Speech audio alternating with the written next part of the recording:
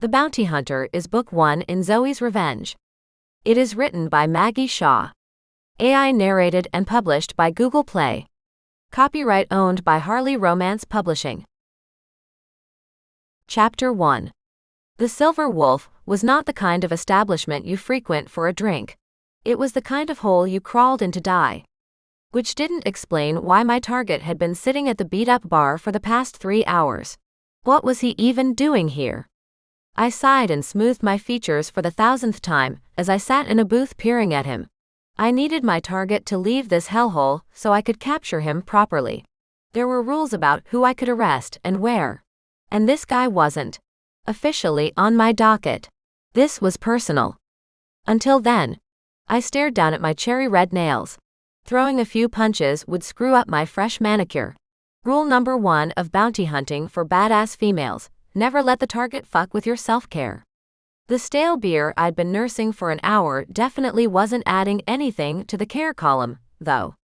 My target shifted on his bar stool and I tensed, ready to bounce up and go after him. But he merely waved for another drink, and I sank back with a sigh. 5 beers in. At least he would be too sloshed to run away when the time came to grab him. His inky black hair flopped over his forehead and eyes. It looked like he needed a wash. His nails were as grime-crusted as the Silver Wolf's linoleum. The asshole better not puke on me when I snatch him. The bartender, a heavy bearded man, skirted my table and glared at me. It might have been time to order another beer, or risk being kicked out. Or drop a bigger tip. That might buy me some more surveillance time. I slapped a 10 on the table and narrowed my eyes at him. He sauntered back behind the bar to leave me in peace. The door slammed open and a posse of frat boys swarmed in. The scent of stale liquor and body spray assaulted me as they sidled up to the bar top. Damn, I thought guys had learned to stop wearing that shit years ago. Even my nose hairs burned from the smell. I watched my target from under the cover of my black hoodie, but even the lumpy sweatshirt didn't stop a couple of the college dickheads from sliding toward my table. Being the only chick in the place, I should have seen it coming. Not interested, I said, pitching my voice low. I tucked my chin and tried to keep my face out of sight. At 30 years old, I was a little out of their age range, but my blonde hair might be enough for their needs. At least, they would like to think so. One of the guys leaned over the tabletop, pressing into the grimy surface. "Aw, come on baby, play with me." I rolled my eyes. "Play with you? Oh, you'd know if I was playing with you." I risked a glance up at his face. He looked like a Pete, or maybe a Chip. A little boy who belonged on Daddy's yacht, with his unbuttoned polo and artfully torn jeans. I sighed. "Go away before you hurt yourself." He chuckled and the sound sent a strange shiver along my skin. I would bet $100 this douchebag knew his way around a date rape drug. I clenched my fist to keep from launching it at his pretty face. The gorgeous ones always ended up being the worst. Well, that was the story of my dating life, at least. "Not interested," I repeated. He reached over to flick back my hood. I ducked his grabby hands and smashed my beer bottle on the table. The bottle shattered loudly into 1,000 pieces. I grabbed it by the neck and held the edge to his throat. "If you don't back away very slowly, I'll cut you into small enough pieces that even Daddy's money won't be able to find enough of you to bury." A hint of fear flashed in his eyes. He had about a foot of height on me, but almost everyone did. At 5'2", there were few people I towered over. When they thought they could bully me because of being tiny, I always showed them they were wrong. I pointed to his backup dancers. "Go back to your dorm and hit the liquor store. This place isn't your scene." His friends circled around him and no one in the bar even flinched my way. No backup, not that I expected any in a shithole like this. I was tempted to pull the twin knives out of my boot sheaths, but I figured the boys would take off running the minute I brandished a broken bottle at one of them. Maybe they were already too drunk and too stupid to consider the danger I posed. Maybe they only saw a woman with a piece of glass in her hand. It would be their mistake if they did. "I'll give you one more warning. All of you leave." I pointed the broken brown glass at the one who'd started it all. "Or I start with you." Someone stepped forward and flicked back my hood. The group seemed to relax as they caught sight of my soft eyeshadow, the gray-green of my eyes, the pale pink lip balm I preferred when out on a job. Frida Kahlo once wrote, "She's not fragile like a flower. She's fragile like a bomb." These idiots were about to figure out I wasn't even a bomb. I was a damn grenade, power in a small portable package. I jabbed my weapon toward Pete or Chip or whatever his name was. The entire group jerked away from me. Cowards. It didn't take them long to recover and crowd around me again. As they closed in, I glanced over to my target and he slipped out the back door. I threw down the glass and the frat boys scattered back, hands to their face. While they were distracted, I bolted to the front door, hoping to intercept him in the side alley. Nothing but cold biting wind and gravel out there. Damn.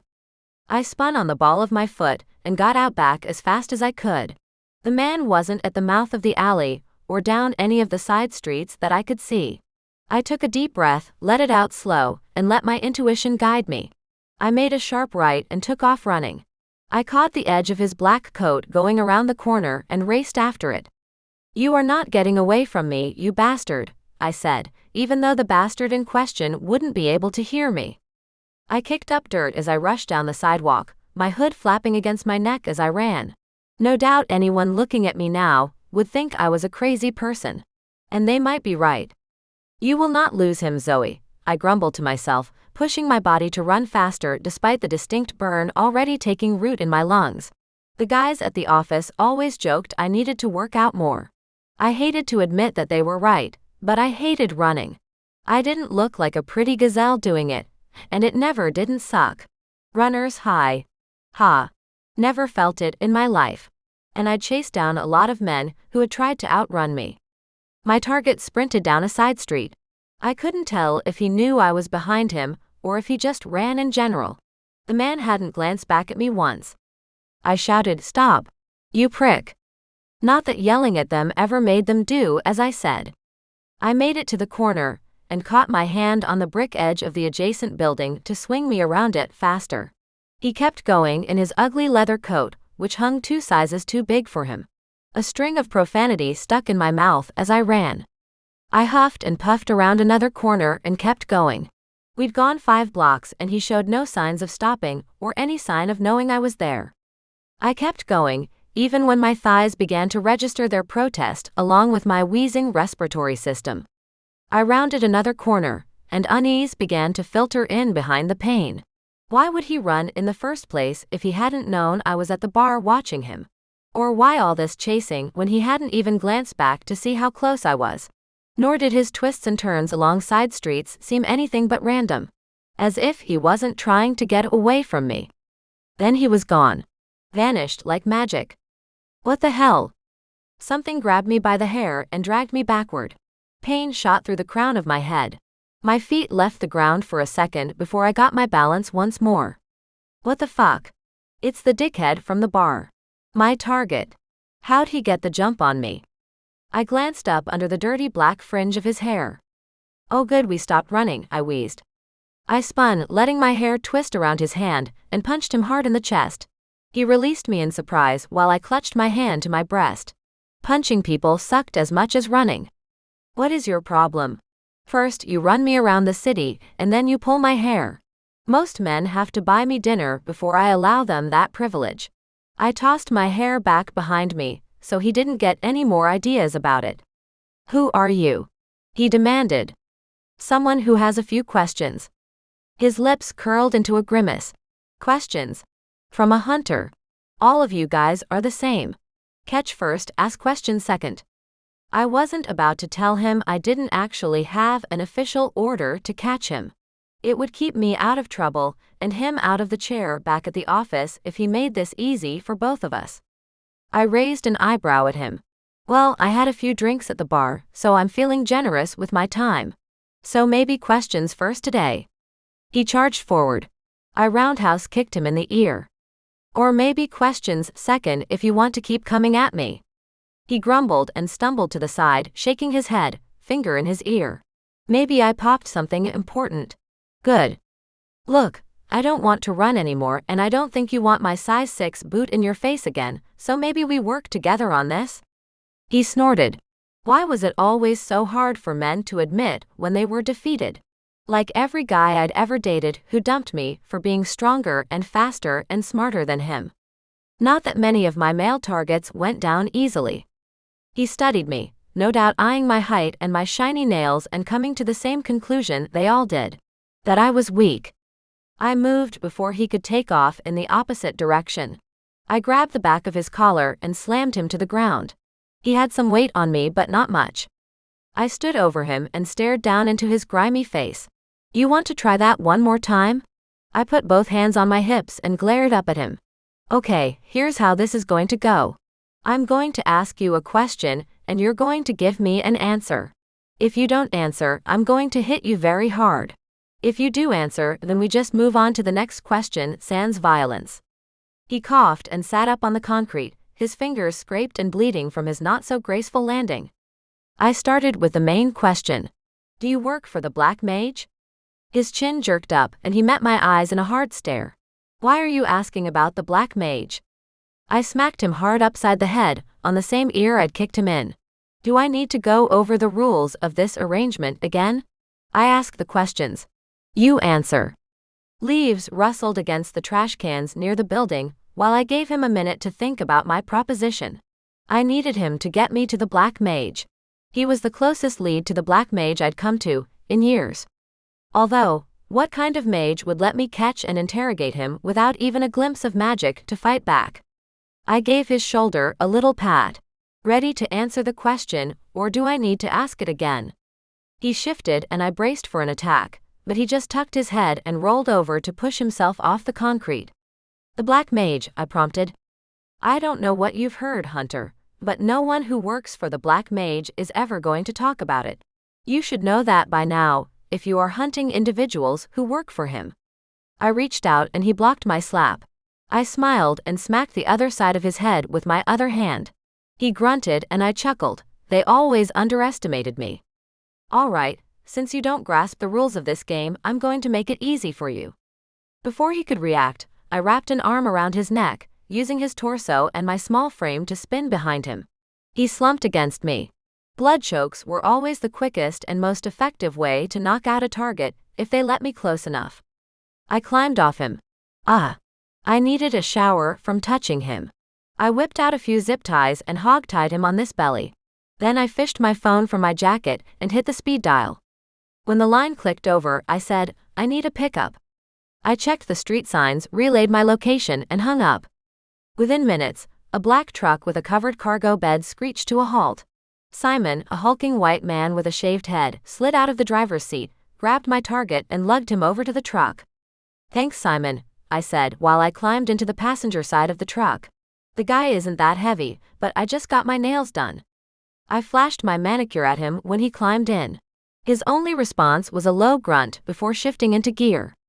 Now I needed to figure out how to get this guy into the interrogation chair, without the official order I technically needed. The chief wasn't one to skirt the rules, even if half the hunters in the field were exactly the type. To the office, I said. He grunted again. I nodded. Exactly. Let's hope the chief is out. Chapter 2. When we climbed out of the truck, Simon stood by the bed, and I waited near the rear wheel, just in case the captive pulled some magic out of his hat. Though why he would wait until now, I couldn't say. Simon usually did the heavy lifting, moving the targets from the transport to the holding cells. To be fair, he usually got tipped big from all the hunters when the holiday season rolled around.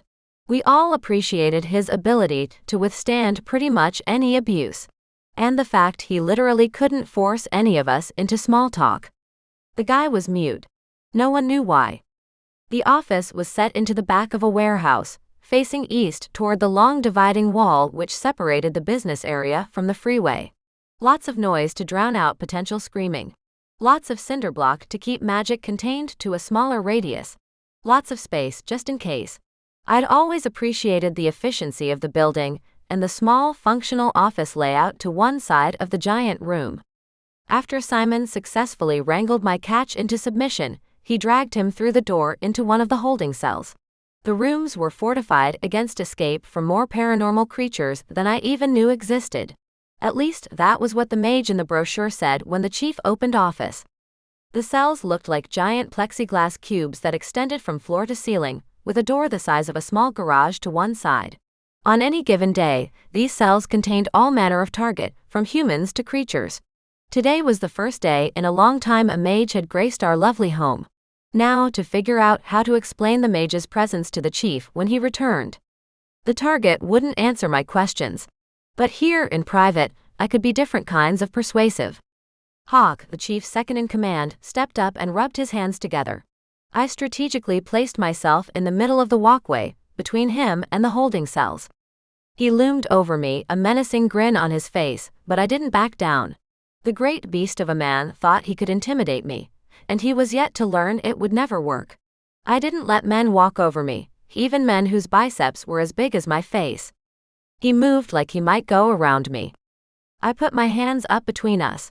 "Well there, big guy, where do you think you're going? Just give me 2 minutes with that beanpole and I'll get him talking." I shook my head with a glare. "No, I'm going to talk to him. Only me." He crossed those bulging biceps over his chest and tucked his hands under his armpits. A classic move designed to make anyone feel inferior to him. "And where exactly is your call slip for this target? I'm pretty sure neither me nor the chief approved one, and I know that because neither of us would have approved you to go after a mage on your own." Shit. I hadn't worked out the exact explanation I was going to use yet. I turned away under the guise of checking on my target. I needed to think fast or Hawk would roll right over me, and I couldn't have that after spending the entire day in that hellhole bar. You're right, there was no slip on this guy. He's a follow-up from a case I had a couple weeks ago. I found him snooping around into our business, and I wanted to bring him here and see what kind of interest we have for a solo mage. My story wouldn't hold up for long.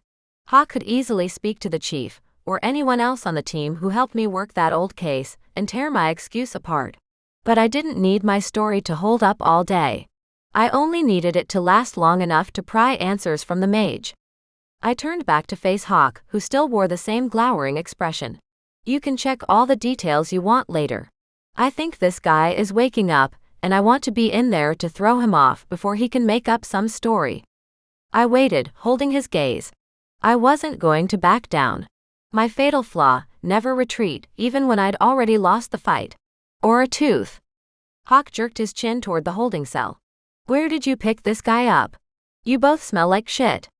I had to give him something, or he would stand in the hall and question me all day. That was this jerk-off's fault. He tried to outrun me after hours of surveillance at the Silver Wolf. And once I finally caught up to him, he didn't really feel like talking. "So you hit him?" Hawk asked with a grin beginning to lift the corners of his mouth. I shrugged. "Maybe a couple of times. But definitely nowhere our union representative might catch a bruise. Obviously we have to be." I held up my hands to make the quote sign, humane in our catches now. Ever since the Simpson case, I swear, they think every target who passes our threshold is going to get the beat down. He snorted and dropped his arms. "You're telling me?" "I'm up to my ears in sensitivity paperwork and training I know none of you assholes are actually going to take." I snorted and gave him a little shrug. What could I say to that? He was right. It would be fun to watch him try to wrangle all the city's hunters into one room and listen to the world's most insensitive man tell us how to treat others. Actually, that might be his selling point. He jerked his chin toward the holding cell. "Your man is waking up. Call me if you need an assist. You know I'm good for the scare factor." I wasn't touching that one with a 10-foot pole. I spun and marched into the room as Sleeping Beauty began to stir. I quickly secured his zip-tied hands to a metal loop in the floor, and then went to the long table lining the wall opposite him. His belongings. There was a pocket watch, a pair of dirty gloves with holes in 3 fingers, and a wallet. I opened the wallet to see what I could learn about my target. A tiny part of me wished it contained a photo of the Black Mage. A business card with his address and phone number on it.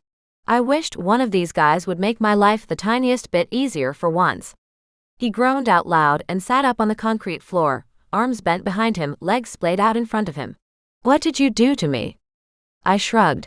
"I told you if you didn't answer my questions, I would hit you." "You didn't hit me, you choked me out and kidnapped me." "Yeah, well, sue me." I squatted down in front of him, ensuring I kept enough distance between his feet and mine. "So, Do you want to try this whole question and answer thing again? Except this time I won't hit you.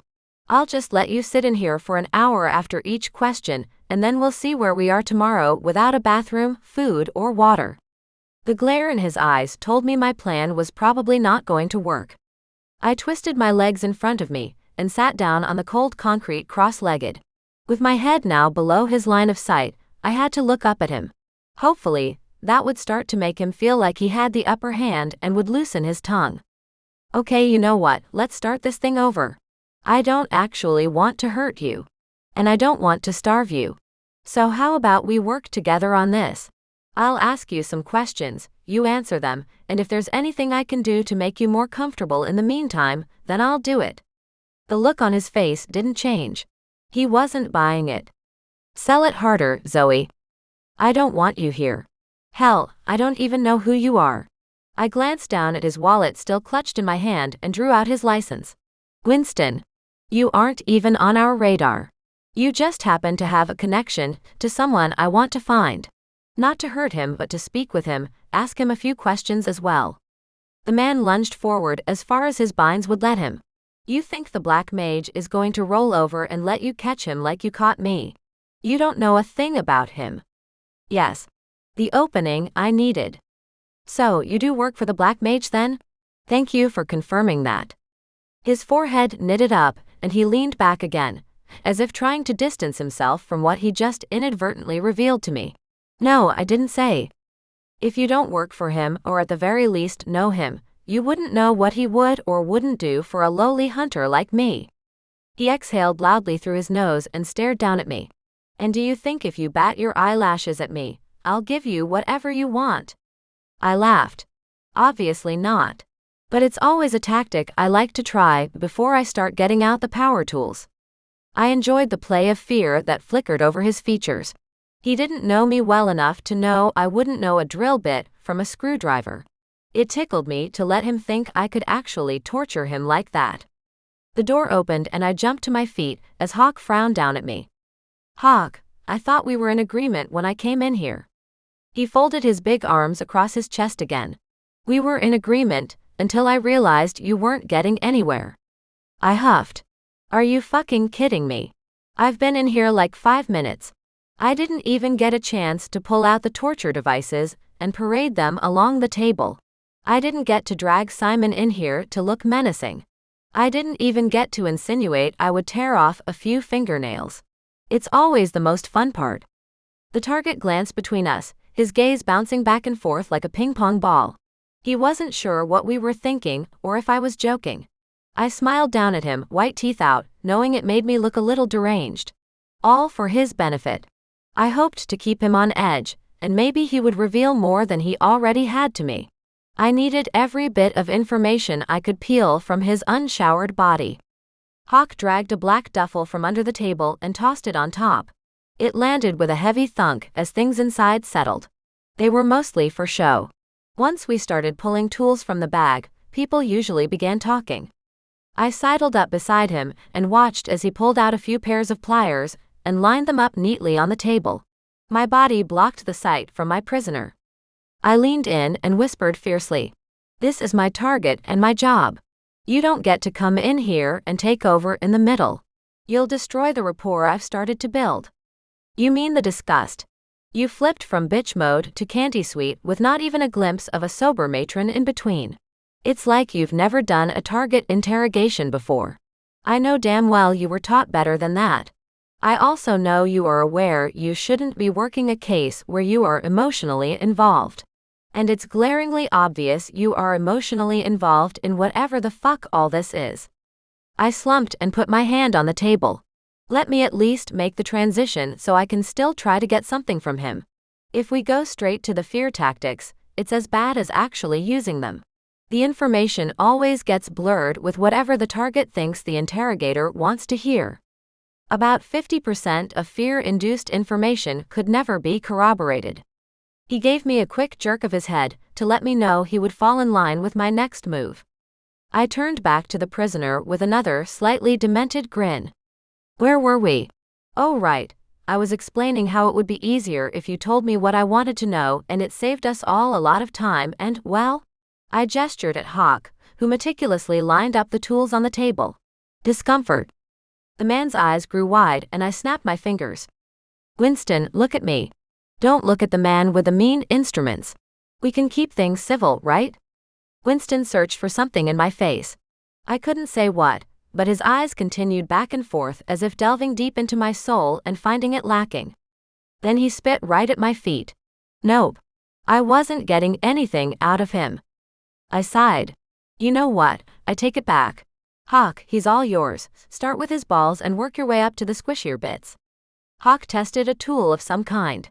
It made a whirring sound when he pressed the button, which looked like a trigger. This is my favorite, he said. I smiled and leaned against the table, not looking at dear old Winston or I'd put my boot through his smoke-stained teeth.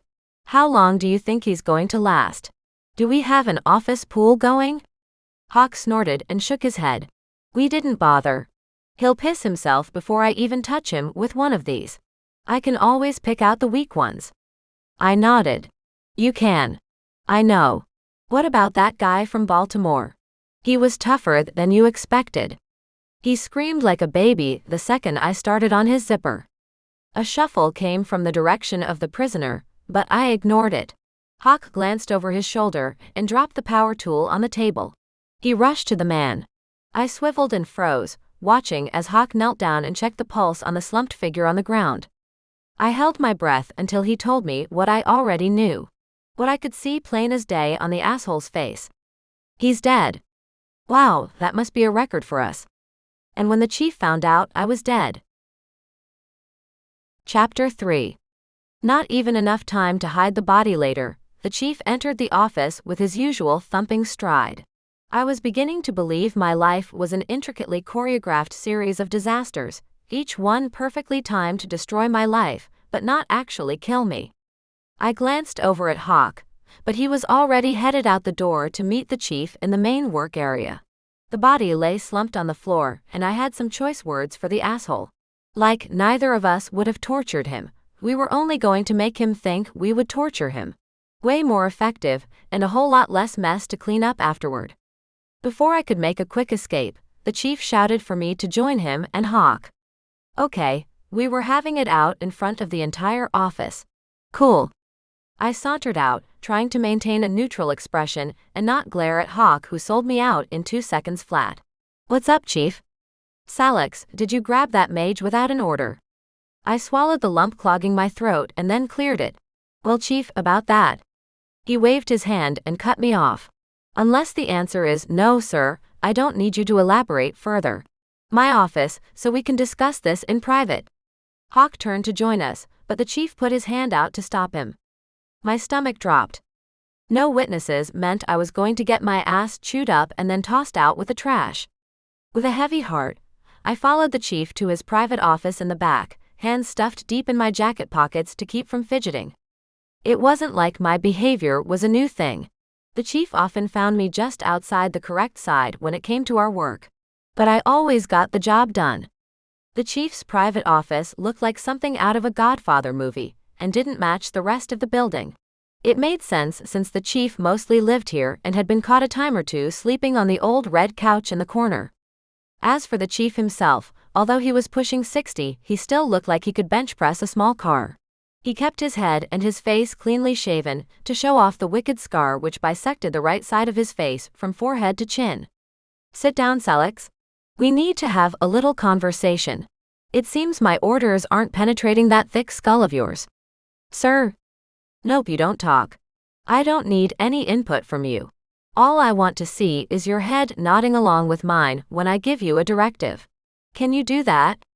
He nodded, and I gritted my teeth and nodded along with him. Excellent start.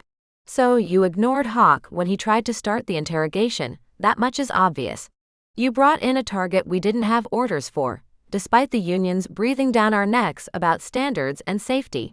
I also heard on the way you were fighting with this mage in the street. I folded in my lips and sat on my hands. I didn't need to add anything else to get me into trouble. How many free passes do you think I'm going to give you, Zoey? I met his eyes at the use of my first name. His tone finally softened the slightest bit. I knew better than to consider it an opening, though. even if he had asked a question. He continued. And Hawk, why did he go along with helping you after you were clearly in violation of the office's rules? I know he doesn't condone bringing in targets without orders.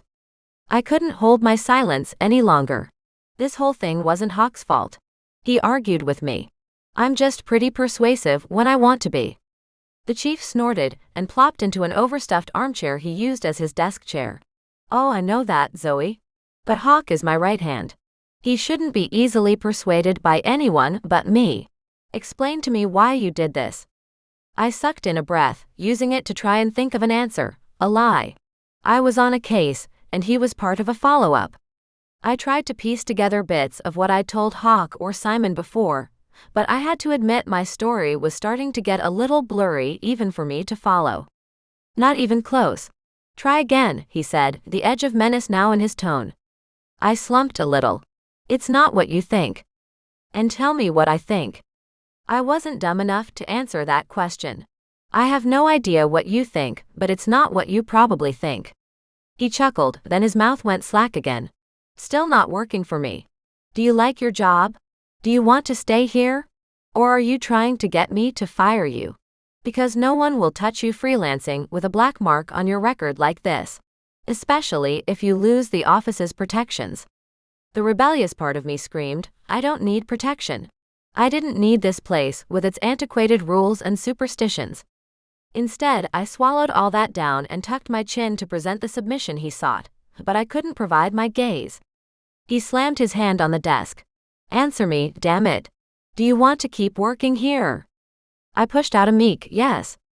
And why don't I believe that for a second?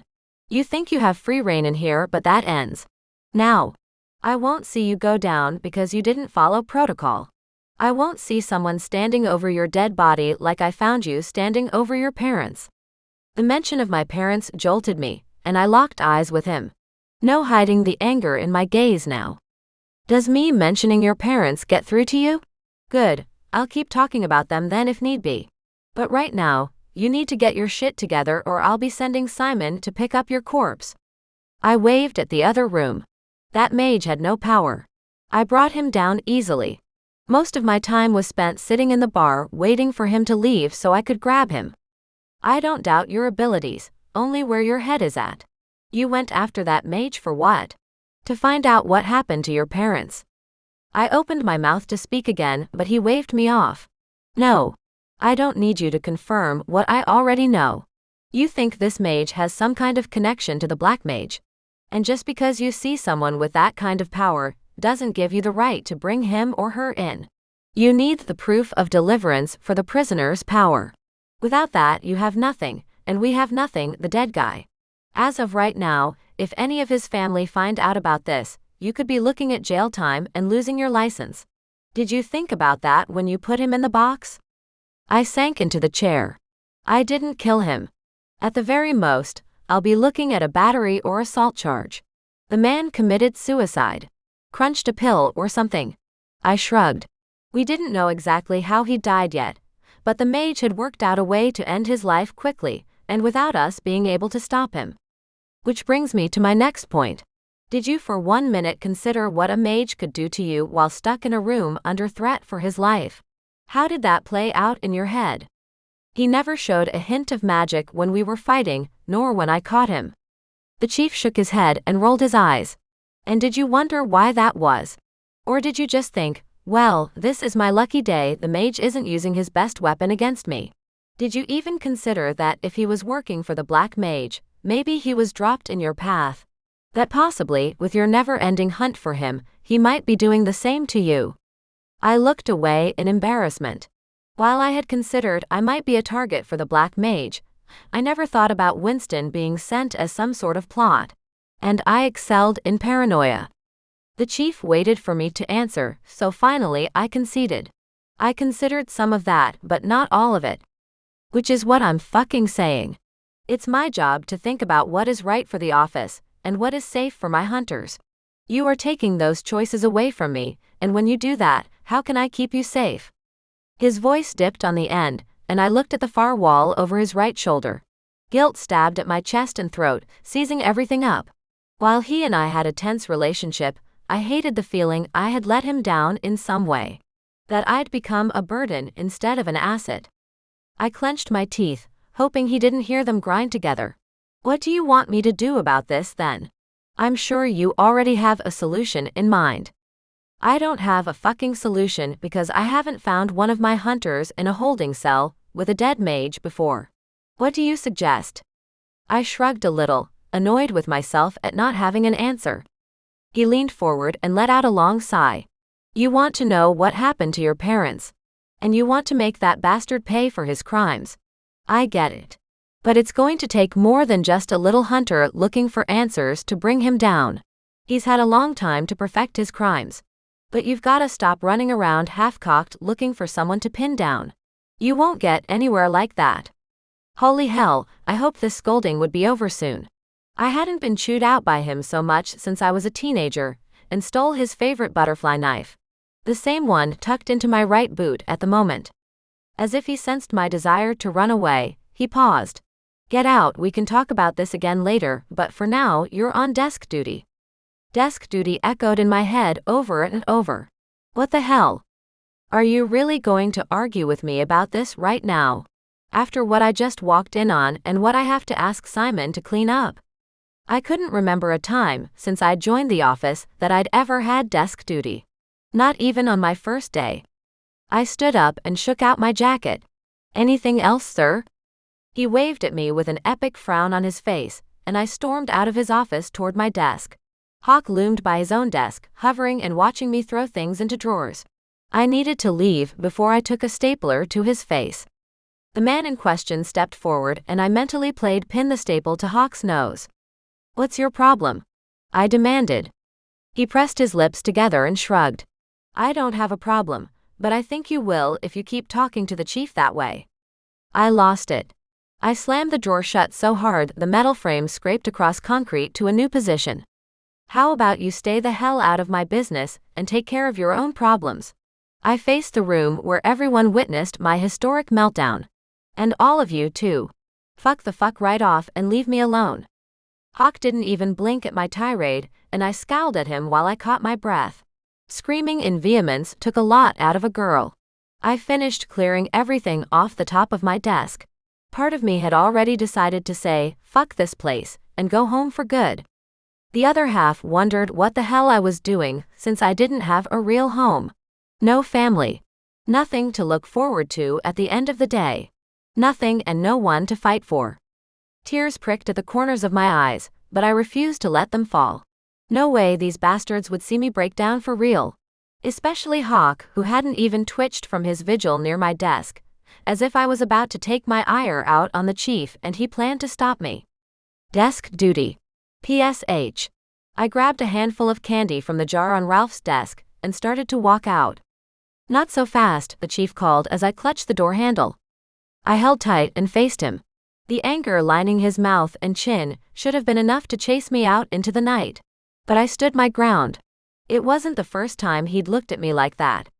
You can keep your desk duty and do it from home. I don't want to see your face or hear anyone breathe your name for a while. Not after that little hissy fit. I blinked once. Twice. Hissy fit. My head pounded and the tears burning the corners of my eyes came back in full force, along with a heavy pulse of rage through my blood. I could cut off a finger and probably not cry, but when I was pissed I couldn't control the angry tears. Sir? I tried. He held up his hand and shook his head. Hawk loomed at his right side, silently backing him up, which I found rich considering he'd helped me. Where was his desk duty? Traitor. I stared them both down before turning and walking out of the building, my pockets stuffed with pilfered candy and an ID for one dead mage. Since I didn't have any jobs lined up, the Black Mage just became my sole focus. Chapter 4. Rage quitting was something only rich people could get away with. Wealthy people could stand on their principles. Lowly bounty hunters had to work so they could eat. I'd pretend to work so I could hunt down the Black Mage. My problem was I had no reliable internet at the shitty little apartment I called home, and had to flirt the neighbor's password out of him whenever I needed a connection. Therefore, after a lot of thinking, I found myself sneaking back into the office the next day, before sunrise. To hunt the Black Mage, I needed my notes, my laptop, a coffee pot, and an internet connection that couldn't be hacked no matter who tried. Arriving at 5 in the morning sucked, but I could deal if it kept me out of the chief's crosshairs. I sat at my desk and sipped my coffee, thick and black, and stared at the files spread across my desk. A halo of light from my lamp illuminated the surface, and with the rest of the office dark, it was like I sat inside a bubble of my own creation. I rolled my shoulders forward, then arched them back to stretch some more. Last night, as I stewed in my anger, I'd realized I needed to change my entire outlook to this case. I'd hit a brick wall for a reason, so I had to start at the beginning. I was determined this morning to look at all the information with a fresh mind, and completely read the files from the beginning. I also made sure to set my phone alarm so I could split before Hawk or the chief caught me here. That was not worth the hassle. I had stacks and stacks of notes and pictures, all collected over years of searching for the Black Mage. Most of it compiled in the last 6 months, as I started to narrow in on his operations. The debacle yesterday should have served as a warning to get my head back in the game. Shame burnt low in my gut, and I gathered my long hair into a messy bun and shook my head. Focus. I didn't know what I expected today. I'd read these pages hundreds of times. I could recite some of the passages from memory. My desperation for answers started to feel like a weight in my mind, on my heart. I couldn't shake it. Like every day I let my parents' deaths go unpunished, I'd failed them. Every day I lived while they lay in the ground. I slammed the files shut with way more force than necessary and sank back into my chair. It creaked and protested as I moved, its age written into every squeak. I refused one of the fancy new rolling chairs everyone else in the office had. My old orange 70s chair served me well. I refused to abandon it. My coffee was now cold, and I took a bitter swallow, staring at the brown folders littered across my desk. Maybe it was time to get another eye on my notes. Someone might see something I missed.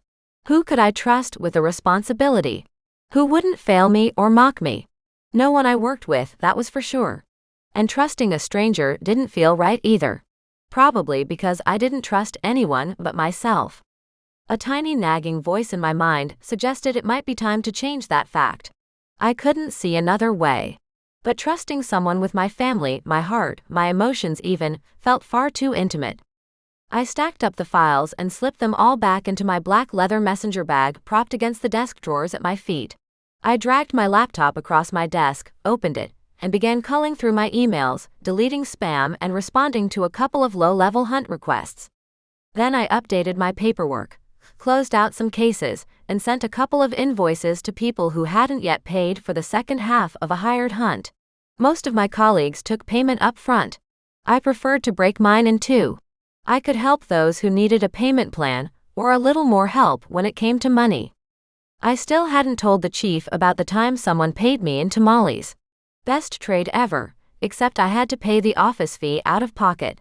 The chief was a boiled chicken and rice kind of man. He wouldn't understand. The sky in the upper warehouse windows had steadily brightened while I worked, and I had just finished packing up to leave when keys jingled in the lock of the main entrance. Crap. I'd underestimated my colleague's work ethic, it seemed. I jammed the rest of the materials I needed for the next couple of weeks into my bag, just as the chief entered. I froze, caught, and waited for the censure I knew was to follow. He looked me up and down and said, "Well, I lost the office pool. I thought it would be at least a week before you came back here." My mouth flopped open like a fish and then I snapped it shut.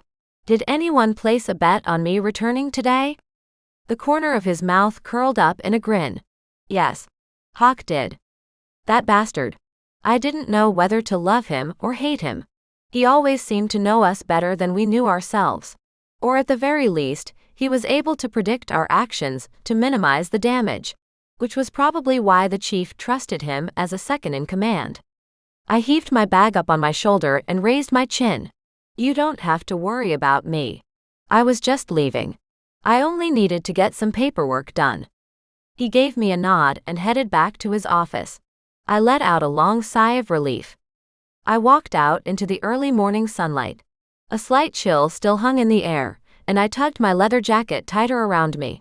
Now that I'd left, I wasn't sure what to do with myself. No new leads with yesterday's debacle. No help from the office. I started the walk toward my apartment building. Considering the early hour in which I showed up at work, I should have driven, but cold morning walks always cleared my head the same way a hot shower did for others. My bag bounced against my hip, and I adjusted it over to my other shoulder to balance the weight. I continued on down the dirty sidewalks toward home, but something didn't feel right. A tingle settled against my spine.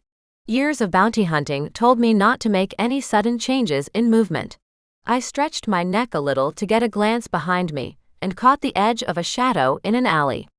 Whatever idiot thought it was a good idea to follow me from the office to my house was about to learn how cranky I got before breakfast. I continued walking, slowing my pace a little so I wouldn't be out of breath when it came time for a confrontation. About 2 blocks from home, I made a sudden right down a side street and kept walking. Sure enough, someone followed me around the corner at a distance. I couldn't get a good angle to see, but given the height, it had to be a man. And something else tingled along my spine. Not just a man, but a paranormal. I took another sharp turn down a dingy alleyway and stopped in the middle, hands on my hips, facing the entrance. He took the turn and stopped dead. Instead of backing up and continuing on his path, he lowered his hood. A strong chin, sharp cheekbones, and full lips were what I noticed first, and the golden honey of his hair laying in waves around his face and ears. The bright glowing blue of his eyes hit me last, and I sucked in a breath. Definitely not just a man. I cleared my throat. Can I help you with something? I don't like being followed, especially when my office hours and phone number can be found on my website. He took a step forward and I held out my hand. Don't come closer until you tell me who you are. Instead of listening, he took another step. I would not retreat. If you don't stop, you're going to get a taste of B. Arthur, my taser. I gripped the device in my pocket and watched him carefully. He was tall, well over 6 feet, and lean like a dancer. He moved with the grace of one, too. I would really hate to hurt such a beautiful man, but I'd learned long ago that beautiful men could hurt you. Especially beautiful men. I let out a sigh, pushing away the memories threatening to drag me down. If you have no sense of self-preservation, just tell me what you want. He stopped about 5 feet away. There were crystal shards around his irises, cutting through the bright blue. Damn. I racked my brain trying to think of what this guy could be. A vampire? A shifter? A fae? He could be any of them, since his physical characteristics matched all of them. No fangs though. Do you speak or just loom menacingly? He cocked his head and stared me down. I got the distinct sense of being measured and found wanting. The thought made me tug at my jacket and hug it tighter around me. My hair still sat in a messy bun on my head, and I'd left the house with minimal makeup, positive I would be home before polite society rose for the day. I forced myself to focus. Why was I thinking about what I might look like to him? Oh shit. He had some kind of glamour. It was the only explanation for why I hadn't whipped B. Arthur from my pocket and brought this guy down a few pegs. I forced out a long exhale, counting in my head before focusing on his gaze. Cut out whatever shit you're doing. I asked you to stop, you didn't. I asked you what you wanted, you didn't answer me. By my count, I'm within my rights to stun your ass and run. I'm going to give you one last shot to act like a normal person and open your mouth. He let out a snort. After everything I've read about you, you should have done it when you noticed I was following you ages ago. His deep voice and the slight crisp accent on his words pushed against me. Oh yeah, that glamour got worse when he spoke. My head was spinning like I'd drunk a pitcher of beer. I cleared my throat. See, great, now we're getting somewhere. You're right. I should have done it blocks ago, but I'm already in trouble at work and I'm trying to be a good girl for the time being. A good girl, he echoed. I shrugged and tried to relax my tense shoulders. What do you want? Would you believe me if I said I simply wish to speak with you? I waved at the alley. Step into my office. He didn't even pop a smile. Maybe I was losing my edge. I prefer to speak to you somewhere more private, he said. Oh hell no. I knew how that story ended. Not going to happen. Tell me what you want, or I'm walking away. Coffee and glazed donuts are calling my name. Then let's go back to your office. We can speak there. Something told me he was bluffing. He'd followed me from the office. I had little doubt he could have walked in the door and spoken to me then. This man wanted to get me alone, and he wanted to do it while cornering me. Maybe to see how I would react. You don't want to go back to my office. Or else you would have walked your beautiful ass in the door and spoken to me when I was there 10 minutes ago. Finally, I earned a smile. You're right. I do want to speak to you alone, but not at your office. Stop messing with me. I'm not taking you to my apartment. If you want to talk to me, you can make an appointment like a normal person. As I said, my office hours are on my website. Although I should warn you, I probably won't be back in the office for a while. Is that why you're trying to be on good behavior? I tapped the side of my nose and pointed at him. Beauty and smarts. He might be a keeper for some lucky person. Well, if we're done here, I think I'll be going. Call the number on my website and I'll get back to you. Maybe. I'm still not sure how I feel about this whole ambush in an alley situation. I don't have time to wait for an appointment. What I need is more urgent, and I've been told you might be the woman to help me out. Now I was intrigued. I got word-of-mouth work often, but a runway model had never shown up before.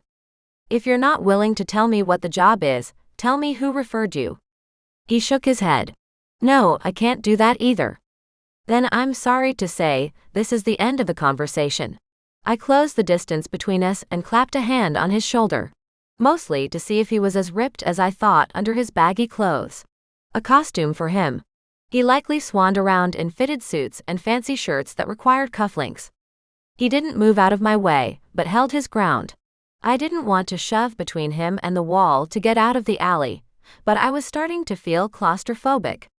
I shifted around him and started walking out of the alley. All my energy focused on not running away while my back was to him. He caught my elbow. I raised the other arm to clap it down on his forearm so he would release me. My whole body froze. Just stopped moving as he met my eyes. Fucking glamour. I hated it so much. Get out of my fucking head, I hissed through my teeth. If you want me to work for you, this is not the way to make me like you. He smiled, all full lips and gleaming teeth. Oh darling. I don't give a shit how you feel about me. But don't worry, you'll change your mind when we have coffee together. He curled my arm through his like we were taking a walk down to catch the waiting carriage and led me down the sidewalk.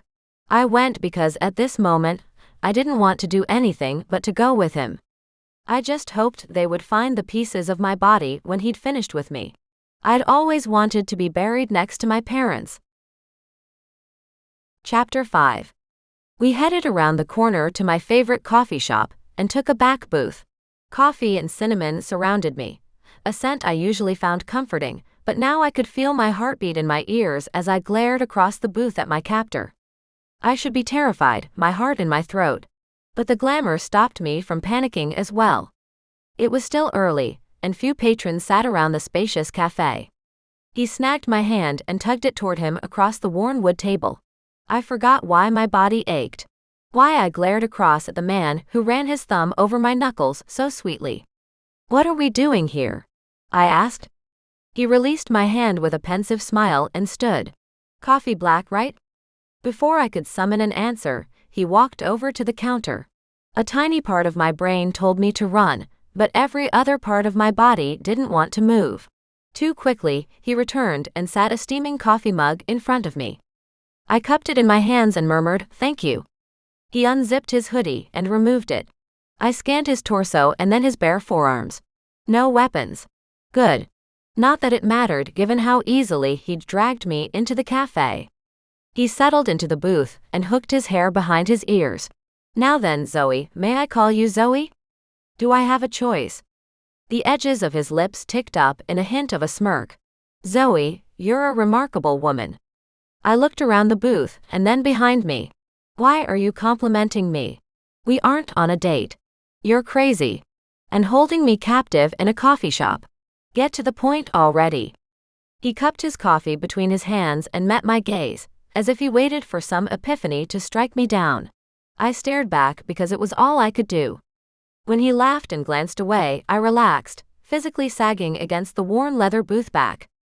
No, really, it wasn't meant as a compliment in that sense of the word, he said. I only meant to imply I've done my research on bounty hunters in the area, and you are by far the best. Not without some colorful stories, of course. But I couldn't find another hunter worthy of the task I wished to hire you for. I narrowed my eyes at him. Really? The ball's on this dude. So, are you trying to flatter me into taking your job? 'Cause it's still going to be a no for me. No matter how many ways you reframe this conversation. He cocked his head. Why is that? My research suggested you were actively looking for cases. I put my coffee on the table and spread my hands flat around the cup. I'm going to speak slowly so you understand what I'm saying. You dragged me here against my will, after cornering me in a dark alley before I've even had breakfast. I leaned in to try and add more power to my tone. I don't like you. It's probably something you never hear with hair and biceps like that, but it's the truth. You're a dick. Tell me about your job. How did this man function in society? Oh yeah, by kidnapping people. No. He eyed me, a frown drawing deep lines around his mouth. You do realize I can make you, and I assure you it won't be pleasant. Especially since you are more resistant to my charms than I was expecting. I snorted. Charms, is that what you call this? While we are on the subject, what exactly are you? I asked you a question first. It's polite to answer. Did I want to know his species bad enough that I would give him what he wanted? Damn it. I did. Fine. People give me money to hunt down things or people for them. That about sums it all up. He nudged my coffee toward me. Oh, you can do better than that, I'm sure. What do you want? My client list? My pay stubs? I hunt things, hence bounty hunter. Usually, it's people. Sometimes it's objects. I don't particularly care what I hunt, as long as the pay is right. I recognized the look on his face well. It was the look everyone got when they were tired of my shit. I believe there is more to it. I was informed just yesterday you chased a man around the city before shoving him in the back of a truck. What was that about? That is none of your business. And how did someone inform you of it when it just happened? I didn't think I could get angrier, but somehow he'd made it happen. Like it was his own special gift to piss me off. Have you been watching me? I wouldn't say watching you, more like keeping an interest. I narrowed my gaze. I'm going to say this nicely, since you seem to enjoy toying with me. I don't want to work for you. Right now I want to go home, get in bed, and forget this day even happened. His eyebrows fluttered up in surprise. You don't want to hear the job first? The pay? Anything. What if I offered you your greatest wish? This man wasn't used to being turned down. I knew enough about men like him to know no matter what the job consisted of, I would never complete it to his satisfaction, to his very exact specifications, to the picture he'd painted of it in his head. Which always made me wonder when I encountered his type, why he didn't just do it himself, and not involve a third party who could testify in a courtroom. He waited for my answer, finally, for once, not speaking. I let the silence hang between us, hoping he squirmed on the inside, waiting for me to jump in his lap and tell him what I wanted for Christmas. After a long uncomfortable silence, hopefully on his part as well as mine, I answered. Even if you offered me everything I've always wanted, which is a pony by the way, I'd still have to say no. The cafe suddenly became silent. I glanced around and watched as the other patrons gathered their belongings like they didn't have a care in the world, and walked out. Even the wait staff working on a short line moseyed back to the kitchen. Not good. He leaned toward me, an enigmatic smile still decorating his lovely mouth. You see, I don't have to ask your permission for this. I can force you to work for me, and every step of the way you'd be fighting me. Eventually, you'd say something stupid with that mouth of yours, and I'd accidentally kill you. I'd really hate for that to happen. You are very nice to look at, after all. A chill wiggled down my spine, along with my stomach, my heart, my intestines. All the vital organs now sat in a puddle in my boots. It occurred to me, as I watched every other human walk out of the cafe, at least no one would witness me rage crying this time. Because the tears were building, and I wasn't sure I would be able to hold them back. Who was I kidding? These were from fear, not rage. I tried to keep my tone even and light, despite the lack of oxygen my body had cut off. I understand you want me to work for you. I also understand you have some kind of magical ability that makes you the big bad. But explain to me, if you can do all this, why do you need me? I'll just get in your way, with my mouth, as you so eloquently put it. He leaned away, and I took a full breath for the first time in minutes. That is an excellent question. I'm not ready to reveal why I need you just yet, but I promise to tell you if you agree. Didn't you just say you don't need me to agree? I tried not to focus on his lips as he spoke. It had to be the glamour, and not the year and a half since I'd been properly laid. You are correct. But things will be a lot easier if you agree to help me, and we work together, as a team. Hot anger slithered through me. Finally, something I could latch onto and feed. Do team members force each other into submission with their magic? Ambush each other in shady alleyways? Stalk each other from their places of employment? No. I don't think they do. You want a lackey, or maybe a pretty zombie, I don't know. Just keep that freak flag flapping away from me. He chuckled, and the sound zipped through me in a way that only added to my anger. Why don't we go to my house and discuss this further? Oh, hell no. One of us would end up killing the other. It would totally be him murdering me. But I'd put up a fight if he didn't lock my body down with his weird voodoo powers. Like he hadn't heard a word I said, he tipped back the rest of his mug, sat it on the table, stood up, and slipped his hoodie back on. Then he held his hand out for me to take. I grimaced and tried not to do it, but I put my hand in his and let him walk me out of the cafe. The bastard didn't even leave a tip on the table. It was reason enough for me to hate him. We walked down the sidewalk toward the corner. My own building was only a few blocks away. I tried to force myself to head that way, to run fast and far. But it didn't work. I would strip down and do the Macarena right now if he wanted me to. It's a lovely morning, don't you think? I gritted my teeth. Sure, Mary Poppins, lovely morning to be kidnapped by a psychopath. Oh, Zoey, I'm not crazy. I'm just determined. I'm sure Hitler said the same thing. He froze mid-step and turned to face me. I swallowed hard as he gripped my upper arms in his hands. Let's get one thing clear here. I'm not a bad guy. Right now you might be thinking I am, and that's fine, think what you like, but please know this is all for a good reason. The hard look in his eyes told me he wouldn't be gentle about snapping my bones, so I kept my mouth shut. He took my arm in his again and marched me alongside him. My bag bounced on my hip, and after a moment he took it from my shoulder and slung it over his own. Shit. Now he had my notes and I couldn't make a run for it. We continued until we reached a black SUV idling on a curb. He opened the back door for me, and for the first time since I had met the man, I did what he wanted without his prompting. That's a good girl, he said as he climbed in after me. I crossed my arms and glared. You can fuck right off with that. I'm not a dog. He chuckled and buckled his seatbelt. I followed suit and settled my pounding forehead against the chilled window as we began our drive. The guy had released his hold on me, and apparently I'd put up more of a fight mentally than I thought. My entire head was pounding like it had just been released from vice.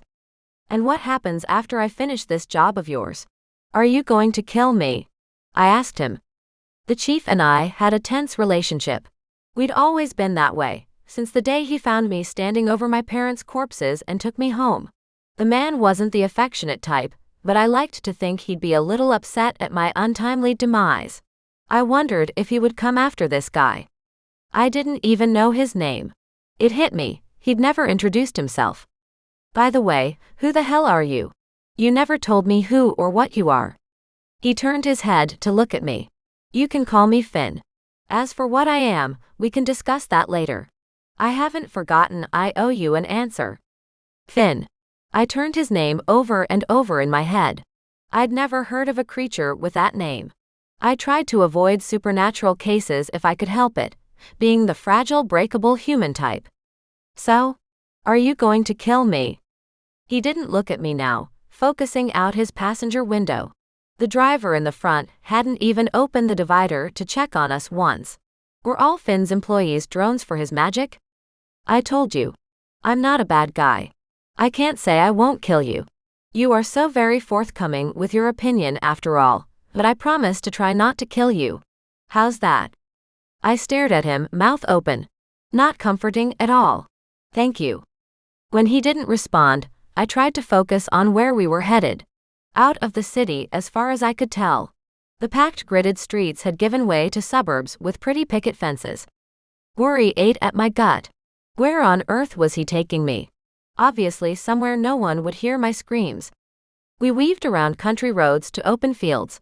I loved the city. Country air did terrible things to my hair. It had learned to thrive on smog and pollution. Are we there yet? I asked. He grunted and then looked over at me as if he'd completely forgotten my presence. Cute. Actually, this is as good a time as any. We'll be at my house soon, and unfortunately I can't have you knowing its location. What does that mean? He tilted his head, his hair falling forward around his chin. It was the last thing I saw before the world went dark. Chapter 6.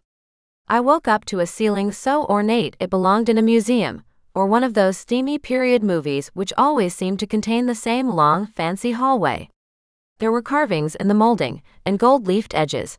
I continued to stare at the beauty of the room, from my position flat on my back. The closed curtains ran from the floor to the high ceiling in a champagne silk. The only light in the room came from a lamp, on a fancy secretary desk in the corner. I slowly sat up, waiting for the headache to return, but thankfully there was none. My stomach let out a long gurgle. My watch read 10 p.m., which meant I hadn't eaten at all today, if it was even the same day. Could my host assume control of my body while I remained unconscious? Not a fun thought. I scooted over to the edge of the bed, and then noticed my outfit. Someone had put me in a black silk nightgown. It had spaghetti straps and lace trimming the edges as it rested on the tops of my feet. It fit as if it were made custom for my petite frame. I didn't have the mental capacity to think about who'd changed me while I'd been asleep.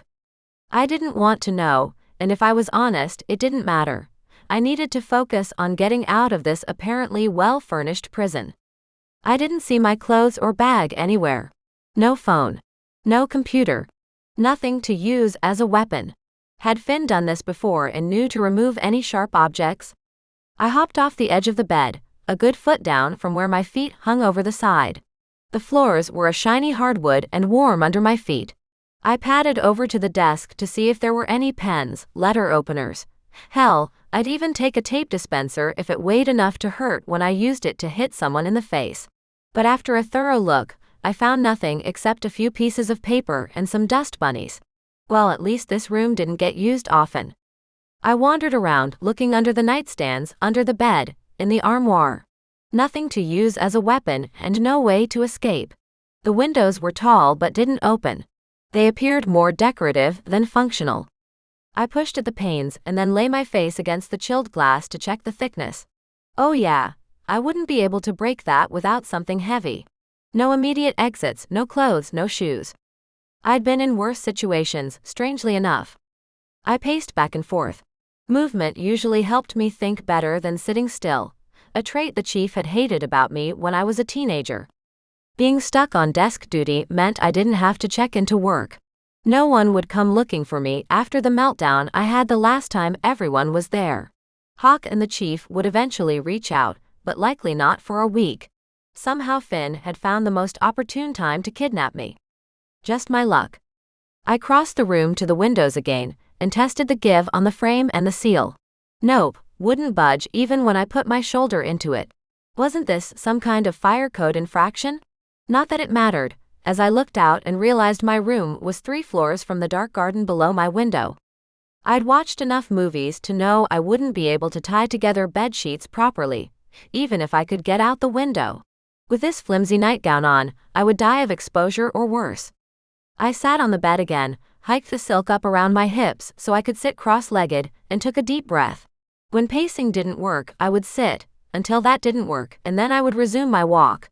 It was a process long honed from hours of waiting and thinking. Finn hadn't come to check on me. Right now, I might even agree to his demands if I could have a damn cheeseburger, with fries, obviously.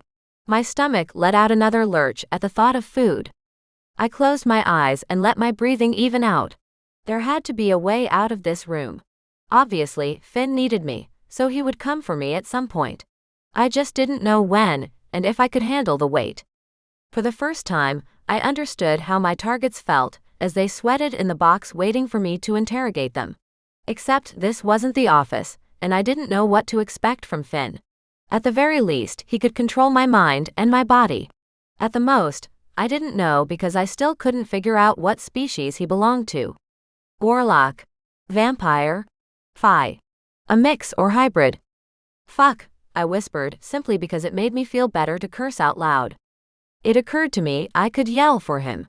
Maybe he'd respond if I got annoying enough. Finn. I shouted. The sound rang through the room. I waited to hear something. A response or heavy footsteps in the hallway. Nothing.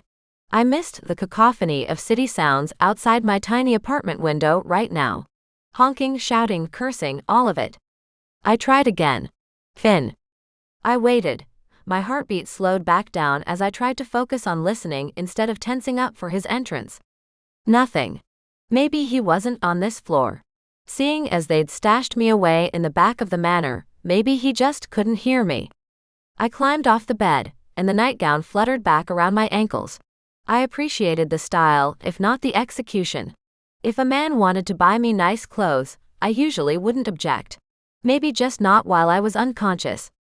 I didn't care if this douche could control me. When I saw him again, I would get one good punch in before he could stop me. If he was a man, he would take it knowing he deserved it. You know what? Fuck this. I climbed off the bed, went to the door and started pounding on it. I gripped the knob to shake it. Maybe if I threatened their interior design, they would let me out. When I twisted the handle, it opened. Oh hell. Rule number 1 of captivity, Zoey, you idiot. Check the door before you spend an hour trying to escape through other means. I opened the door slowly to a dark hallway. Soft green wallpaper lined the wall across from my door. The floors were the same wood of my room, but graced with a long ornate rug that ran the entire length of the endless corridor.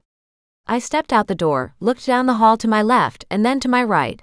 My instincts rarely let me down, so I listened this time and headed left. After a few minutes of wandering in near darkness, I felt the polished wood of a stair rail under my palm. My eyes adjusted, and I carefully walked down a set of stairs to a landing, and then another set of stairs. Rich people. I shook my head and kept walking until I reached what I assumed was the next floor. No lights, no people that I could make out in the dark. I kept going to the ground floor. A beam of light cut through the darkness and I crept toward it, keeping my steps light and my gaze roving for Finn to jump out at any second. Someone grabbed me from behind. I grabbed their hand, twisted, and threw them over my hip to land splayed on their back on the floor. A stout woman in an apron glared up from me in a heap. Oh sorry, I said. I'm a little jumpy. I helped her to her feet, but she shoved my hands away as I tried to adjust her skewed uniform. Well fine then. It was her fault for grabbing me in a dark foyer. If you point me toward my clothes and the door, I'll just be on my way. She glared more and pointed toward the lit doorway. Nope, not going in there. Especially if he is in there. I spun on my heel toward the towering double door I assumed was the exit. A hand caught my shoulder again, and this time I shoved it off instead of taking her down. Touch me again and I'll break a few fingers. I don't care if you are just doing your job. I'm being held against my will. She shook her head and pointed back toward the light. I didn't bother explaining again. Instead, I jiggled the knob on the door in front of me. No luck, this one was locked and by a key, no deadbolt or chain I could remove to let myself out. I hate this place, I grumbled. Beyond over this entire situation, I let out a long exhale and went toward the light she'd been so frantic about getting me into. I stepped into the Beauty and the Beast dining room. More polished wood and silver than I'd seen in my entire life. A dang chandelier hung above the yards-long table that bisected the room. Someone had set the table for one. An enormous plate of food, still steaming, sat on a gold charger in front of a high-back chair. My stomach reminded me how hungry I was when I don't eat by squeezing hard and making me want to vomit. My mouth watered at the sight of the food. I wanted to shove my face into the plate, but I didn't trust Finn or this house. I let the maid lead me to the chair and I sat, but I didn't touch the food. Oh, bingo. I snagged the butter knife from the place setting and carefully slid it up the slit in the nightgown. I didn't exactly have many places to hide it. My boobs were basically non-existent. I would never have been able to stash things in there like some of my more well-endowed hunter colleagues. But I could also go without a bra. Life was a balancing act. The maid brought over a bottle of wine and sat it on the table in front of the empty wine glass. When she left, I grabbed the fork and tried to put it up my nightgown too, but it wouldn't work, so I placed it back on the table. The scent of the chicken and vegetables hit me hard, and my stomach lurched again. My head spun and I took a deep breath through my mouth. What else could Finn do to me at this point? He'd already controlled my person. It seemed a little stupid to poison me after going to all that trouble to bring me here. And dress me in silk. Vomit did not wash out of silk. A lesson I learned the hard way after one too many lemon drops on a night out. I picked up the fork again and stabbed a bit of the mashed potato. It smelled normal, a little starchy, lots of butter. I licked the end of the fork and garlic chased across my senses. Damn it. I leaned over and started shoving the food in my face. Enjoying yourself? A deep voice interrupted me. Fork still in my mouth, I looked up to Finn standing next to the table watching me. He wore a black suit with a white shirt unbuttoned at the collar, his hair pulled back in a low ponytail which did unspeakable things for his cheekbones. Not fair he could be that good looking, when all I wanted to do was hate him. I swallowed heavily and sat back. You didn't poison it, did you? His brow furrowed. Of course not. Mrs. Brack would never ruin a good meal just to kill someone. Oh good, I said dryly. I want my clothes back. I don't appreciate being stripped while unconscious. My apologies, I had to be sure you weren't hiding any more weapons. I'll return your belongings once we've come to an agreement. I stabbed the chicken with a fork more forcefully than necessary. What kind of agreement? Because right now I want to put the cutlery through each of your eyeballs while I sit on your chest and watch you scream in pain. He chuckled. You have a delightfully colorful imagination, Zoey. I can appreciate that. Even when you're threatening me with bodily harm. I shrugged. Bodily harm, emotional harm. Hell, I want to go full-blown trauma on your ass. You kidnapped me. I do apologize for that. The bastard didn't look in the least bit sorry with his soft grin and shiny leather shoes. Just tell me what you want so I can go home. You said you aren't a bad guy, but I'm beginning to think you're a liar as well as a dick. I tensed as he walked toward me, trailing his graceful fingers along the polished wood of the table. I'm not a liar. I'll tell you what you want to know once you agree to work with me. Believe it or not, I don't enjoy controlling you any more than you enjoy it. I highly doubt it was worse for you than it is for me. He stopped a few inches from the arm of my chair and stared down at me. The ice blue glow in his eyes seemed to look right through me. I wouldn't squirm for him. He'd taken enough from me today. Agree to work with me, and we can get to business. The words stuck in my throat. I abhorred the thought of giving him what he wanted, yet I needed to get out of here. He ducked down and knelt by my chair, and the vision of him, almost eye level with me, twisted things inside my chest, probably right where my heart should be. Help me, Zoey, he whispered, leaning in, his eyes imploring. Oh fucking hell. The ice coating my insides thawed with a single look like that. Those lips and eyes and that damn hair. I checked in with myself, assuming he glamored me again, but nope. I didn't feel that push in my head I'd felt earlier. He leaned in farther, his face only inches from mine. I swallowed heavily, the taste of garlic still in my mouth. I couldn't keep my eyes off his lips, his eyes, as he oh so slowly closed the distance between us. His mouth brushed mine at the same time his hand shot up the slit in my nightgown and closed around the knife I'd stashed there. Chapter 7. I jerked away from his lemon-flavored lips and slapped him so hard my hand stung from the force of it. He stood, placing the butter knife inside a potted plant on the sideboard. While he turned away, I snagged the fork from my chicken and launched myself toward him. He gripped my wrists with his hands and held me back too easily. I kicked out, but he effortlessly dodged my feet. My chest heaved with each breath, and I glared my hatred at him. I'm violent when necessary to do my job, but this was next level. Right now I was pretty damn bloodthirsty. I wanted him crying on the floor, apologizing. It took a minute to sink through my haze of rage, but he hadn't glamored me. He simply held me off and waited for me to calm down, staring down at my face with such a soft look it made me want to smack him again. An angry red handprint bloomed on his left cheek. "Why aren't you using your power on me now?" He sighed as if I'd shifted from adversary to petulant child. "I only used my glamour because we were in public, and I didn't want a scene in front of all those humans. You're strong and vicious from what I've read about you. I didn't want to risk someone getting hurt." I tried to jerk from his grip but barely moved at all. After a few seconds, he released me, and I stumbled back into the chair. "Do you think I'd hurt innocent people? I'm not that person. I admit to using my skills when necessary to get information or make a catch, but I would never hurt a random bystander to save my own skin." Some of my fight fizzled at the idea he'd considered me to be one of those hunters who reveled in collateral damage. I'd always been careful in that aspect. The chief didn't tolerate it, and neither did I. He studied me, and I avoided his gaze. "Can we put the cutlery away and discuss this like civilized adults?" he asked. "Can I pour you some wine? I promise, you've never had anything this delicious." I spoke before thinking. Is that where the poison is? Childish, even for me. I couldn't get past the anger pouring through my veins. He pulled the loose cork from the bottle, poured a glass, took a sip, and then offered it to me. "No poison here. I promise I won't hurt you. I just want to talk. Afterward, if you still want to leave, I'll have someone take you home and pay you for the time I've taken. Sit please and eat. We can discuss things when you finish your meal. I can hear your stomach growling from here." The food had tasted good, I had to admit. I sipped the wine and then cupped my hand over my mouth. Holy hell. It tasted wonderful. Like grape cotton candy. Once I swallowed, I held out the glass. "What is this?" "I'll tell you soon." At the look on my face, he laughed. "It won't harm you. It just reveals more than I'm willing without your agreement to work with me." Fair enough. I sat in the chair and then had to get back up to grab my fork where he'd put it farther up the table. My face burned all the way back to my seat.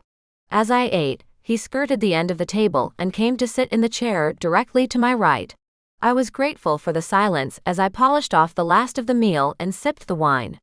"Dessert?" he asked. "No thank you. I'm fine. Please say your piece so I can go home." His jaw tightened, and he leaned over to pour a glass of wine for himself. I got the impression he wasn't the sharing type. Maybe his reluctance to reveal whatever he held back had been the reason for all the kidnapping and mind control. "Tell me what you know about the Black Mage." I snorted wine through my nose, and it dotted the plate and table around my place setting. Through the burn, I mopped up my face and the table with a cloth napkin. "Sorry. I wasn't expecting you to say that." Clearly. It took a minute to gather my thoughts, to filter what I knew about him, the Black Mage. Was Finn working for him? Was that why he had brought me here? A new flavor of fear suffused my system. The chief's words about the Black Mage hunting me rang in my ears. I fought to keep my hand from shaking as I brought the wine to my lips again. After a long drink, I answered. "Why do you want to know?"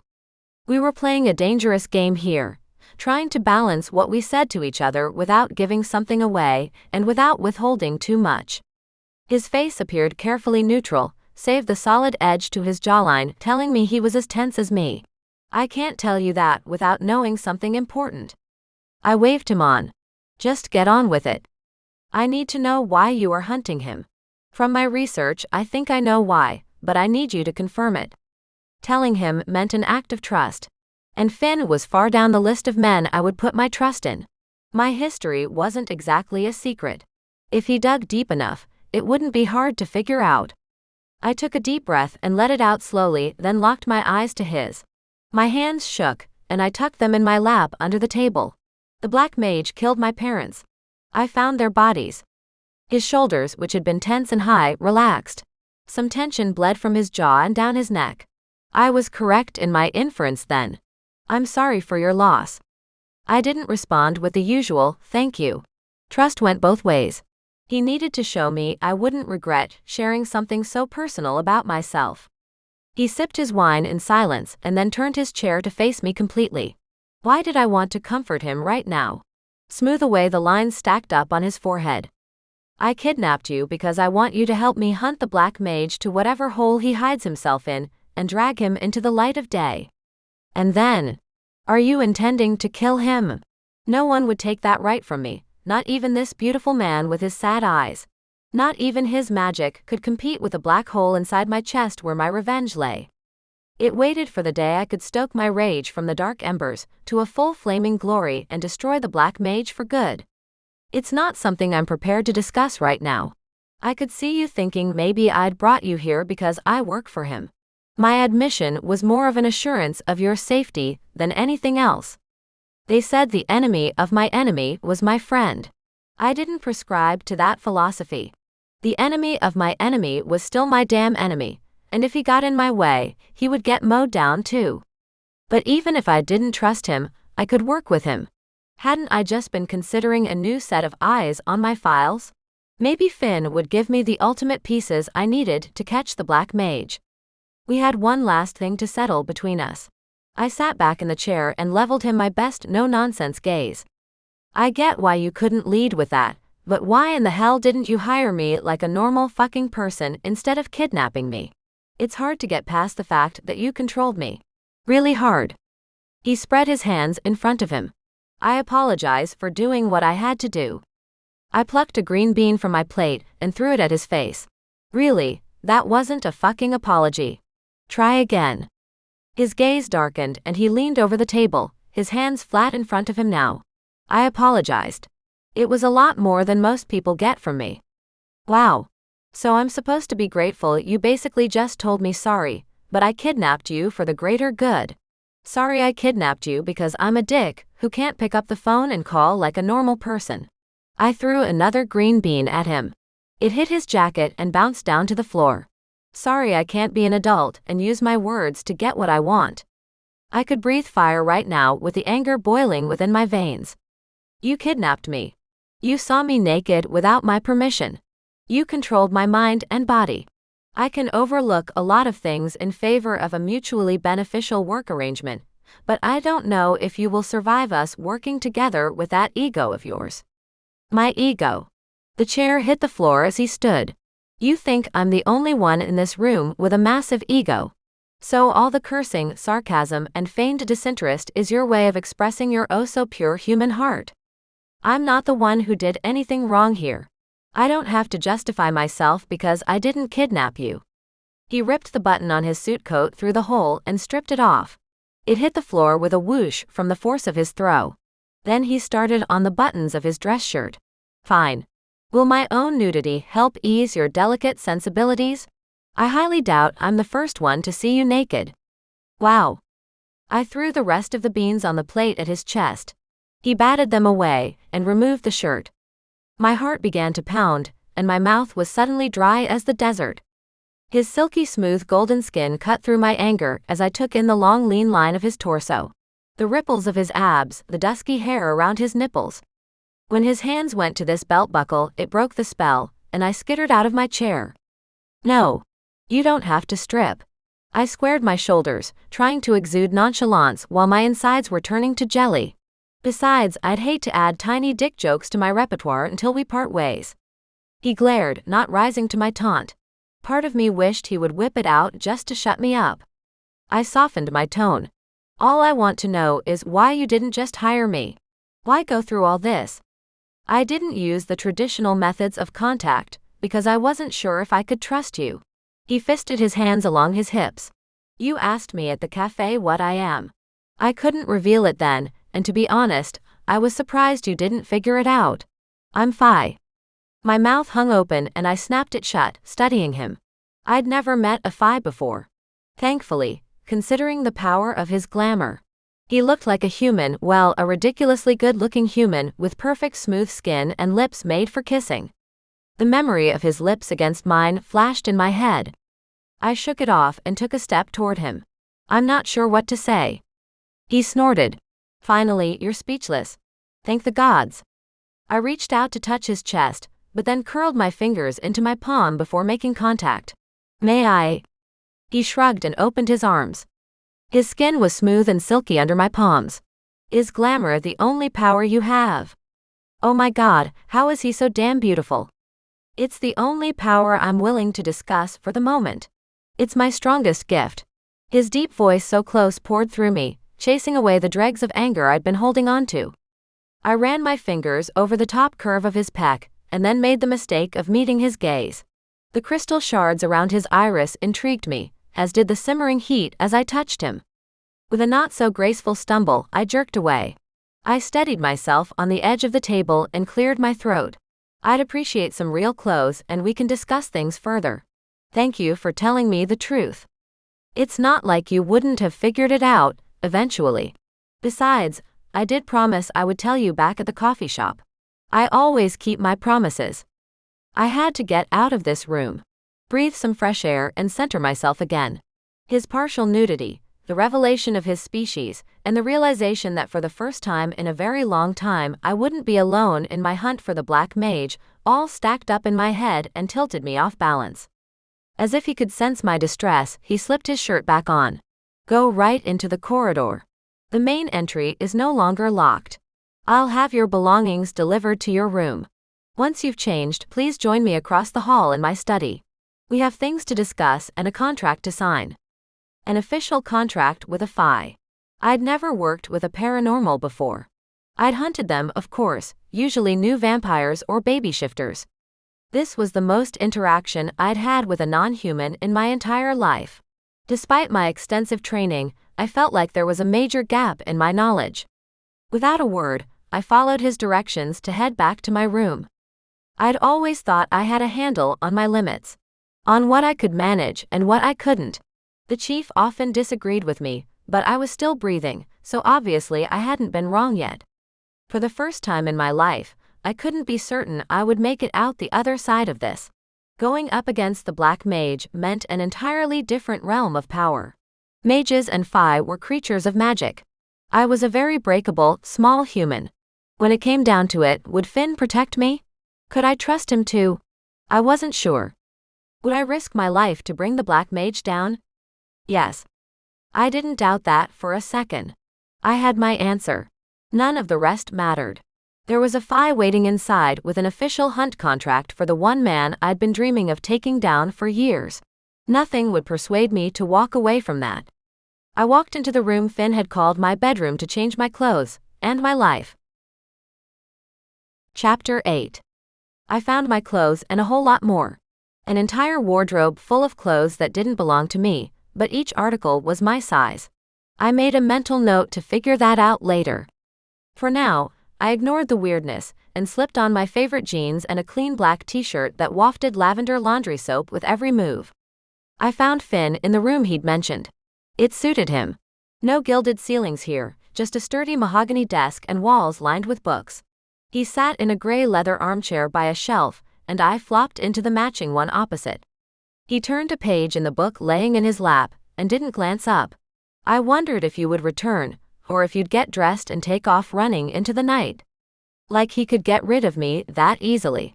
Had he simply said the Black Mage when we met, I might have gone with him gladly. Obviously, he didn't know how badly I wanted the Black Mage in my crosshairs. I wanted to keep it that way. Let him think I desired vengeance. Little did he know I craved carnage. I twisted in the chair to throw my legs over the arm. What are you reading? He slapped the book shut and leveled me a look. Apparently, he was one of those readers who grew surly when someone interrupted them. Machiavelli, in Italian. Well, aren't we an ambitious reader? I'll let you borrow Twilight next time we go near my house. Are we going to get down to business, or are you starting a book club?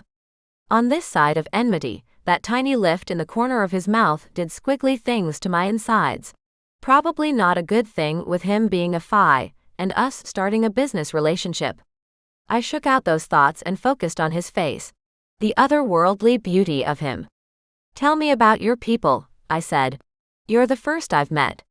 More questions about his age and magic gathered in my mind, but I didn't rush them. Each day we spent together would be a new test of trust. I wanted him to offer each tiny part of himself to me. But why? Had his glamour made me care? For most of the last decade, I'd prided myself on being alone, on needing no one but myself. The occasional booty call kept me satisfied in that department. I didn't need anything else. So why him? He narrowed his eyes, and I skipped my gaze over the shelves of books. Could he read my mind? Holy hell, I hope not. I'd endured about enough embarrassment in front of him already. I dragged my eyes back to him when he stood and leaned over the desk to gather some paperwork. He handed it to me, but I shook my head. We haven't discussed terms yet. I won't sign anything until we are both in agreement. This is a formal letter informing you I wish you to enter my employment. It also outlines benefits and pay. Now he had my interest. I got to bring down the Black Mage and take a check to the bank. Why didn't we start there? I took the papers and scanned them. The number on the sheet had more zeros than I'd ever seen in my life. Also, he would pay it out to a beneficiary in the case of my demise. I would be touched if this were a normal hunt, and the odds of my actual death weren't against me. Are you sure this number is correct? That is a lot of money to do something I really want to do already. He snorted. Are you trying to talk me down in this negotiation because I don't think that's how it works? To be fair, even if he knocked 1 zero off the end, I would still be making more money than I had in my entire life. If you're sure, I'm not going to argue. I do have some conditions to include in the contract, he said. You have to stay here until we've finished our task. Is that all? You have free reign of the house, the kitchen, the staff, whatever you need. We have to train together to ensure you're prepared for what we are about to face. My hackles rose at the last demand. Excuse me. You're speaking as if I haven't spent the last 16 years of my life as a hunter. You started when you were 14? Right after my parents died. Chief took me in, trained me, and sent me straight into the field. In his world it's sink or swim, and I'm a damn good swimmer. Finn gave me a look. The same one he had before when I tested his patience. You may have 16 years of experience, but I have a few more than that. I can teach you things, and maybe you can do the same for me. Oh. Trying to spin it like I could help him. The man was good at manipulation. If only I hadn't worked with Hawk for 10 of the past 16 years. I gave him the pretty smile he wanted and said, sure. If it's what you need, I'll train with you. Probably wouldn't hurt anyway. I had been getting a little too friendly with my neighborhood donut shop. Anything else? I asked. My firstborn? A changeling. A whole bevy of fairy jokes popped into my head. It would be fun to pelt them at him when I put him flat on the mats. No, I think that's it. I swiveled in the chair and faced him. Perfect. I have some of my own conditions for this working relationship. He waved at me like some kind of emperor. I rolled my eyes. Well, Napoleon, first things first, you don't use your magic on me. I don't care what the circumstances are, if you do it, I walk with my paycheck.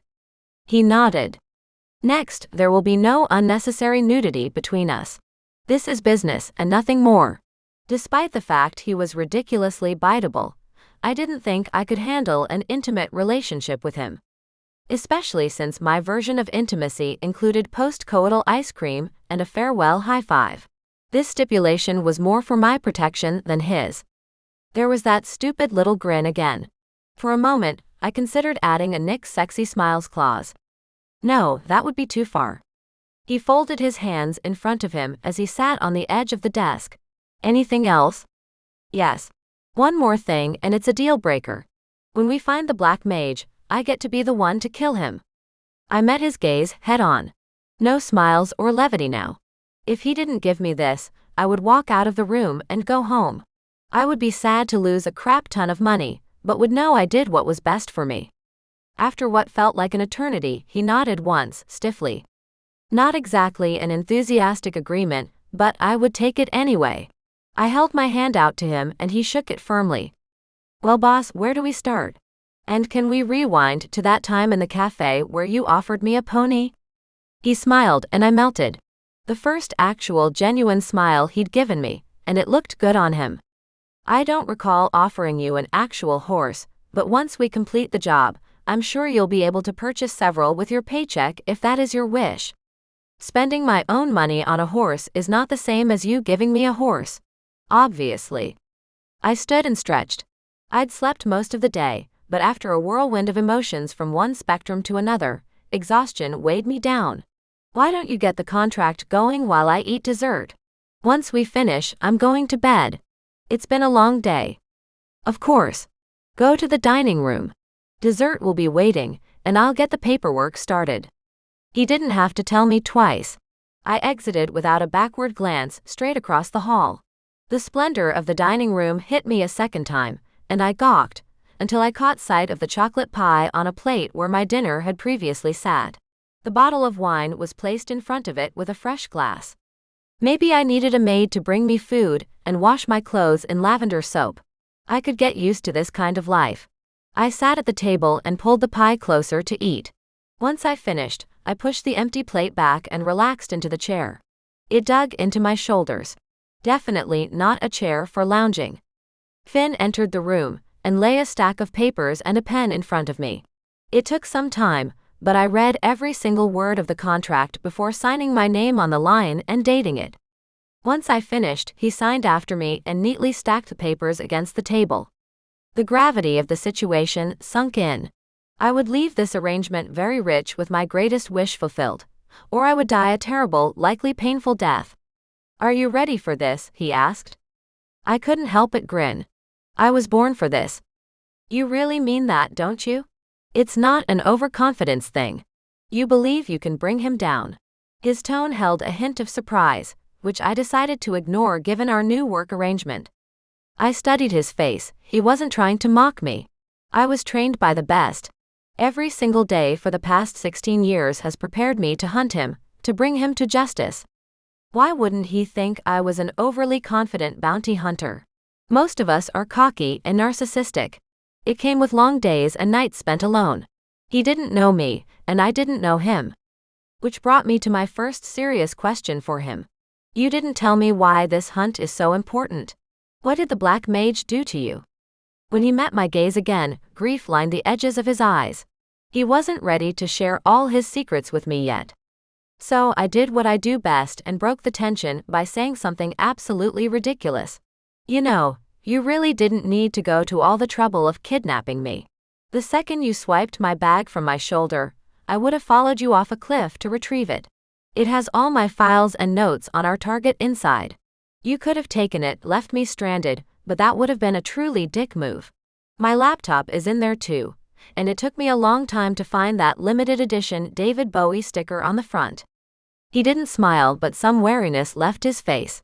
We should go over each other's notes and information. It might give us a more solid location to begin. Oh, he left that one wide open for me. I winked at him. I agree. You show me yours and I'll show you mine. Has anyone ever told you that you're not funny? Wounded. He wounded me. I placed my hand against my sternum and stared at him in mock affront. Why, sir, only every single day of my life. Buck up, Buttercup. I only get funnier with time and tequila. But enough about my well-honed wit. Tell me what you already know about the Black Mage. It took all of my control not to motion at him to hurry it along. He enjoyed making me wait while he composed answers inside his head before speaking. I'm not sure I know any more than you do. The Black Mage is the head of a magical organization similar to the Mafia. And once you're in for life. He kills indiscriminately and doesn't care who he hurts in the process. Obviously, he has ties to law enforcement, the hunter guilds, anyone who might make a move against him. I've been trying to find a way in for some time and I'm out of options. He waved at me. Which is where you come in. I gave him my best imitation of the chief's deadpan, squished-together eyebrow stare. Thank you, I think. It's really comforting to know I was your last choice. I apologize for implying you are my last resort. Working with another person will be new for me. I wasn't excited about the prospect when your name first reached me, but I appreciated your skill and style. I think we can do this. Otherwise, I wouldn't have wasted either of our time. His praise made me want to sit straighter in the chair. No, my self-worth was not built by anyone but myself. I gave him a nod in thanks and shoved the empty plate toward him. Your cook is great. This pie is delicious. I don't like chocolate. What kind of person was he? What did I get myself into? Are you joking? Is it a fairy thing, Or is it an I'm a weird person thing? If you must know, it is a phi thing. My senses are stronger than a human's. They aren't as sharp as a vampire or a shifter, but I try to avoid overly sugary desserts and spicy food. Delighted by this new tidbit about his species, I leaned in, hoping he would give me more. When he lapsed into silence, I slumped back against the chair. More pie for me, yay. A chime echoed through the dining room and he stood. It's late. Why don't we finish this conversation in the morning? Can you find your way back to your room? Of course. Once he exited, I leaned over the table and pressed my warm forehead against the cold wood. One day at a time, Zoey. You can do this. For now, I needed to learn and survive. Everything else came in second to avenging my parents. Chapter 9. The next day, armed guards flanked my door, facing away, not toward me. I stuck my head out to look. A tall man in black fatigues scanned my face and then returned to look at the wall again. Good morning to you too. Were they guarding me or holding me hostage? I thought Finn and I had made a deal, and semi-automatic weapons before 9 a.m. made a girl antsy. I slipped past the men and caught sight of a few more down the long hallway from my room. Well, if they had weapons, I wanted some too. I walked into the first room with an open door and hunted for something I could hide away. Something that would be downright nasty in a fight. I snagged some wicked-looking scissors and a letter opener from a desk. The windows in this room were taller than mine. They were still impossible to escape from, but prettier. The entire house had that Downton Abbey feel. I felt a little outclassed. I returned to the hallway and eyed the guards as I went down to eat breakfast. I found the dining room easily enough. The doors on Finn's office across the hall were closed, so I figured maybe he wasn't a morning person. More food than I could ever eat lay displayed across the dining room table. I took the same seat I used last night and shuffled some dishes around to give myself access to my favorite foods. A guard took up a spot by the door, but I didn't care. He could keep his gun. I had crispy bacon and fresh-cut strawberries. I was here to do a job, but nothing said I couldn't enjoy the spoils of my situation while I completed it. Finn entered the dining room just as I shoved a big bite of toast, smothered in eggs and bacon, into my mouth. I smiled while I chewed, but he didn't appear charmed. His hair was gathered into a bun at the nape of his neck, and he wore a black suit today with a light blue shirt and matching tie. I tugged the edge of my t-shirt with my non-egg-covered hand. Hopefully, he wasn't expecting a bounty hunter in business casual. Did you sleep well? He asked as he took a seat across from me.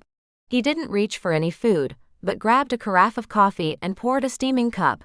A pretty cup with a matching saucer, no mismatched mug for him. I finished chewing and swallowed. Fine, thank you. Ready to get going. Should we go over your information today? He inclined his head in one of those gestures rich people make that could be a yes or a no. In your office. I prompted. If you like. Please take your time though. The chef is excited to feed someone who enjoys eating as much as you appear to. It was likely an insult, but I sucked the edge of my thumb and grinned. Happy to keep the staff in job security. You don't eat breakfast? I ate earlier after I worked out. I was sure there was another insult in that statement, but I really didn't care. Not this morning. Not when all my dreams were about to come true. Well, my dreams of revenge, and I had bacon to see me through. Nothing could dampen my mood right now. I pointed toward the door and the guard. The babysitters can leave. I'll meet you in your study once I finish up here. I eyed the spread, looking for my next victim. A vat of strawberry jam and a rack of toast alongside sat unassuming a few dishes down. Yes, please. I caught a smirk on his face while I dragged them both through the maze of containers until they met the edge of my place setting. There were few things I enjoyed more than fresh buttery toast. I gobbled down a few greedy bites and watched him take his coffee to his office with him. To be honest, I needed the space to think. Of course, I would help as promised, but I needed more than what he'd given me. I needed to know what information he already had, what we still needed to gather to be in a better position. I needed to know the plan, and I would have to lay some trust down along with it.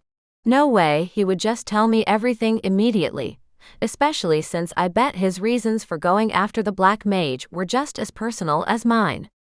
I shoved a long, elegant butter knife in my boot, and then another in the other one for good measure.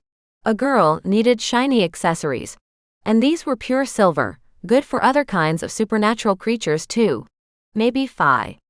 When my belly was pleasantly full, I poured some coffee in a cup and wished I had a bigger one.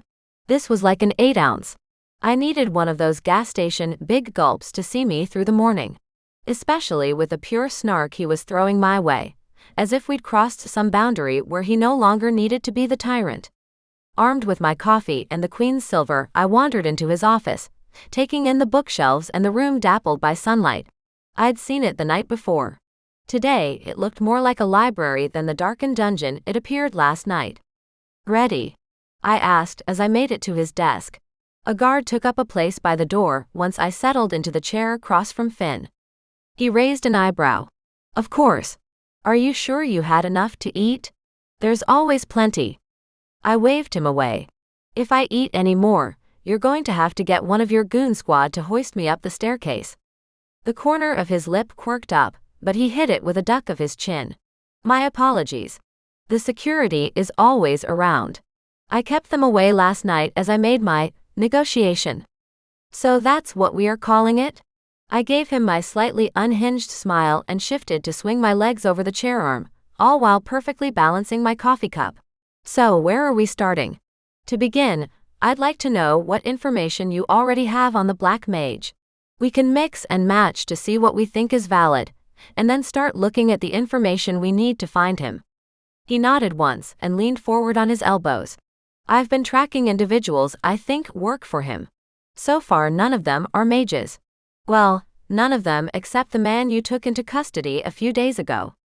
Wilson Wallace. I couldn't remember his name now. Yes. But he didn't give me anything before he practically shit his pants and killed himself. Sadly, he's a dead end." I chuckled at my little pun. He didn't return my smile, and I sobered to hide my awkwardness with a sip of my coffee. "Who were the others you identified? Like kitchen staff or goons?" He nodded. "Not anyone who might be important. I have a few drivers on payroll for information. So far, I haven't been given an accurate location. It's as if he makes multiple calls when he plans to leave, giving out a lot of false information.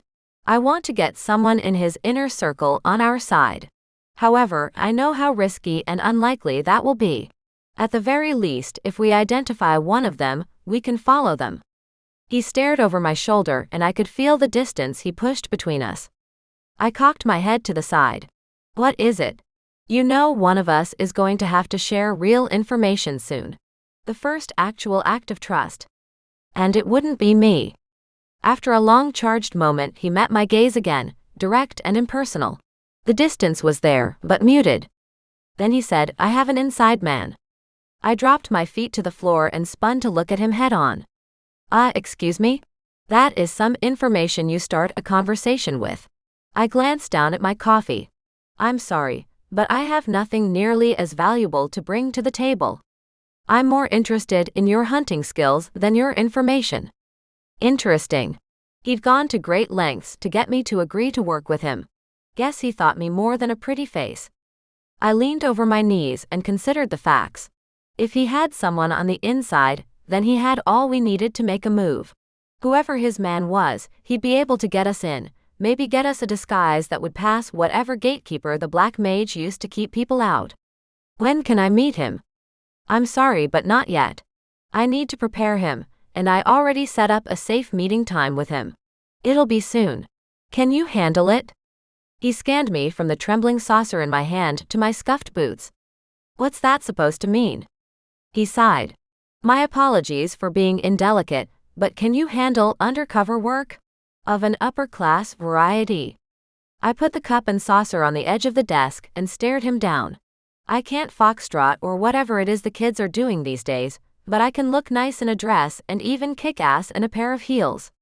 Eloquent as always. I snorted. "Oh, you mean, can I keep my thoughts on the inside?" Something like that. I couldn't be offended. I hadn't exactly been gentle with my needling of him. The man kidnapped me. Sometimes my sass was enough to warn off even less committed assholes. Well, since you're asking so nicely, I can play whatever you need. But I swear, if you make me some simmering bimbo on your arm, I'll put a stiletto through your eardrum. Do you always threaten everyone with so much violence? Only when they kidnap me and make me think they're going to make me play a bimbo. I waved at him in his crisp shirt and suit. You wake up ungodly early and are more productive before breakfast than I am in an entire day. Men like you only date those sorts of women. What else would a woman on your arm be to you? His regard took a heavier quality. I refused to squirm under his roving gaze. What role would you like to play? He asked. Was there a double entendre under that question? Well, well, well. Mr. Proper had a flirty side. Most beautiful men did, but I appreciated it on Finmore somehow. The way his grin turned playful, and his elegant hands steepled together as he waited for my answer. Why, Finn, I'm clutching my pearls on the inside. I gave him a genuine smile, and for a moment his mouth flopped open. So worth it. But in all seriousness, I'll do whatever I need to do to make this plan work. Even if it means straddling a pole and climbing into the bastard's lap. I'll gut him with an erection if I have to. His lip curled up. Please don't hold back on my account. A soft knock interrupted our verbal sparring match, and I shifted to stare at the shrouded newcomer. Captain, come in, Finn said. A man strode into the room and he skirted the desk to stand by Finn.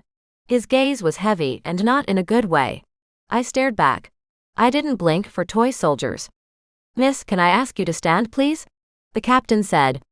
I narrowed my eyes. What for? Finn stared at me now too. The captain gestured. Please, ma'am. It's come to my attention that you have brought several items you can use as a weapon in here. Is there a rule about arming myself? He crossed his hands behind his back in the classic military at ease stance. There's a difference in arming yourself and walking off with the silver. Finn made a noise and I slid my gaze to his. I wasn't trying to steal it. The captain gestured at me again, and I stood in a huff. When he waved his arm, I dragged the long sharp pair of scissors from the waistband of my jeans and put them on the desk. Then I added the ornate letter opener to the pile. Anything else? Finn asked as he eyed what I'd placed on his desk next to my coffee. I stared at the wall of books while I dug the butter knives from my boots.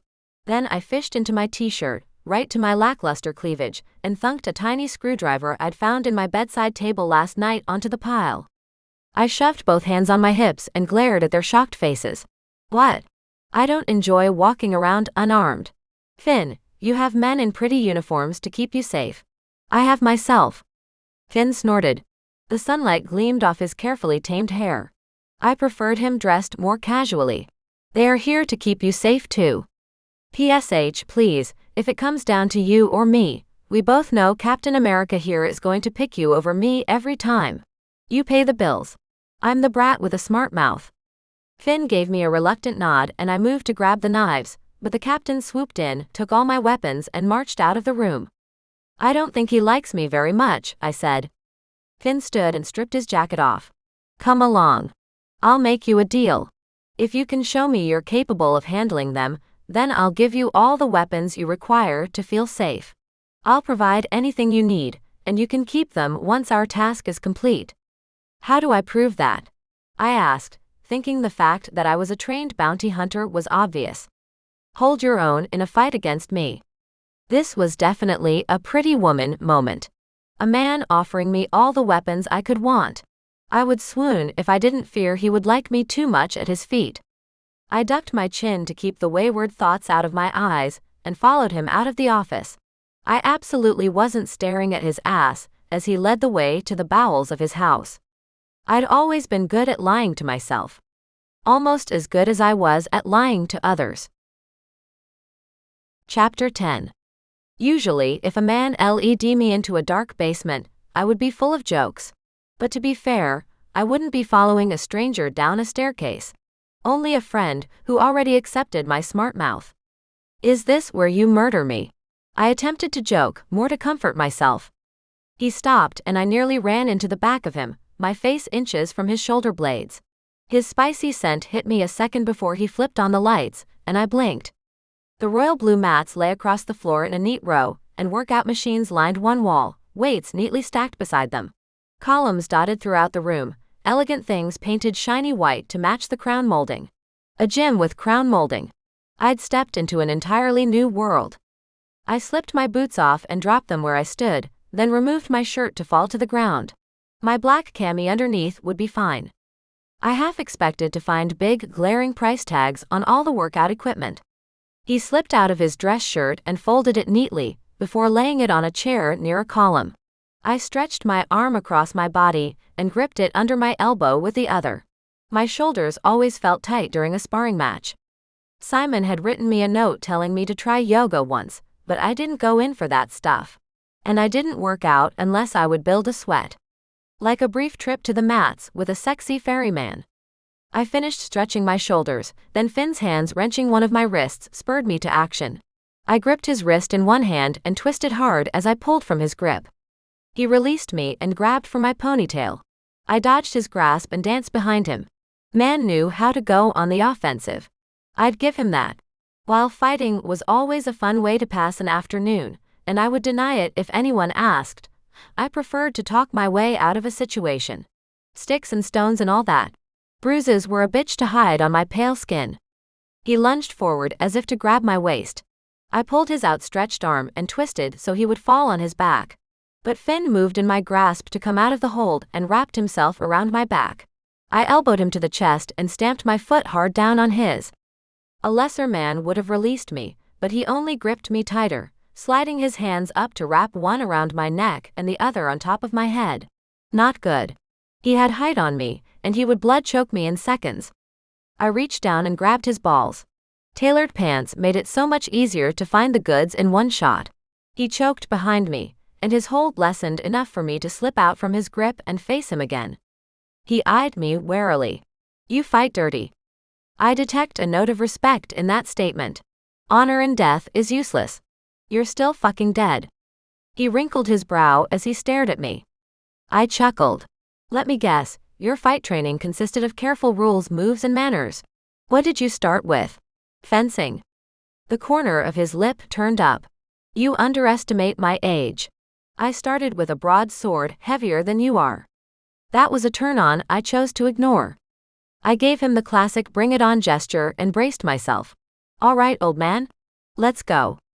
I didn't give him the chance to strike first this time. I charged forward, twisted my feet around his ankles, and brought him down to the mats. Quickly, I mounted his waist, squeezing my thighs around him, my feet tucked tight against his thighs. He stared up at me with a grin.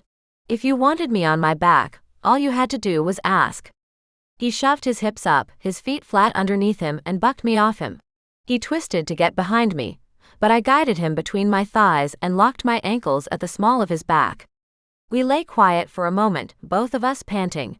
He braced his hands on either side of my shoulders. Give in yet? He asked. I laughed. Never. It's a character flaw, really. You're only one, I'm sure, he said, his too pretty face only inches from mine. I met his intense eyes and drew in the scent of him. For the first time in a long time, I could admit I was enjoying myself. Fun with a fairy. It sounded like a Sunday cartoon. But there was nothing juvenile about the press of his hip bones into the sensitive flesh of my thighs, and the slow rise and fall of his chest. Focus. I have many flaws. I'm sure you've witnessed several in the short time we've known each other. As a gentleman, I'd never bring them to your attention, of course. I snorted. Of course. He tried to drag himself from the grip of my legs, but I held him tight. I crisscrossed my arms in front of me, grabbing opposite edges of his t-shirt and squeezed tight at the throat. He slammed his forearm hard across mine. I let go as the pain hit me just as hard. I smiled. It was worth a try. He surged forward, pressing off the ground to standing, so I hung off him like a limp balloon. This wouldn't end well. I twisted over and released him to get to my feet. Before I could, he grabbed my hips, lifted me in the air, and slammed me flat on the mat. Not the first time I'd been body slammed, but it hurt as much as it did then. I rolled away and shifted to my knees. He stood with his hands on his hips, regarding me. You're also kind of scrappy. That's what they tell me. I stood to match him, arms up, waiting for the next attack. He didn't charge forward, though. I dropped my arms and looked him over. Done so soon? Your pants get wrinkled already? My valet uses Scotchgard. I don't get wrinkles, thank you. I put my hands on my hips. Was that a joke? He didn't smile. Or do you really have a valet? I couldn't read him as well as I read other people. When he spoke to me, he seemed pretty straightforward. But I had no idea what little thoughts lurked behind those intense eyes. I was busy scanning him and didn't realize he'd closed the distance between us. Preparing for another attack, I shifted on my feet, but he didn't touch me, only stared down into my eyes from his height. I wanted to crack a joke, make a quip, something to break the unbearable tension building between us. He reached out and I took the chance. I grabbed his arm and twisted him over my hip to throw him flat on the mat. He groaned from his new place, flat on his back. I wasn't making a move. My heart was going way too fast, and it had nothing to do with the workout. I shrugged, attempting to remain cool and collected. Better safe than sorry. Better an assault charge than being shot or stabbed or something you can't recover from. He pushed up on his elbows. You're very cynical. Lots of observations about me today. I thought you did your research. Thought you knew everything about me. I don't need to know everything about you when you shout your emotions with every surly remark and sarcastic statement. You use your words like armor. I bet it's hard for you to make friends. I crouched down to stare at him on his level. Are you just mad you got your ass beat by a girl? He pushed up to sit. It may surprise you, but I've been beat by many women. My mother was the one who started my combat training when I was a child. Oh, I kinda liked that. Strong women were fantastic. I tried again. Are you just mad you got beat by a human? He cocked his head and gave me a pointed look. Fi are faster and stronger than humans. I wasn't using my full strength because I didn't want to harm you. I only wanted to test your skills to be sure it was safe to arm you. That you wouldn't hurt yourself. Ouch. I stood and crossed my arms under my breasts. He gestured at me while he got to his feet. See, I've offended you with facts. Well, just because they are facts doesn't mean you have to say them out loud. Inside thoughts stay inside, remember. Sage advice we should both remember. A water fountain sat in the corner, and I headed toward it to put some distance between us. The imprint of his hard body stuck in my mind. His words, while unkind, were true. I took a sip of water and turned back to face him. He stared at me until I had to duck my gaze to avoid his. Go again. He shrugged and waved at the mat.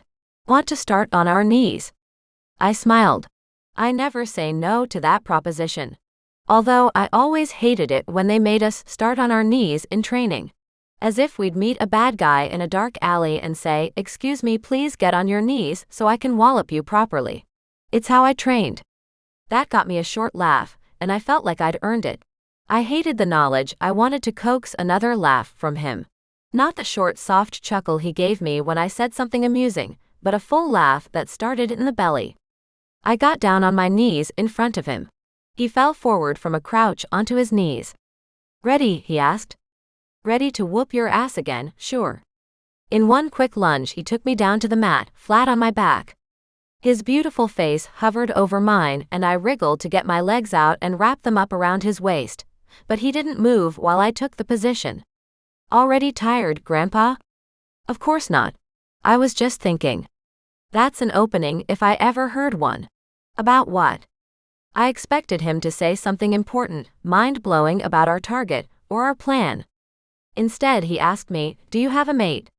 I snorted and dropped my feet to sit flat on the mat, my knees up framing his hips. A mate? Really? I don't believe humans have mates, and if we do, we rarely refer to them as mates. He rolled his eyes. A boyfriend, husband, lover? His voice had taken on a smoky register that did not bode well for my hormones. I cleared my throat so my voice didn't waffle when I answered. It wasn't in my files? When he just stared at me, hands braced over my shoulders, I shook my head. No, I don't have any of those things. How about you? Do you have a mate? It felt silly to ask him that, especially with him laying between my open thighs. After time stretched awkwardly long, I thought he wouldn't answer, but then he shook his head softly. No. I don't have anyone else. Anyone else? A strange way to answer an equally strange question. He blinked and pushed off me to sit on his calves. Are we done? I sat up and folded my arms over my knees. He turned his face away from me. Instead of letting the awkwardness set in further, I shoved at his shoulder until he tilted and glared at me. We aren't finished, old man. I want to see some of this phi strength you were harping about. I refuse to injure you when we have a lot of work to do. Then don't hurt me. He cocked his head. It almost sounds like you trust me. I shot up and over to topple him back to the mats. He twisted impossibly fast to put himself on top again. That's more like it, I said and wrapped my thighs around him again. He started to stand, but I gripped his ankle, rolled over to put him off balance, and twisted to capture his flying arm into a bar lock. He dragged his arm from my grasp and then pinned me again, all his weight pressing down onto my chest and thighs. His knees locked my legs together so I couldn't capture him again. You have some moves, Grandpa. Stop calling me Grandpa, he said, his mouth only an inch from mine. His breath smelled of coffee and I swallowed, suddenly aware of every single place our bodies touched. Our chests, our thighs, our hips, our knees. His arms holding mine tight to my body. I let myself breathe him in for a moment. Hold on to it. Let myself feel it. I locked my gaze with his. The man wasn't about to kiss me, not while I lay immobile under his body. But I wouldn't push him away if he closed the shrinking gap and took my lips. Damn. It was easier to hate him. A door banged against the wall, and the giant bodyguard barged in and stomped all over the moment. I should have been grateful, but instead I felt hollow, an empty ache in my chest, in my body. Captain, Finn said, still staring into my eyes. We have a problem, sir. Chapter 11. Playtime ended as quickly as it had begun. The hard-won ease we built with our verbal and physical sparring waned, and I regretted its loss. The captain led us back to Finn's office and handed him a bottle of water. I plopped in the chair, still in my black cami and jeans. I'm good. Thanks for offering. The captain didn't even glance my way, his full attention fixated on Finn, who sat behind his desk again. So, I said. The captain glanced at Finn and anger whipped through me. Are we not working together on this? Just spit it out so we can figure out what to do. Finn gave him a nod, and I wanted to throw my boot at his face. The guards thought me another flunky. The captain stood at ease and spoke to Finn directly. One of the men found a dead body.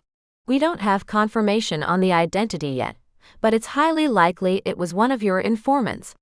How do we know that? I asked, trying to catch the captain's gaze. Apparently, I'd been relegated to ornamental furniture in Finn's presence. The guard said he saw the assassination through the gate where the usual meetings take place. No one could get in to check who it was, though. Finn remained silent, studying the captain, who'd stopped speaking when Finn offered neither encouragement nor direction. How big a setback is this? I asked Finn. He shifted to face me, his eyes locked on his desk blotter. I don't know.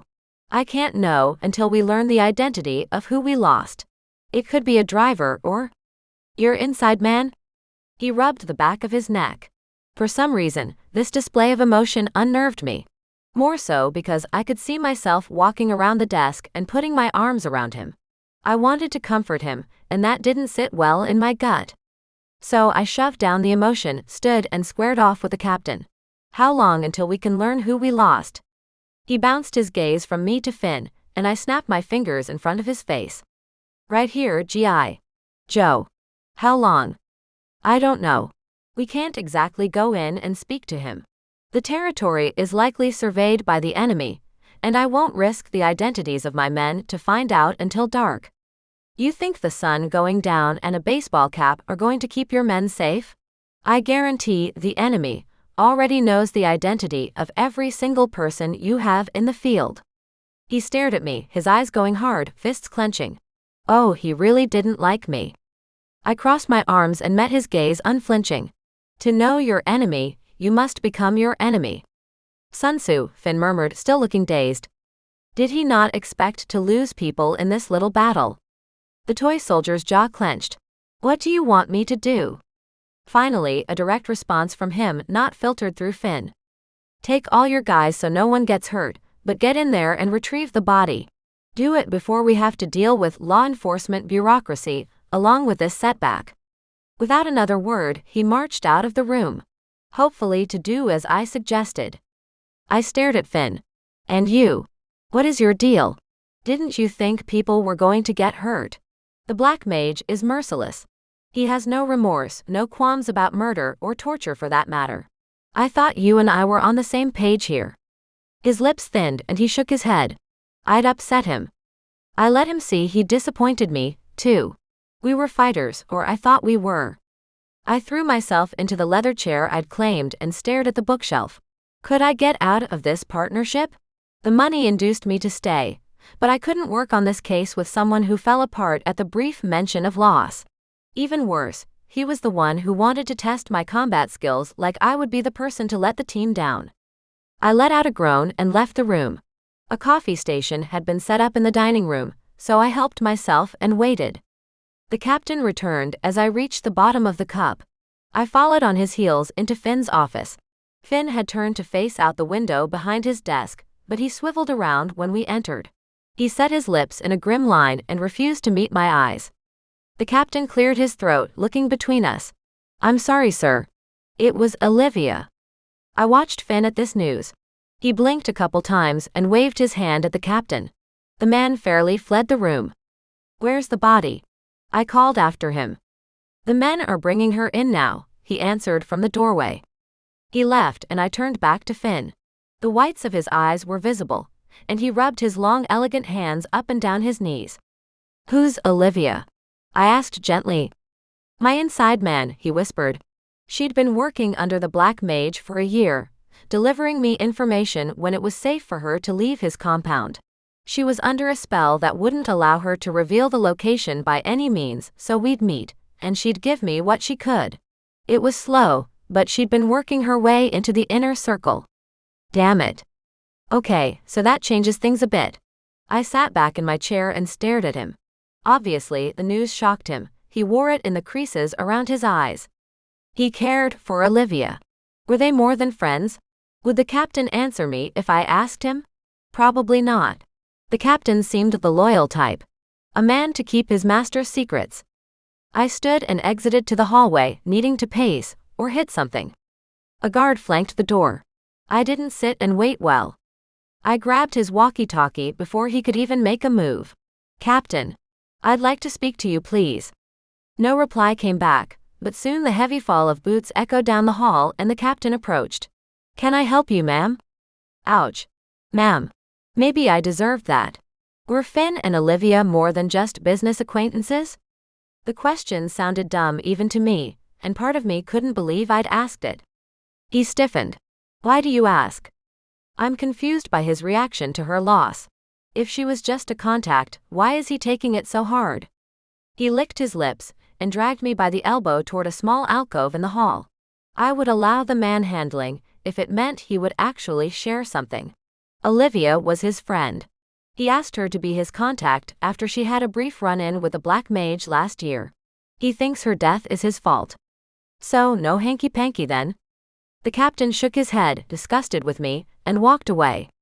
Exactly how I liked my men. Before he made it to the staircase, he turned back. Give my guard his handset back. I shoved it at the soldier's chest and returned to Finn's office. With nothing to do, I sat and stared at the back of Finn's head as he stared out the window. It was time to dissect why I cared so much about Finn's reaction. He was nothing to me save a client. Why did his reaction to a woman's loss make me so angry? I knew the answer, and I wouldn't say it out loud. I'd been attracted to him since the moment we met, even if I threatened his life frequently. Threats of bodily harm were merely foreplay. It didn't work for everyone, but it did for me. Shit. Not good. We'd known each other for 2 days.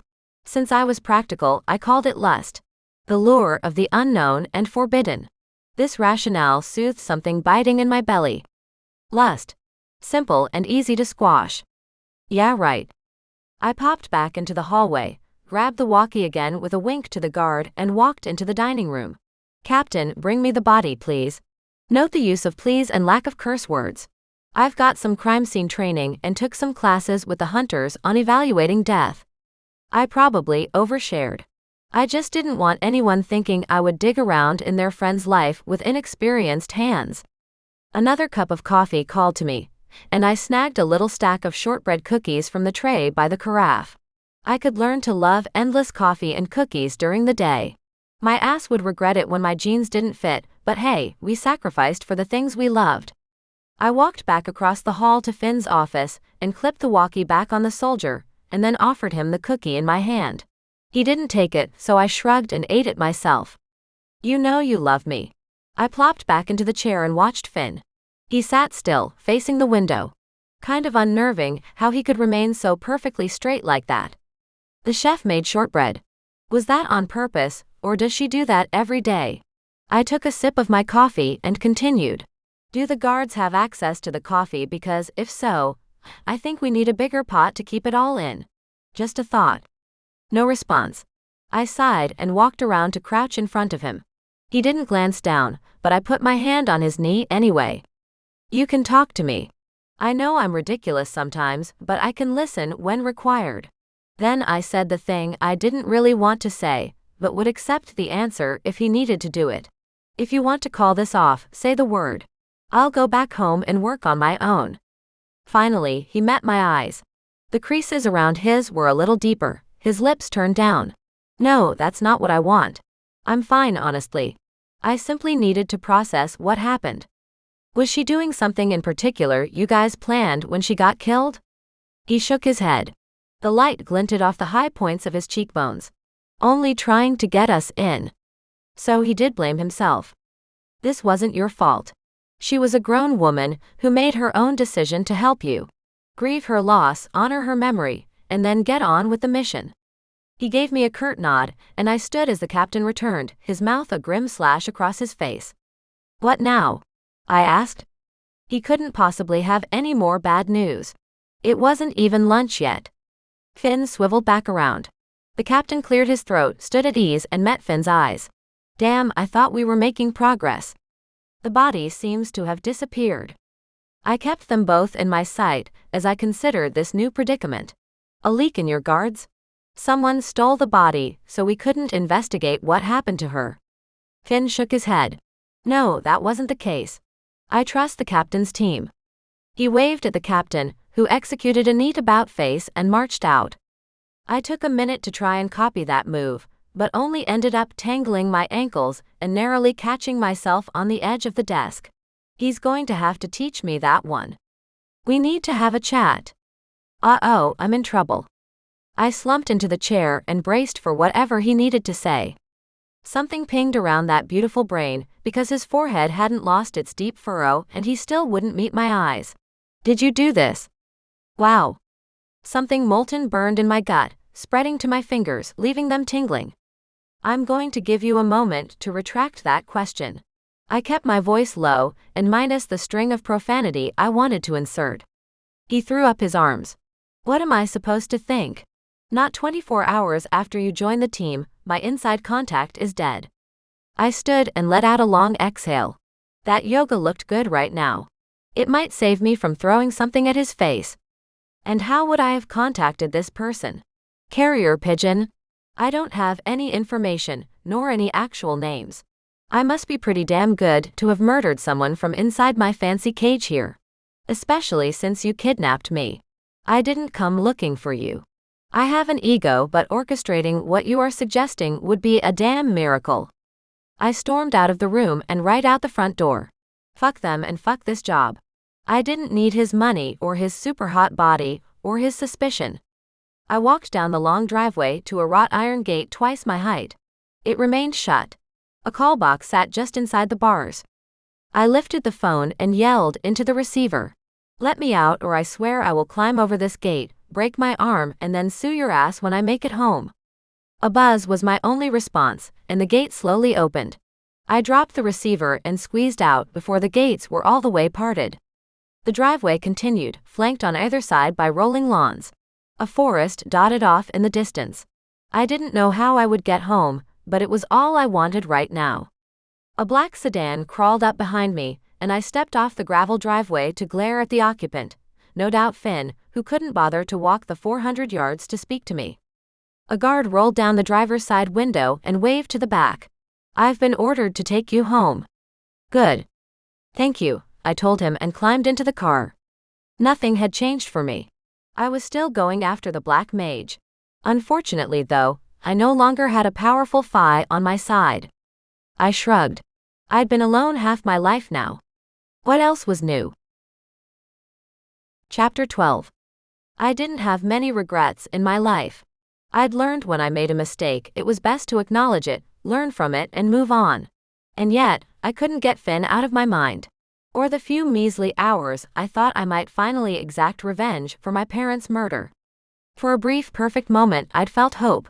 Something the Black Mage stripped me of as a child. Back in my apartment, a hut, compared to Finn's sprawling estate, I needed to come to terms with my decision to leave. Even worse, my bag with all my Black Mage notes was still back there. A few days ago I'd wanted to start over, now I had my chance.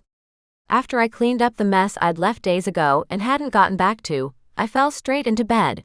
In the morning everything seemed clear. I needed to rebuild my missing notes. I cleaned off my desk, tossing a couple of Coke cans and a few sandwich wrappers in the bin. With a clean slate, I could recreate what I'd compiled in the files in my bag. I placed a blank composition book in the center of my desk, a black ballpoint pen beside it, but all I could do was stare at them. Starting over sounded simple enough, but the act of doing it made me want to puke. If I pulled on my big girl panties and asked Finn to give me my stuff, I might not have to. That idea also made me want to puke. I pulled my hair from its elastic and piled it up on top of my head, then stretched my neck. Time to get to work. I shifted forward, but the doorbell rang. I'd been fending off door-to-door salesmen for the past year. It was like they had made a pact to annoy me just because I got so worked up about them. I'd already started a tirade when I opened the door. The sign says no. Finn, beautiful Finn in jeans and a tight gray t-shirt, stood on the other side. Soliciting, I finished softly. Would you consider an apology solicitation? I shrugged, hanging off the door. I don't know, maybe if it's done naked. Will you invite me in? Are you going to accuse me of sabotage again? He ducked his chin to glance at his shiny black shoes, completely out of place with his fitted denim. No, I won't. I waved my arm and pulled the door wide so he could slip inside. Brownie points for not looking at his ass. He surveyed every inch of my home, his eyes roving over my belongings, my life. I struggled not to feel embarrassed by how impoverished and dirty I must seem to him. I crossed my arms over my chest. Fuck him. What do you want? I asked. He turned his attention back to me. I came to apologize for my behavior. I should not have accused you of duplicity. In my defense, I was still in shock about Olivia's death. With his lips turned down so severely, he appeared genuinely sorry. And yet, I couldn't say I forgave him. I rarely offered people second chances to hurt me. And Finn did it so easily, slicing right into the heart of me with a few elegant words and a hard look. Thanks for the apology. See you around. I refused to look at him while I opened the door again. If I met his gaze, I would cave, so I kept my eyes on the threadbare carpet. Will you consider returning? Shit. I needed him out of here before I agreed, the hope in my chest too big a bloom to crush now. His fingers cupped the bottom of my chin and lifted my face to his. Please. Let me make it up to you. Damn him and his stupid beautiful eyes and oh so kissable lips. Damn him for giving me this feeling. How do you plan to do that? I'm pretty mad at you. Angry enough to give up the chance I've given you? I jerked my chin from his warm fingers. That doesn't sound like groveling. You should start there. He dug into the pocket of his coat and pulled out a white box wrapped with a bow and handed it to me. I snatched it and glared while I pulled the bright orange ribbon and let it fall to the floor. Nestled into white tissue paper sat a neat little row of shortbread cookies. I snorted and couldn't stop the smile on my face. Part of me had thought the rich Fae would bring jewelry, but it seemed he knew me better than that. You play dirty, fairy boy. I assume whatever you have planned requires me in some way. What's the next step? He settled his hands on the back of my lumpy, comfortable couch. Do you mind if I take a seat? Knock yourself out. I crossed to sit in the old rolling chair in front of my desk. Better to keep a distance between us. The thin line of his lips made me nervous. He settled his elbows on his knees and met my gaze. I need information. You have contacts we could exploit to find some missing puzzle pieces here. Exploit? That one word gave me a world of knowledge relating to how Finn usually conducted business. People were pawns on his chessboard to be shifted and sacrificed for his advantage. Armed with that little nugget, I should have kicked him out. You know what I mean. There are avenues you haven't pursued. I think you should take me with you to the office. Even if I wanted to take him to my workplace, I didn't. Hawk and the chief wouldn't be excited to see me, especially with a fly on my arm. They would toss us both out, and likely in the most painful way they could think of. Going to the office is a bad idea. What do you need there? I can go get it and bring it back here. The chief. Oh. Shit. You want my boss? He knows I've been searching for the Black Mage. Why would he share anything with you when he hasn't with me for over a decade? The wheels turned in his head. Perhaps you didn't ask the right questions. The implication I missed something grated in my brain. What questions do you mean? Have you ever asked the chief if he knows anything? I mean a direct question, not filtered through your misdeeds and his desire for a mentee. Oh man, that therapy session wasn't happening, not with the chief and definitely not with Finn. I shrugged, focusing on keeping my face neutral, but something told me he knew he'd touched a nerve. Fine, let's go. But if you get shot by someone, remember this was your plan. He harumphed. Like actually made the noise from his throat. I'll keep that in mind. Shall we go now? I stared at him. My badge is in my bag. Back at your mansion. Then I suppose it's a good thing I brought it. It's sitting outside your door right now. Had he brought it out of a sense of remorse, or because he knew I would agree to take him to my office? I pointed to my beat-up boots by his feet, the ones I'd kicked off before falling face first into bed the night before. Hand me those, please. Shall I drive us to the office? He asked. I shook my head. No thanks. I want to walk. The morning had a chill, and I needed time to plan exactly how I would approach this little interview.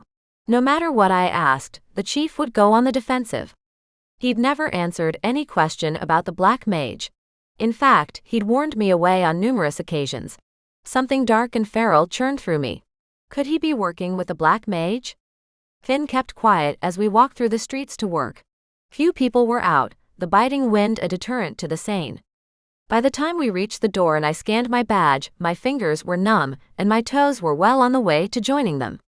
5 bounty hunters, people I worked with, stared as the door closed behind me. I wished Finn didn't look quite so different right now. Hawk appeared out of nowhere right in our path, not 3 steps inside. You're not supposed to be here. Good morning to you too, we're here to see the chief.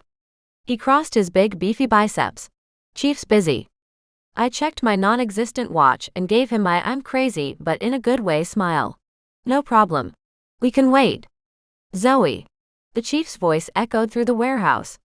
Hawk tensed in front of us, and I skirted him with a clap on his shoulder. Looks like he's free now. You have a wonderful day. Taunting him had always been more fun than it should have been. I led Finn back to the chief's office and closed the door behind us. The chief stood on the other side of his desk, glowering at both of us. What are you doing here, Zoey? And what's with the phi? Finn took up a position behind the battered leather chair I'd grown up in. It always let out a tiny squeak as I slid into its embrace. I ignored the chief's question and pushed on with my own agenda. I want to know if you have any information about the Black Mage. The chief's eyes narrowed. Of course I don't. Why would you think I'd keep it from you if I did? You have been warning me off chasing the man down for years. I said. Every chance you get to lock my investigation down, you do. He slapped his big meaty hand on the desk. Because I'm trying to keep you from ending up like your parents. We all froze. He'd said the wrong thing, and now he couldn't take it back. Finn, I said sweetly, not looking at him. I glared into the hard eyes of the chief.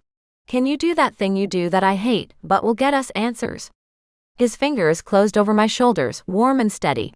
I seem to do many things you dislike. Can you be more specific? I turned to glare up at him. If I said it out loud, the chief might use some preventative measure. I cocked my head toward the chief and tapped my temple.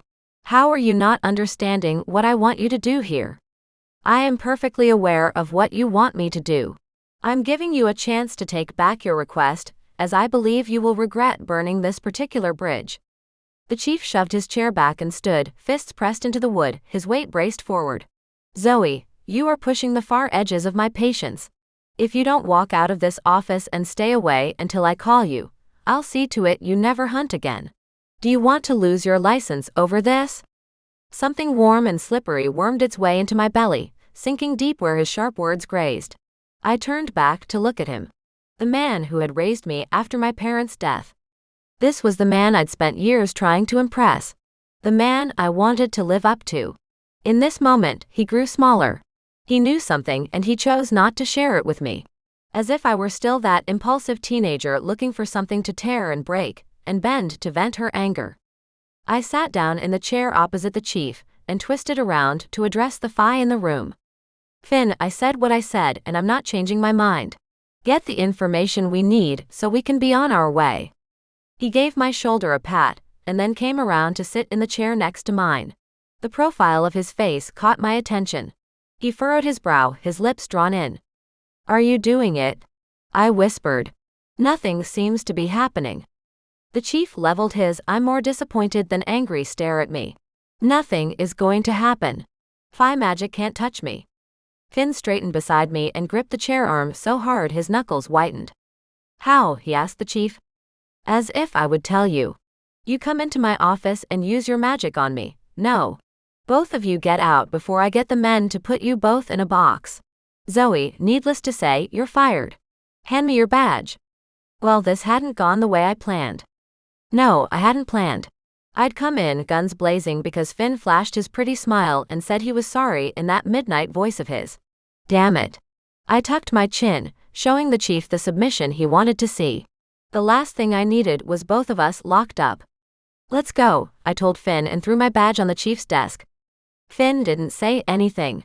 He slipped his hands casually into his pockets and led the way out of the warehouse. Back on the street, I expected to feel some sort of loss. This had been the only home I'd known for years. The chief was the only parent I had. Except the chief had never been a parent. He'd never shown me compassion when I needed it, love when I craved it. He'd locked himself away from others the same way I did now. We walked 3 blocks before Finn spoke. I'm sorry you lost your job. I tucked my hands into my jacket. I guess it's a good thing I have a new job offering to pay me the cost of a small country when I complete it. Indeed. We crossed the street and headed back toward my apartment. His car idled on the curb in front of my door. Back to your place? I asked. He opened the door to the car for me to climb inside first. Actually, we have some shopping to do. Shopping. I buckled my seatbelt and settled in. When the door closed behind Finn, the car pulled away and Finn buckled himself in as well. Yes, we need to go find a dress. He had to be fucking kidding. Oh, really? I think you'd look good in red. Something with a sweetheart neckline, maybe. How are your tan lines? Can you pull off a strapless? My humor missed the mark.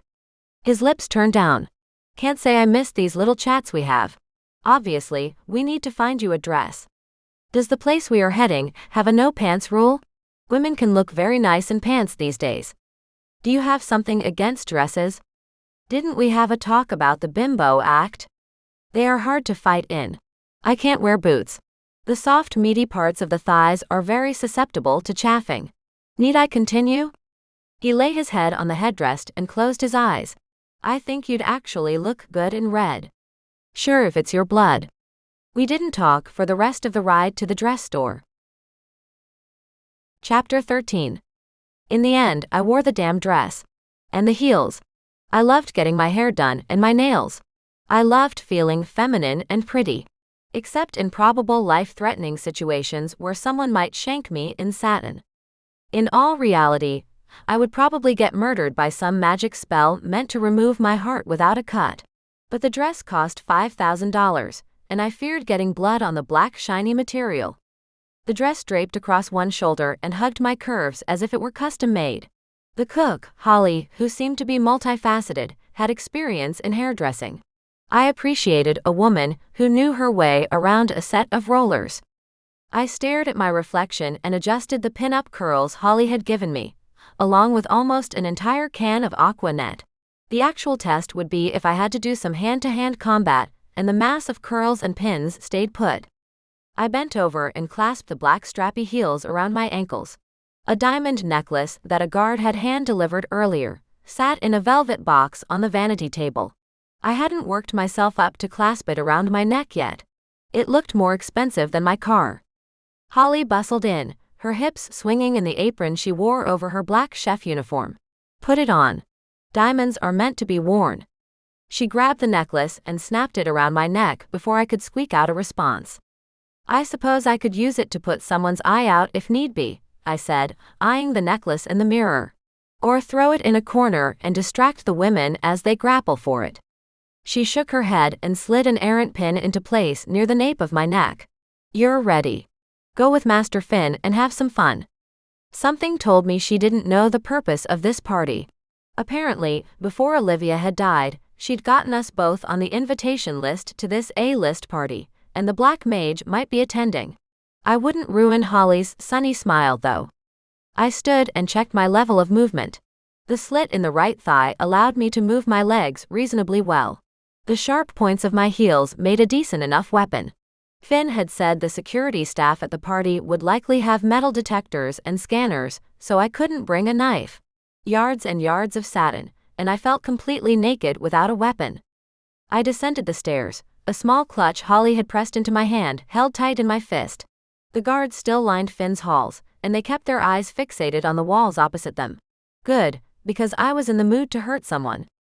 Finn stood facing the door and turned when the clack of my heels hit the tile floor of the entry. Damn! The man could wear a tuxedo.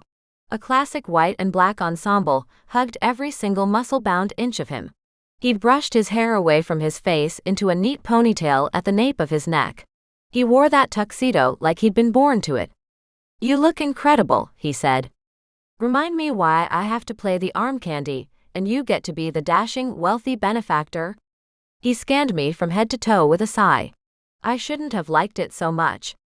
Because you are arm candy, and I am a wealthy benefactor. I glared and walked toward the door. Why do you have to ruin my complaints with logic? How will they know I'm just arm candy? He held the door open, and I marched toward the car in my towering heels, praying I didn't break something before the night ended. And by break something, I meant Finn's nose. Once we settled into the back of the car, it pulled away, and I faced Finn. Let's go over the plan again, please. First dinner where I have to pretend to enjoy your company. Then dancing, with more of the same. Strictly a recon mission. How are we even going to know the Black Mage is there if he shows up?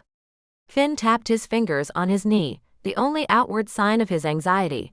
I'd already chewed my cuticles to bits with nerves. This wasn't my first undercover mission, but I still feared screwing it up. Finn captured my hand in his, stilling both our nervous ticks. Be the nice, pleasant woman I know is deep in there somewhere and nothing will go wrong. I jerked my hand away. Thanks for the pep talk. You suck at it. Don't worry, I won't threaten anyone or curse at anyone. You forget I grew up with the elite of bounty hunters. I've been to these kinds of parties before. I hate them, and they often make me want to steal a bottle of booze and run away, but I can handle it. Excellent, he murmured. His focus flicked out the window. The venue turned out to be an estate house, a little like Finn's, nestled in the country. The mansion glowed from the long winding road.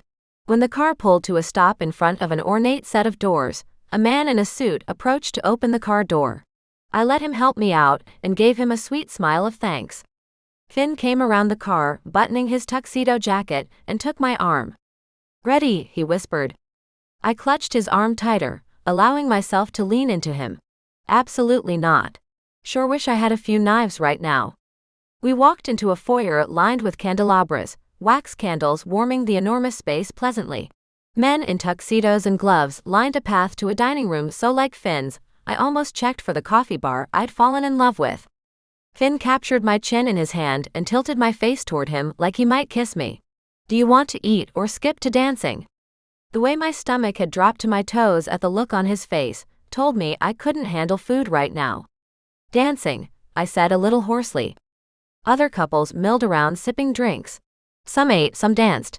Finn led me to the center of a gleaming floor and turned all that smoldering attention to me. Shit. I wasn't ready for that look. Catch sight of anyone we should investigate yet? He whispered as he pulled me into his arms. I wrapped my arms around him and let him take the lead. Probably the best choice since I couldn't waltz to save my life. He made it seem like I could. I haven't seen anyone yet, I said. Do you know what we're looking for? His hands gripped tighter and he nuzzled my ear. Sparks shot through me. I believe it will be more of a feeling than a sight. Otherwise, anyone who looks suspicious. I wished we had more time to prepare for this charade. What's suspicious is these people are drinking bottles of champagne worth thousands like it's water. Who can afford to live like this? He coughed on a chuckle. Most of these people likely inherited their riches. As I did. And what are they doing with it? Drinking too much and eating other people's food? At the very least, you're putting your money to a good purpose. We took another turn before he answered. Thank you, I think. I tried to keep my focus on the room, the other couples, and yet Finn held my attention, the way the heat of him sunk into my skin. The spicy scent of his cologne. Get it together. This was nothing more than lust, and I needed to get over it or I might jeopardize our mission. The music ended exactly at the right moment. I pulled myself from his arms and gave him what I hoped was a doting smile. It felt a little wobbly. We should split up and make a couple rounds, I suggested. See if we notice anything. He tugged me in and nuzzled my neck before inserting an earpiece into my ear. Then he kissed my cheek and walked off toward the bar. A drink sounded great right now. No. Focus. I swung back toward the crowd and walked the edge, pretending to admire the artwork on the walls. All the while, I listened intently for any snippets of conversation that would help me. You look incredible, Finn's voice said in my ear. Oh, this earpiece wasn't a good idea. Shish, I whispered. You're distracting me. A woman's laugh pealed out in the crowd as a new song started from the quartet playing from the corner. Strains of music written hundreds of years ago. I couldn't recognize the song, but I'm sure Finn did. Stop thinking about Finn. I kept walking, slowly, as if I had nothing better to do than wander a room in a gorgeous dress and drink free booze. I didn't, but no one here needed to know that. A group of women in their early 20s milled in a small circle. They seemed to know each other, so I skirted the edge, listening. One addressed the group. Esteban really went all out this year. I wonder if they will bag up one of those footmen for me to take home. One of the other girls laughed. It sounded cutesy, a giggle advertising her IQ in 2 seconds flat. I kept moving, wondering who Esteban was. Before I could ask Finn about the name, someone grabbed my elbow. I bit my tongue and plastered on a smile as I scanned up the arm to a beautiful man. Dark hair, dark eyes, his tuxedo jacket white with black pants. Do I know you? He asked, his voice slightly accented. I don't believe so. I held my hand out for him to shake. Sydney. He didn't shake it but brought it to his lips and pressed a soft kiss on my knuckles. Encantado conocerte. My Spanish was a little rusty, so I said, thank you. He dropped my fingers, and I resisted the urge to rub them on my dress. Something about him grated on my senses. Too beautiful, too polished, too damn smooth. May I have this dance? The Spanish man asked. I copied the giggle of the girl I'd passed earlier. Won't your date be upset if she sees you dancing with another woman? Sadly, I am my own company tonight.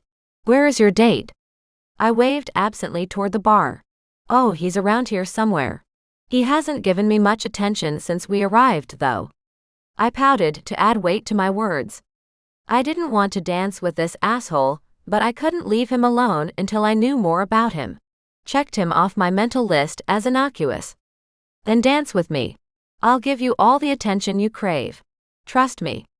Intriguing that I wanted to trust him, even while my brain screamed not to do it. Interesting. I scanned the crowd, looking for Finn. He blended right in here. I caught sight of him by the bar chatting with a big beefy man in a black tux. Why don't we get a drink instead? I said. I'm thirsty and dancing would only make it worse. He tugged my hand toward him gently. Or we could dance first and get a drink second. I confess, I want to feel you in my arms. Whoa. Maybe it was a cultural thing, or a rich man can get whatever he wants thing, but he was laying it on thick. I searched for Finn again and we locked eyes. He straightened, his shoulders hitching back. He said something to the man he'd been speaking to, and took a step forward. If I so much as twitched, Finn would rescue me. Charge over, sweep me from this man's embrace, and break our cover. I gestured at him to stand down, and let the stranger pull me onto the dance floor. One dance, then a drink. He gently placed his hand on my lower back, and cupped my other with his own. Of course, am I, Reina? I appreciate how fierce you are. I giggled again as he spun me around. I don't think anyone has ever described me as fierce, I lied. I can stand up for myself, sure, but I try to be a good girl, make people happy. Finn's snort broke through my earpiece. He'd moved closer and could hear us talking. I ignored the acid in my stomach as he spun a tiny blonde closer to us. You haven't told me your name, I reminded him. He held me tighter, right up against his long body, towering over me by almost a foot. My apologies. You can call me Esteban. Oh, this is your party. I'm so sorry. I'm a +1. I didn't realize. Think nothing of it, Sydney. He said my name, so I knew he remembered it. I bet girls all over the world dropped their panties with that move. Men with money like his didn't need to remember women's names. Are we celebrating something tonight? He smiled, a slick smooth grin that flashed his white teeth. Life. We celebrate being alive tonight. Something I always appreciated. Then we will drink to life once we finish this dance. He gazed down at me, his pretty brown eyes roving over my face and then back up to my eyes in a circuit. Bonus points for not staring at my chest. As small as it looked in this dress, I should have let the shop lady sell me some of those chicken cutlet things. It was hard to seduce information out of men without cleavage. We took a few spins in silence, and I focused on the conversations I could catch around us. When the song ended, we broke apart and clapped for the quartet. Esteban led me to the bar as the next song queued up. He ordered 2 white wines and handed me a glass. To life. To life, I echoed. I took the smallest sip I could manage. Men who ordered drinks for a woman without knowing her preference made me angry. No doubt the women in his world thought it charming, a sign he cared, or maybe that they were his equal. I did not. What do you do, Esteban? I leaned my arm into the bar, trying to appear casual, even if my insides were coiled up like rattlesnakes waiting for the moment to strike. I mostly run philanthropic endeavors these days. I inherited my money, and now I spend most of my time trying to give it away. I smiled. The smarmy bastard was starting to reach the extent of my patience. Then I felt it. A slight buzz. A tingle which felt like Finn's magic except tainted.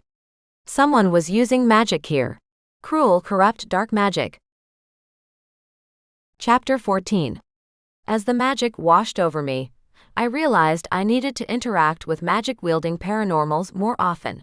Maybe with more experience, I would be able to pick the sensations for accurate identification. Shifters and vamps had a different feel to them, more elemental. This feeling, though, was a dark, heady tingle. Something between the shifter spark and Finn's magic. And I had no idea what it was. Esteban gave me a concerned look. Are you all right? I smiled faintly, as if I had nothing more in my brain than my desire to be near him. I haven't eaten yet. Just a little light-headed. Men could never resist the damsel in distress play. With a quick snap of Esteban's finger, a server appeared at our side with a tray of hors d'oeuvre. That was a useful trick to have at a party. Hope these guys got paid well. I scooped up a couple of things that vaguely resembled potatoes, and ate them as daintily as I could manage. Women like my pretend persona didn't eat full meals, they survived on alcohol and ambition. As we idled on the edge of the dance floor, that unidentifiable feeling still bugged me, the crawling spiders down my spine. I couldn't tell if it emanated from Esteban or someone nearby. When I moved a couple of steps to the side, Esteban followed carefully. I flashed a blinding smile and let him press another drink into my hand. Even though I hadn't finished the last one, the snack boy whisked it away. I took another couple of steps. Esteban did more following, as if he thought I would flee the second he left me alone. Feeling better? He asked, cupping my elbow. Oh yes. You're a prince to take care of me so well. I don't get this kind of treatment at home." His smile turned predatory. He was no doubt considering how quickly he could steal me away from my date. We'd moved closer to the edge of the crowd, and the creepy crawly sensation hadn't abated. Esteban definitely had something going on. I batted my lashes and sipped my drink, leaning into him. "Do you throw parties like this every year? I can't imagine how much work goes into them." His eyes softened. "Usually, a couple of times a year. And you are correct, these parties take a lot out of me and my staff. But I love the chance to see all my friends in one place and get to know new ones, like you." Smooth. Smooth. The accent only made him more endearing. "And no lady of the manor to help you plan everything?" I asked as sweetly as I could without choking on my tongue. He flipped the switch back to the predator waiting to pounce. "Not yet." He kissed my knuckles. "But I'm always on the lookout for the amazing woman who will stand by my side." "I just bet you are." "Oh, how romantic." I punctuated my statement with a flirty giggle. Holy fucking hell, someone put me out of my misery. My hand was still trapped in one of his, and I let him hold it, even though the awful feeling that was drowning me only got worse. "Do you feel up for another dance?" he asked, his thumb grazing my knuckles back and forth in a caress. Someone came by to swipe the glass I really wished I could down in one gulp. Esteban led me out onto the floor as a new song started. His arms encircled me, and I resisted the urge to gag and shove my fist into his perfect nose. I let him take the lead. One of these days, I would find a man who would allow me to lead. And then I would marry him.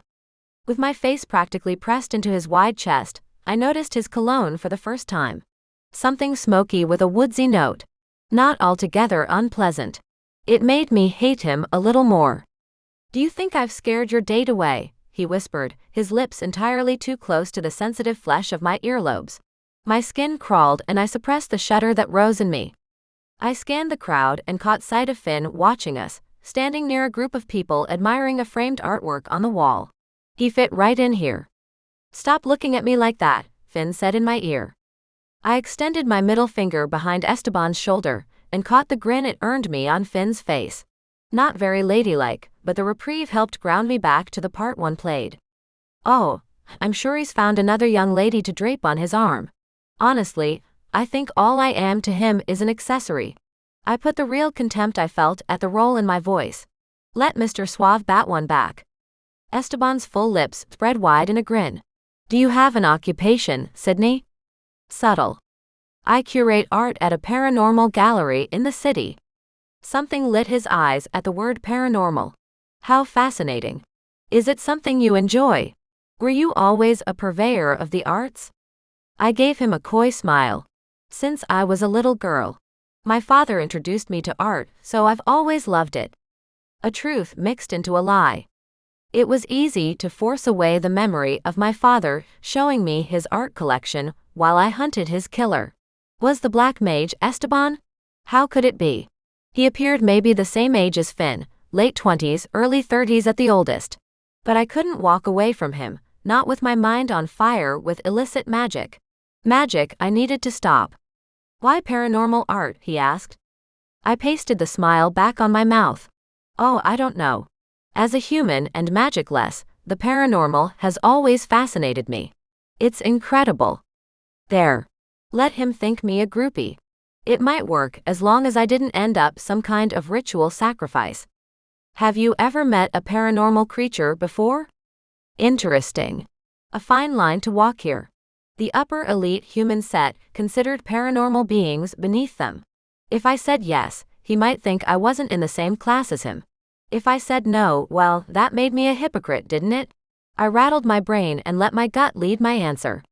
"Only a few times. I have a staff member who deals with the artists when they bring in new work, but occasionally there are those whose work I enjoy so much I choose to meet with them." There. Rich people loved making exceptions for eccentricity. Case in point, Finn hiring me. We made a few circles on the floor quietly, and I concentrated on figuring out this magic. What did Finn feel? The same disgusting, corrupt tingle I did? Or as a magic wielder himself, did it feel different to him? I would ask him if we made it out of this house alive. When the music stopped, Everyone gave the quartet a round of applause. They started up again, and Esteban reached for me. I ducked his hold and smiled. "Excuse me, please. I'll return in a moment." He bowed and kissed the back of my hand. "Come find me when you return. I very much want to get to know you better, Reina." I left to find a restroom. The sensations crawling over me were becoming overwhelming. When I entered the bathroom, a blonde woman in gold sequins was reapplying her red lipstick. We met eyes in the mirror, and I gave her a wan smile. "My feet are killing me." She narrowed her eyes and then walked out of the bathroom. Guess my disguise of normal, helpless female didn't pass the powder our noses check. Alone for the first time since this escapade began, I took a few deep breaths. "Are you okay?" Finn said in my ear. "You're focusing on that man you were with pretty hard." "Well, not totally alone." I sighed and leaned my hip against the sink counter. "You don't feel it?" He snorted. Impressive reception that the mic could catch it. "Of course I do. I'm just not convinced it's coming from him." I could see him scowling in my mind, and it made me smile. "Jealous?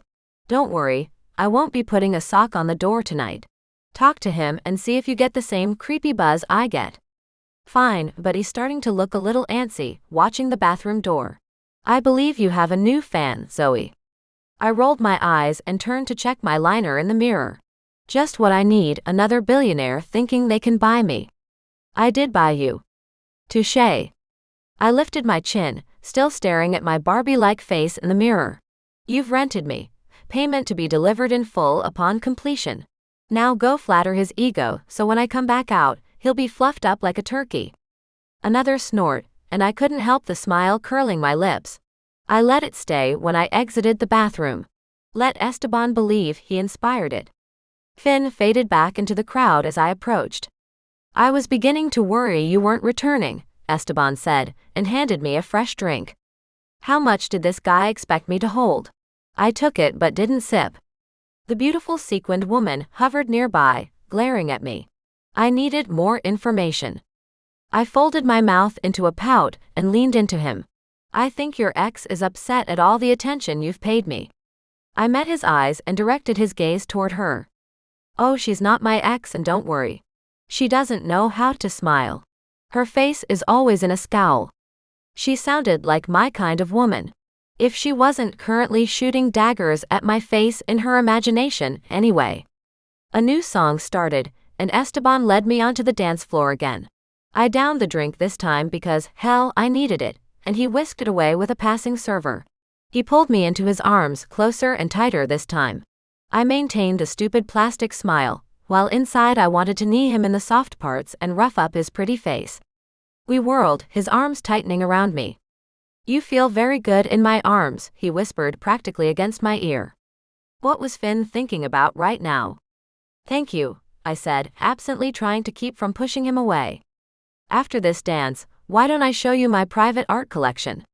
Oh, Playboy Esteban was making his move. If I allowed him to touch me, would creepy magic Esteban come out? "Don't you dare, Zoey," Finn said into my ear via the microphone speaker. "You aren't invulnerable to magic. What if he can steal your mind?" I cleared my throat to keep from saying some choice thoughts to Finn. Then I stared into Esteban's eyes. "Thank you, but perhaps another time if you'd invite me to come back to your beautiful home." He stopped dancing and tugged me fully against his body, hands on my hips. "What is the harm? Your date is probably long gone, and no one here will miss either of us." "No one is going to miss the host." "I highly doubt that." I let some of my annoyance tinge my words, but they didn't faze him. Instead of waiting for me to say yes, the bastard dragged me off the floor toward the edge of the ballroom. I stumbled behind him and searched for Finn in a panic. He'd been watching the entire time, and strangely I felt comforted at the thought. Esteban stopped near a door leading off the ballroom and reached for the knob. I held him back. "Please. I love parties. I'm not ready to leave yet." He gently cupped my cheek and pulled me closer by my waist. "You are exceptionally beautiful, Reina. I can't wait to make you mine." Funny. Me too. Except I couldn't wait to rip him to shreds. "One more drink," I said instead. His eyes hardened and his fingers tightened around me, digging into my skin. Finn edged closer to us and I waved at him from behind my back not to come closer. I would not ruin an hour spent entertaining this fool, because Finn felt the need to protect my virtue. Esteban leaned in, slow enough to allow me to escape, if only his hands weren't locked around me so tight. The thought of kissing him made bile rise in the back of my throat. At the last second, I turned my face away, and his warm lips met my cheek. My mistake became obvious when his mouth trailed over my jaw onto my neck. Oh no. Psychos don't get to be near my erogenous zones. Esteban, please. We're in public. Someone will see. He hummed against my neck, and continued a trail to my bare left shoulder. Oh man, I needed a shower now. Please, we can continue this when we are alone. As if he didn't hear a word I said, he continued his exploration over the top of my shoulder, and then back around to my neck. His touch was slimy and wrong and somehow still pleasurable. Esteban had to be the 9-volt battery of men. It hurt so good. I pressed away from his chest, hoping he would finally get the hint and let me go, but the move only seemed to excite him more. Finn stood a couple of feet away, watching us intently, no doubt witnessing the disgust on my face. Esteban pressed his teeth into the soft part where my neck and shoulder met, and I'd had enough. I roughly shoved him back. I said stop. His smile was a little darker and crueler now. It seemed to fit him much better than the magnanimous ladies' man. Ah, there you are, you bastard. He reached out to trail his fingers down my cheek, but I shoved them away. Nope, we had both shown our cards now. He held up that hand in front of my face and snapped his fingers. The music stopped. Didn't fade or peter out, it disappeared. The crowd and the noise were gone. Only Finn, Esteban and I stood in the cavernous ballroom, which was even bigger now without the crowds. I swallowed and met Finn's eyes. He approached and placed his hand at the small of my back. We stared down Esteban, who smiled that wicked grin. Part of me wished I had some pithy remark prepared. After all, if I was going to die, I wanted to make my last words memorable. My parents' killer stood before me. Esteban was the Black Mage. Chapter 15. Between my realization and a blink, Esteban disappeared along with Finn. I stood alone in the empty ballroom. I rushed to the nearest door. Locked. I snagged a couple of pins from my hair to pick the lock, but my hands shook so badly I couldn't line the pin with the tumblers. I threw them down and turned back toward the room. There had to be a way out of here. Finn, I whispered, praying he could hear me through the earpiece. No response. Finn, I said, louder this time. Please answer me. Damn it. I crossed the room, my heels clicking on the floor, and I stopped by another door. Quickly, I unbuckled my heels and tossed them away. I couldn't run if I kept them on, and if people wielding magic showed up, I needed to run. A knife or two would be excellent right about now, Finn, I said. Even if he didn't respond, I kept talking. Maybe he could hear me and needed my voice as much as I needed to hear him right now. Of course, this door was locked as well. I knelt in the satin dress, pulled 2 more pins from my hair and tried this lock. Once I steadied my breathing, I could focus on sliding the pins into the lock and turning the knob. It clicked and I jumped up and pulled the handle. It didn't budge. Must have something like a deadbolt on the other side. Who the hell puts a deadbolt lock on a ballroom door? Someone who is preparing to commit a mass murder maybe, I told Finn. Still no answer. I skirted the room and checked every single door. Then I began looking under artwork, behind sculptures, around the decorative curtains on the walls. Why does this dick have curtains on his walls? I asked Finn. You're rich, you should know the answer to this, Finn. Come on, tell me I'm rude, crass, and an asshole so I know you're alive. A pressure built in my chest at the thought of Finn dead. I still owed him a good beatdown or two. No one could kill him. Not yet. Not ever. I marched back toward the main doorway. As I reached it, the door opened and a swarm of men entered the ballroom.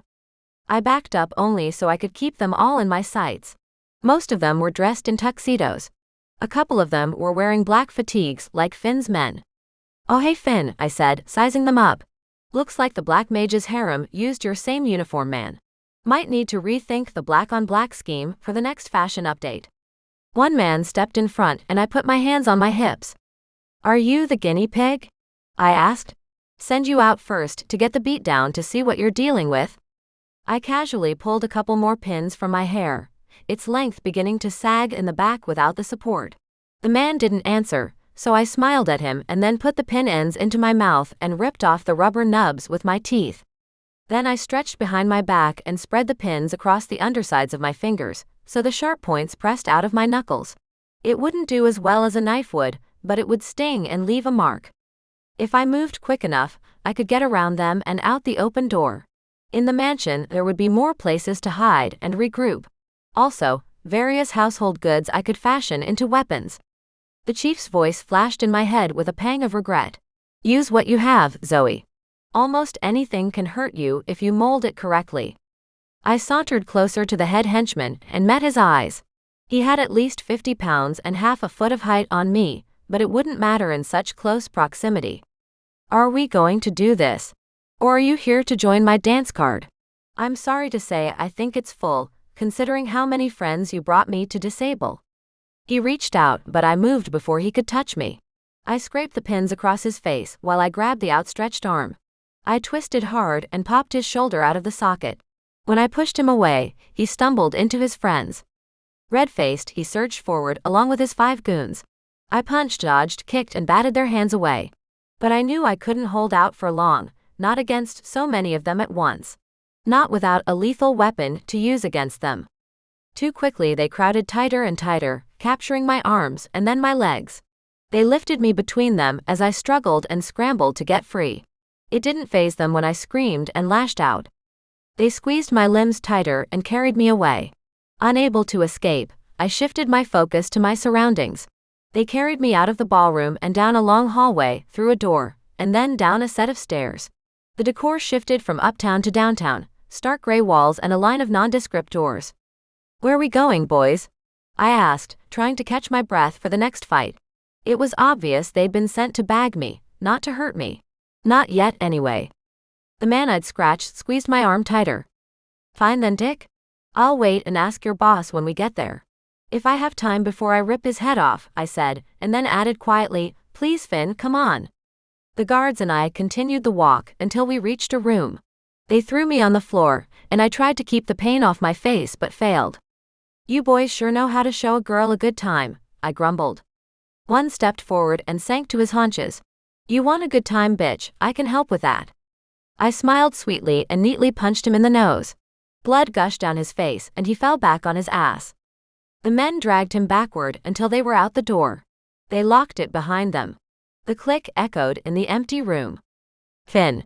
Can you hear me? Some sort of a static cut through the line until it squealed in my ear. I fished it out and tossed it away. Not like Finn had made a sound since all of this began. I turned my attention back to the room. White walls, white door, 3 locks above the doorknob, and absolutely nothing else. The floor was covered in the same material Jim's used, a soft black rubber. My heart began to pound and adrenaline choked my veins. No weapons, no way out, no backup, all at the mercy of a magical psychopath. Even I had to admit, these weren't great odds. But where the hell was Finn? I paced back and forth around the room and considered my options.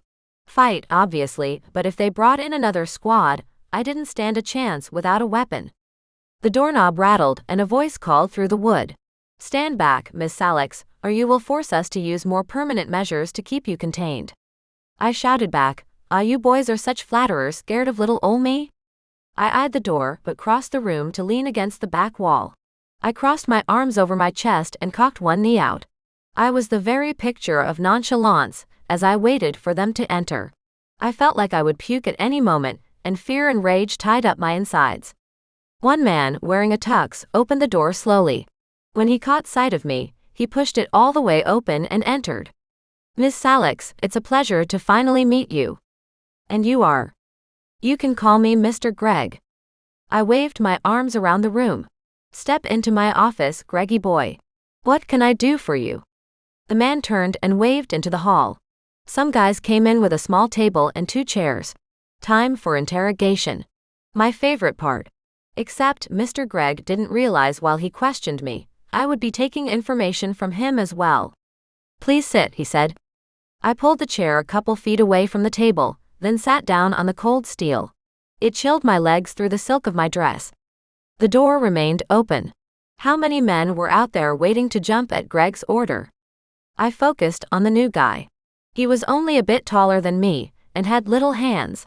He was also super thin, like he needed a couple of sandwiches. His eyes were deeply set in his face and his mouth was scowling. Miss Salix, I have a few questions for you. He drew a long knife out of his jacket and placed it on the table between us. I raised my eyebrows at him. Is this where you threaten violence, so I comply with your demands? You don't need to. I'm sitting here, aren't I? Ask me what you want to know, and I'll tell you if I can. He shook his head. You misunderstand me. I want to know about this knife. My men took it from your friend, the Phi. This is an unusual weapon, a priceless one. I eyed the knife. It was long with a carved bone handle. Pretty, but it didn't look special. I've never seen that knife before, so I don't know. Finn hadn't allowed me into his armory yet. Finn, that was your friend's name? I shrugged. The only name he ever gave me. Why do you think he left you here? The old, get under my skin and break the trust of the team method. I shrugged. Maybe he had another engagement.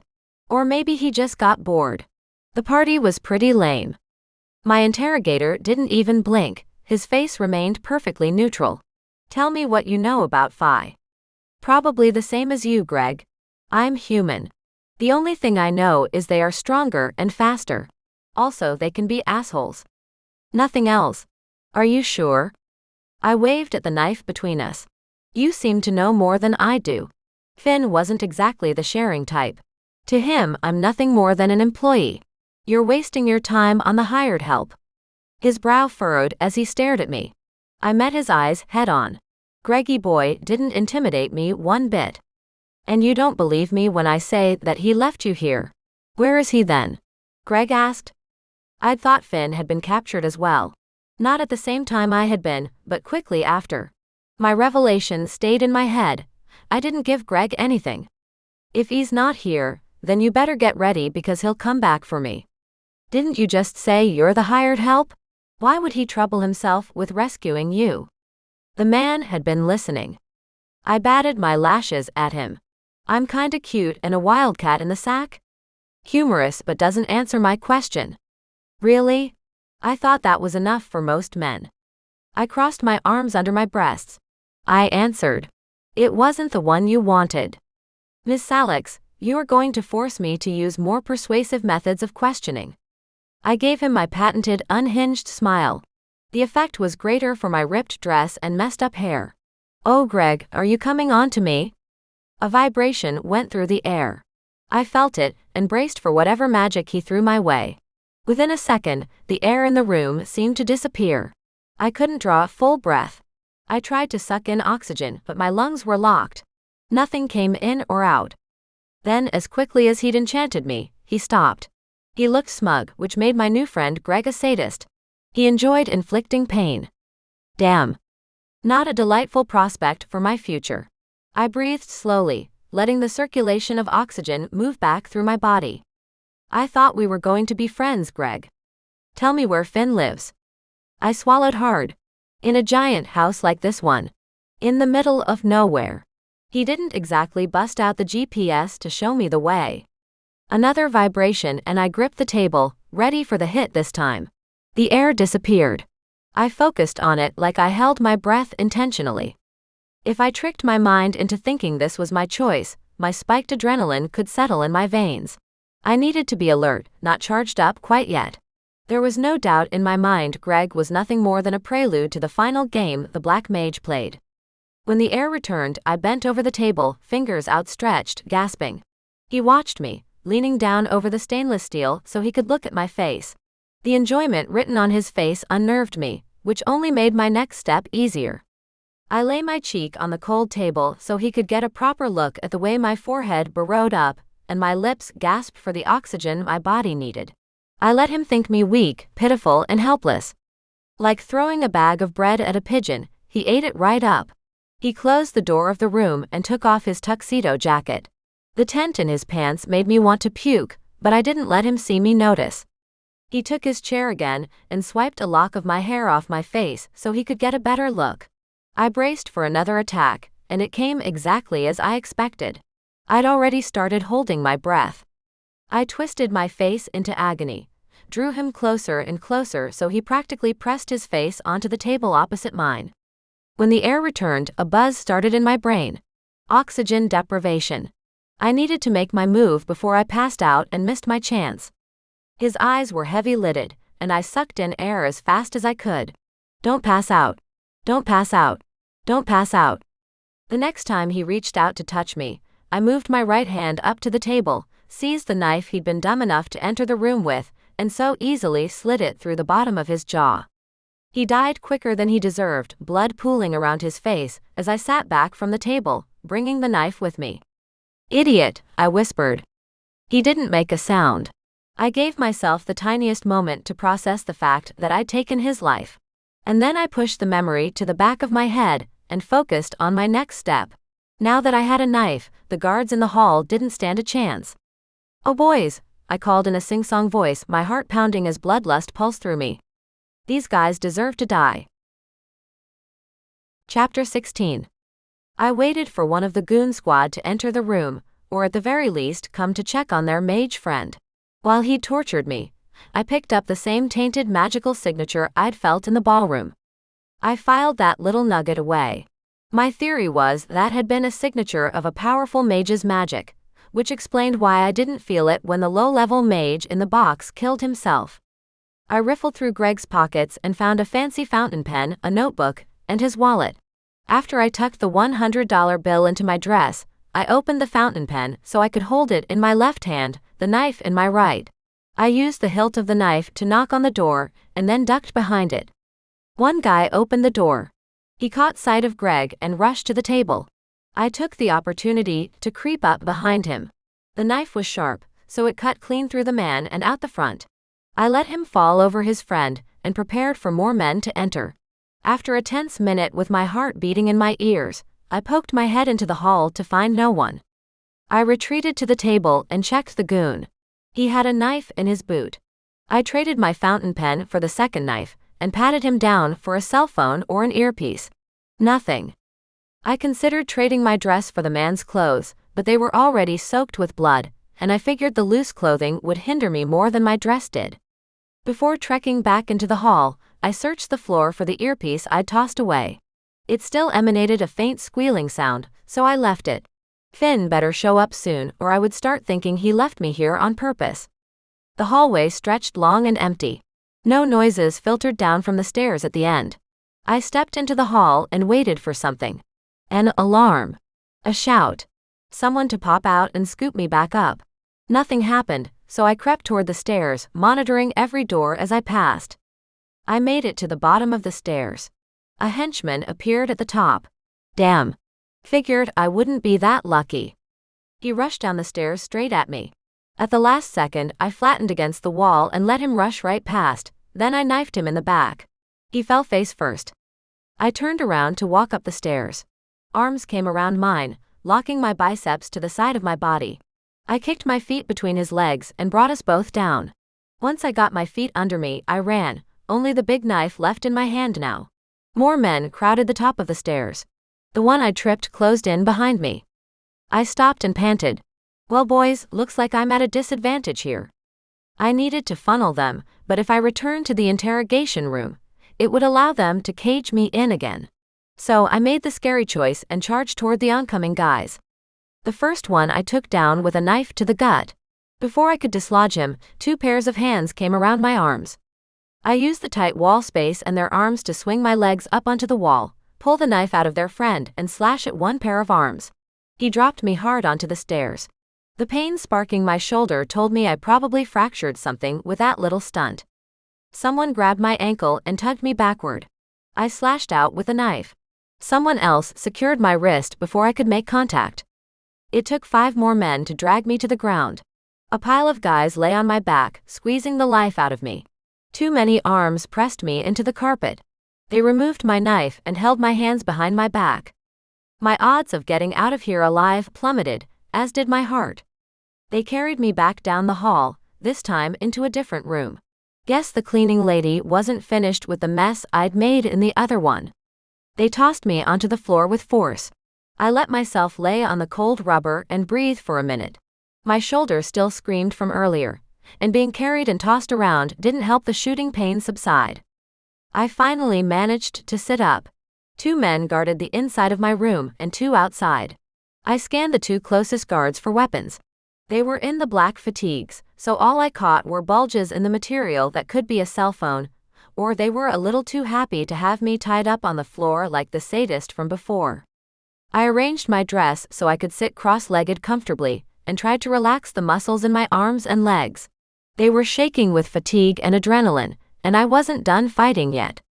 I expected a mage to come question me any minute. This time I wouldn't let him torture me before I killed him. I should feel some kind of remorse about the lives I'd taken, and yet I couldn't summon anything for a man who got off on inflicting pain. I would bet I hadn't been his only victim. Another man entered the room. He spotted me on the floor, walked over and punched me in the face before I could even offer a smartass comment. I lay back, my lips split, bleeding and aching. My heart shot into my throat as I blinked up at him. He stood over me, grinning. Someone had given this dick nugget free rein on his prisoner. Not good, especially since the man hit like a damn sledgehammer. My entire face pounded, and if I took another punch like that, my nose would break. He reached down and hauled me back up to sitting. What, nothing to say to that, bitch? Guess we finally figured out how to get you to shut your mouth. I smiled and realized the inside of my lip had cut on my teeth. Blood coated my tongue in a copper tang. Don't worry, I'm just waiting. He slapped me, open-handed, hard enough to jerk my face to the side. My hair tumbled out of its pins down my back. I captured one of the metal pins under the guise of catching my breath. When I tossed my hair out of my face, he'd already reared back for another hit. Asshole. You deserve this. I jabbed the pin, rubber tip and all, straight into his right eyeball. The scream he let out satisfied me on a visceral level. He stumbled backward into the other guards, who escorted him into the hallway. I jumped to my feet and screamed, "Anyone else want to play Let's Be a Douche? Because I'm 3-0, and I'm looking to get to 5. The guards stared at me, but neither made a move. I used the reprieve to spit the blood from my mouth and settle my heartbeat. Any minute another man would walk in, and this song and dance would start again. Like I'd summoned him with the power of my mind, another guy walked in. This one didn't launch straight at hitting me. He stood a distance away and stared. "Can I help you?" I asked. "If we are going to fight, get on with it. If you want to ask questions, fine. Just stop staring. It's creeping me out." He leaned forward and grabbed my hurt shoulder. I moved to bring my arms up to pound on top of his. The buzz of magic hit the air, and I felt the bone crack in my arm. A blinding flash of pain washed through me until I could only stagger back and scream. I hated these bastards. The lights above me swam in and out of my vision as I counted my breathing to focus on anything but the pain. If I let myself touch the light, I would pass out. And I did not want to see what these bastards would do with an unconscious, hurt woman. "I see," I said, panting, my knees buckling beneath me so I hit the rubber floor with a thump. "We are not starting with foreplay." His eyes narrowed and I shut my eyes, bracing for his next attack. This was going to hurt so much. When he didn't touch me, I opened my eyes, but the room was now empty. The guards were gone. As much as I would have loved to get up and walk on out of here, I couldn't. Everything from my shoulders down hurt so bad all I could do was focus on not whimpering. I waited until the thought of moving didn't bring tears to my eyes. No one returned to check on me, or walked past the open door. Finally, after what felt like forever, I got to my feet. Then I limped to the door and leaned heavily on it to catch my breath. Finn would be paying my medical bills too. The dick left me here to die. Why else hadn't he shown up by now? When I saw him again, he was dead. He'd proven I couldn't punch him, but I sure as shit could shoot him. For now, I would sit down here and take a little break. I couldn't stand anymore. The pain was too much. I slid down to the floor and stared down the empty hallway to the stairs. Light shone from above, and all I wanted to do was crawl to it. Maybe it would lead me out of this hellhole. I appreciate the visual, but if you crawl, I have a feeling once you get to the top of those stairs, you'll torch the house, Finn said, sauntering down the hall, his tux perfectly immaculate, like he'd arrived for a date. I didn't bother with pleasantries. Where the fuck have you been? He crouched down in front of me, level with my eyes. Miss me? If you don't shut the hell up, I'm going to murder you with my 2 bare hands, then I'm going to desecrate your fairy-ass corpse. I forced air through my nose and inhaled, trying to rein in the pain, the anger cascading through me like water over rocks. So that's a no then. I reached out to hit him, but the pain swamped me and my vision swam. He cradled my head and helped me lay flat. You're injured. That's what happens when you leave a tiny woman alone to fight a dozen men. Finally, a look of concern crossed over his face. He stared down at me, running his thumb over my cheek. I'm so sorry you're hurt. I can help you focus so we can get home. I got rid of the guards that were down here, but I don't know what else we will face. Do I have your permission? I wanted to scream at him, but if he could cull some of this pain, then I didn't have a choice. Do it, I said between clenched teeth. The vibrations of his magic surrounded me. They felt so different from the mage's magic. Pure and clean. The sunlight compared to unending darkness. The pain ebbed away to a dull throb, and he cupped the back of my neck to sit me up. How's that? Better, I said. But then tears began pouring down my face. I touched my cheek and then brushed them away, even more angry. I did not allow people to make me cry. This didn't happen. Of course not, he whispered. Can you stand now? Gently, he lifted me to my feet, and I wrapped my arms around his torso and let him pull me close. He didn't squeeze, only held me, and it was enough. His fingers ran over my tangled hair. You're okay now. Let's go home. I pulled myself from his arms, my face hot, and didn't meet his eyes. Where were you? Why did you disappear and leave me alone? When I glanced up at his face, he pulled away and wouldn't look at me. Finn. The silence stretched until all I could hear was my pounding heart in my head, in my throbbing arm. Finn. I hated the waver in my voice. Answer me. Where did you go? I felt the magic at the same time you did. Across the dance floor, permeating the room, this whole house. I feel it even now. I think you can only feel the active magic. When I felt the magic swell, I knew he prepared to make his move, and I readied myself to make mine. My previously over-pounding heart seized and stuttered in my chest. I clutched his arms. Did you get him? Did you get the Black Mage? Not yet. I tried, but I couldn't find him. He built this house with his magic. It lives in the walls. It's meant to confuse people, ensnare them. I wasn't able to find him, but I think with your help we can. I took a second to breathe because my head was about to explode. So, you're saying you abandoned me, the one of us who can't do magic? What if I died? What if they didn't bother with the human spare, and outright killed me? Would you have at least shown up to get my body out? He rubbed the back of his neck and ducked his chin. I see my logic in this situation may have been clouded. I figured he paid so much attention to you while you were dancing, he had some interest in you. I thought you would be safe. Considering, well, I should have known you wouldn't be content to wait for me to rescue you. No shit. Let's just go. I think I have some broken bones which you are severely going to pay for. That is an addendum to my contract. Pain and suffering with an exponential percentage. I reached for him to lean on, but then jerked my hand away. Wait a second. You said you figured I'd be fine, and that Esteban had shown an interest in me, which is why you disappeared. I cupped his chin and forced him to meet my eyes now so he couldn't lie. Did you fucking use me as bait to catch the bastard? Chapter 17. Finn opened his mouth, but movement caught my eye. With a gasp, I looked up as oodles of goons swarmed down the stairs and from the door at the other end of the hall. Damn, there was probably another exit back there.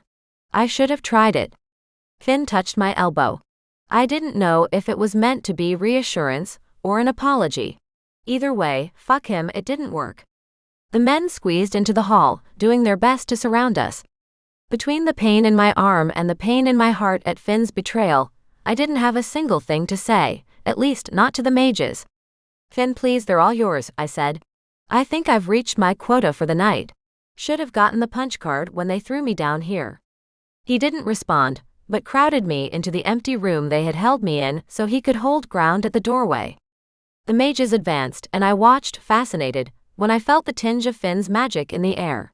The first few mages who approached simply folded over onto the floor like they'd fainted. I hoped Finn wasn't dumb enough to leave them alive. The next round had to get over their fallen comrades to reach Finn, and they lay down almost as fast as the first. Is it harder to control a mage's mind or a human's? I asked, as he continued his almost comically simple slaughter of the Black Mage's men. It took a moment for him to answer. A mage's mind is not more difficult, but more protected. A human is usually wide open, but a mage learns to protect himself early, like the Fae. Now he tells me I can block him out. When we get out of here, you're going to teach me that little trick. Once the first wave went down, another round arrived, and I folded my legs under me and took a seat on the floor. Might as well save my strength until I needed to fight, or we actually escaped. Just let me know if you need any help over there, I told his back. He stood stock still in the open doorway, his hands clenched by his thighs. Hell.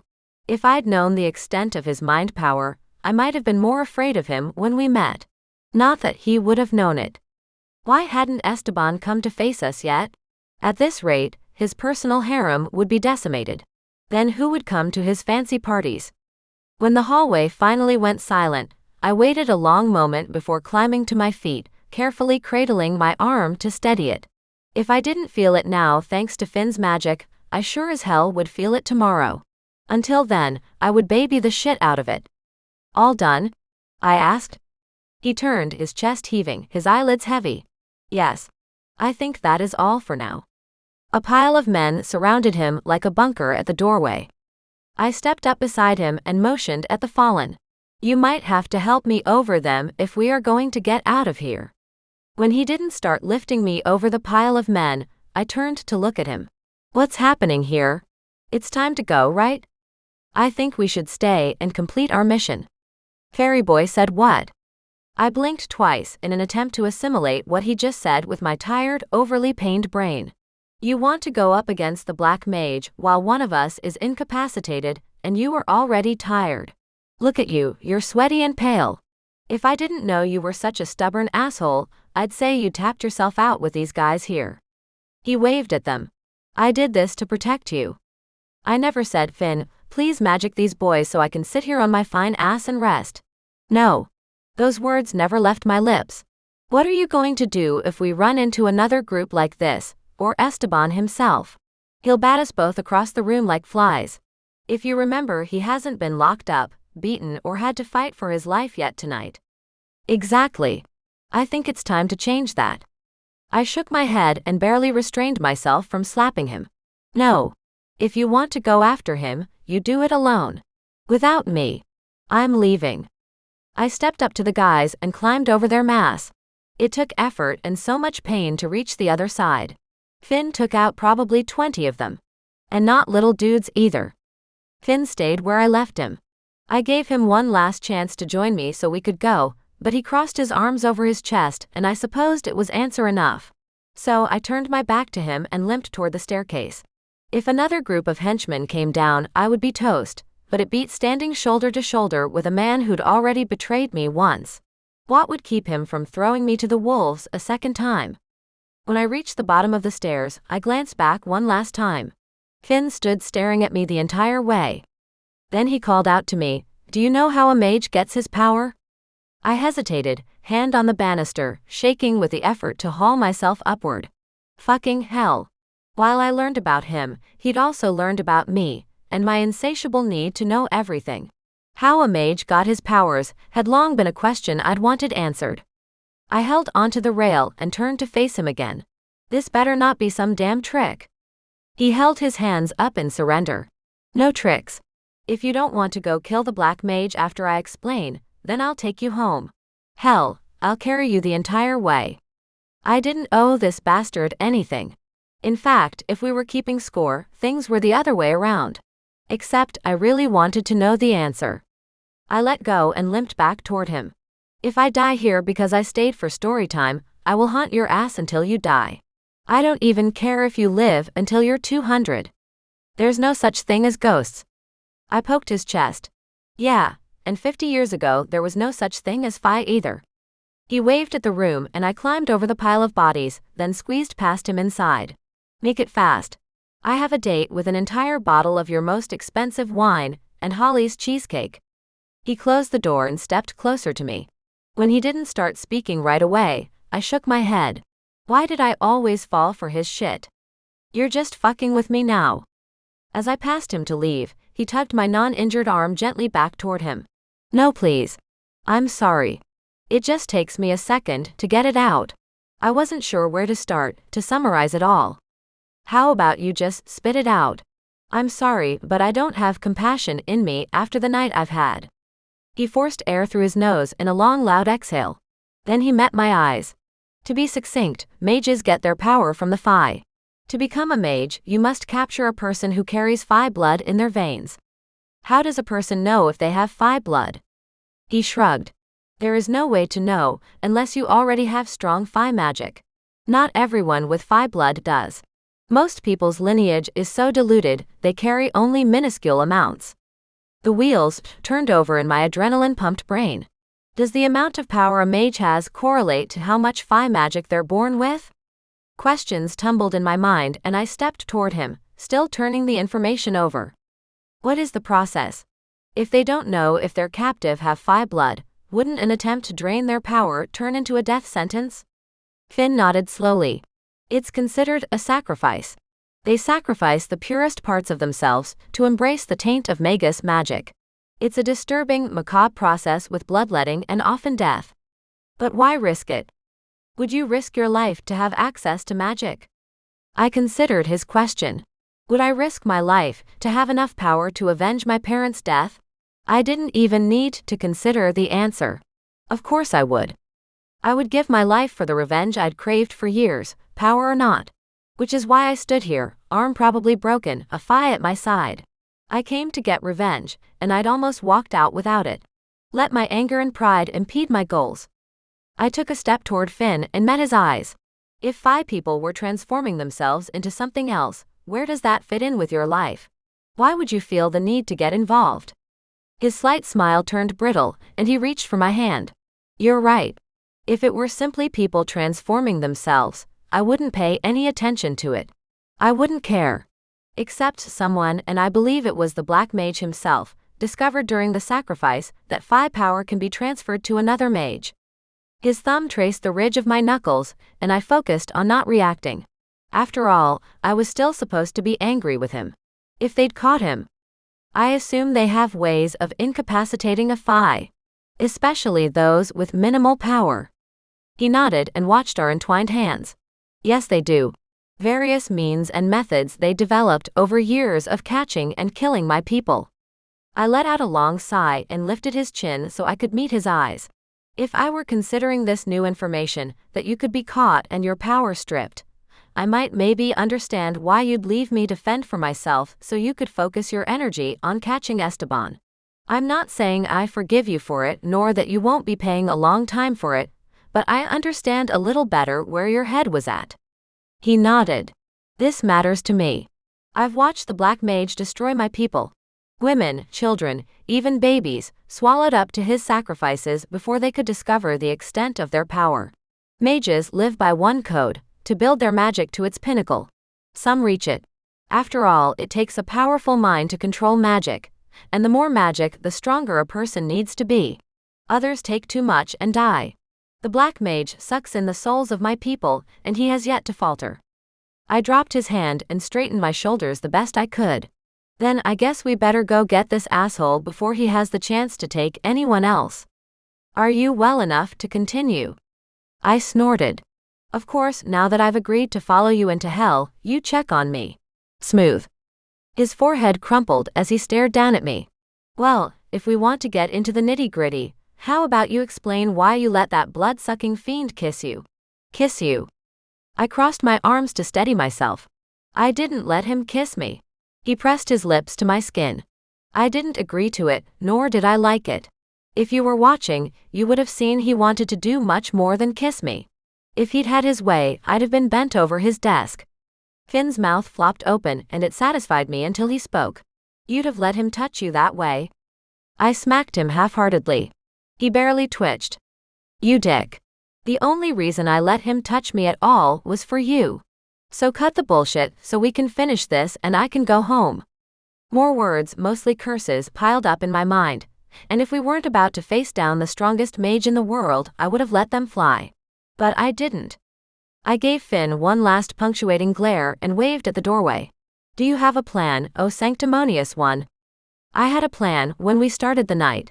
This house is impossible to navigate, so now the plan seems to be open all the doors until we find the right one. You mean the one with a bunch of mages inside who mean to sacrifice you and steal all your mind-melding magic? He blinked. When you put it like that, it doesn't sound like a great idea at all. Just like a man, never stop for directions. I poked at my shoulder. Can you cut off any more pain here? I'm going to need to actually fight if we are getting out of here in one piece. I won't be any help to you if you get nabbed. Then I think we need to strip the weapons off the goon squad out there and load up the best we can. I walked over and surveyed the pile. Can you pick out the smallest of these guys and take off his clothes? Finn sputtered from behind me. What? I waved my hand Vanna White style down my ripped up gown. You think I want to fight any more in this? Plus, I need actual boots and a place to carry weapons. In this getup, I'm limited to one knife in each hand. Without further argument, he dug out one guy and dragged him in the room. No blood pools. Excellent. New clothes in hand, my pride took a hit as I needed Finn to help me get out of the dress. This is another moment we will never mention again. It didn't happen, and if you say a word about it, I'll remove your tongue. Understood, he said, the ghost of a smile on his lips. Probably not just from my words. I wore nothing but a pair of underwear beneath the dress. Thankfully, my rack had always been small enough to go without a bra. Once I donned the new clothes and shoved the weapons in various pockets, I felt more like myself. The door of the room opened, and the woman in sequins from the bathroom stood in the doorway, inside the ring of fallen men. You two done, or do you need a minute for a happy ending? Chapter 18. The woman walked into the room and kissed Finn right on the mouth.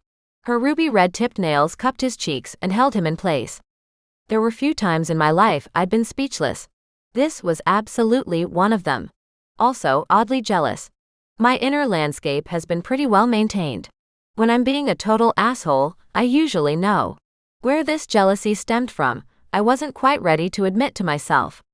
I cleared my throat and the woman stepped away from Finn, who hadn't moved an inch since she placed her hands on his skin. His voice shook when he spoke one word, Olivia. Speechlessness solved. Esteban's ex is your inside man?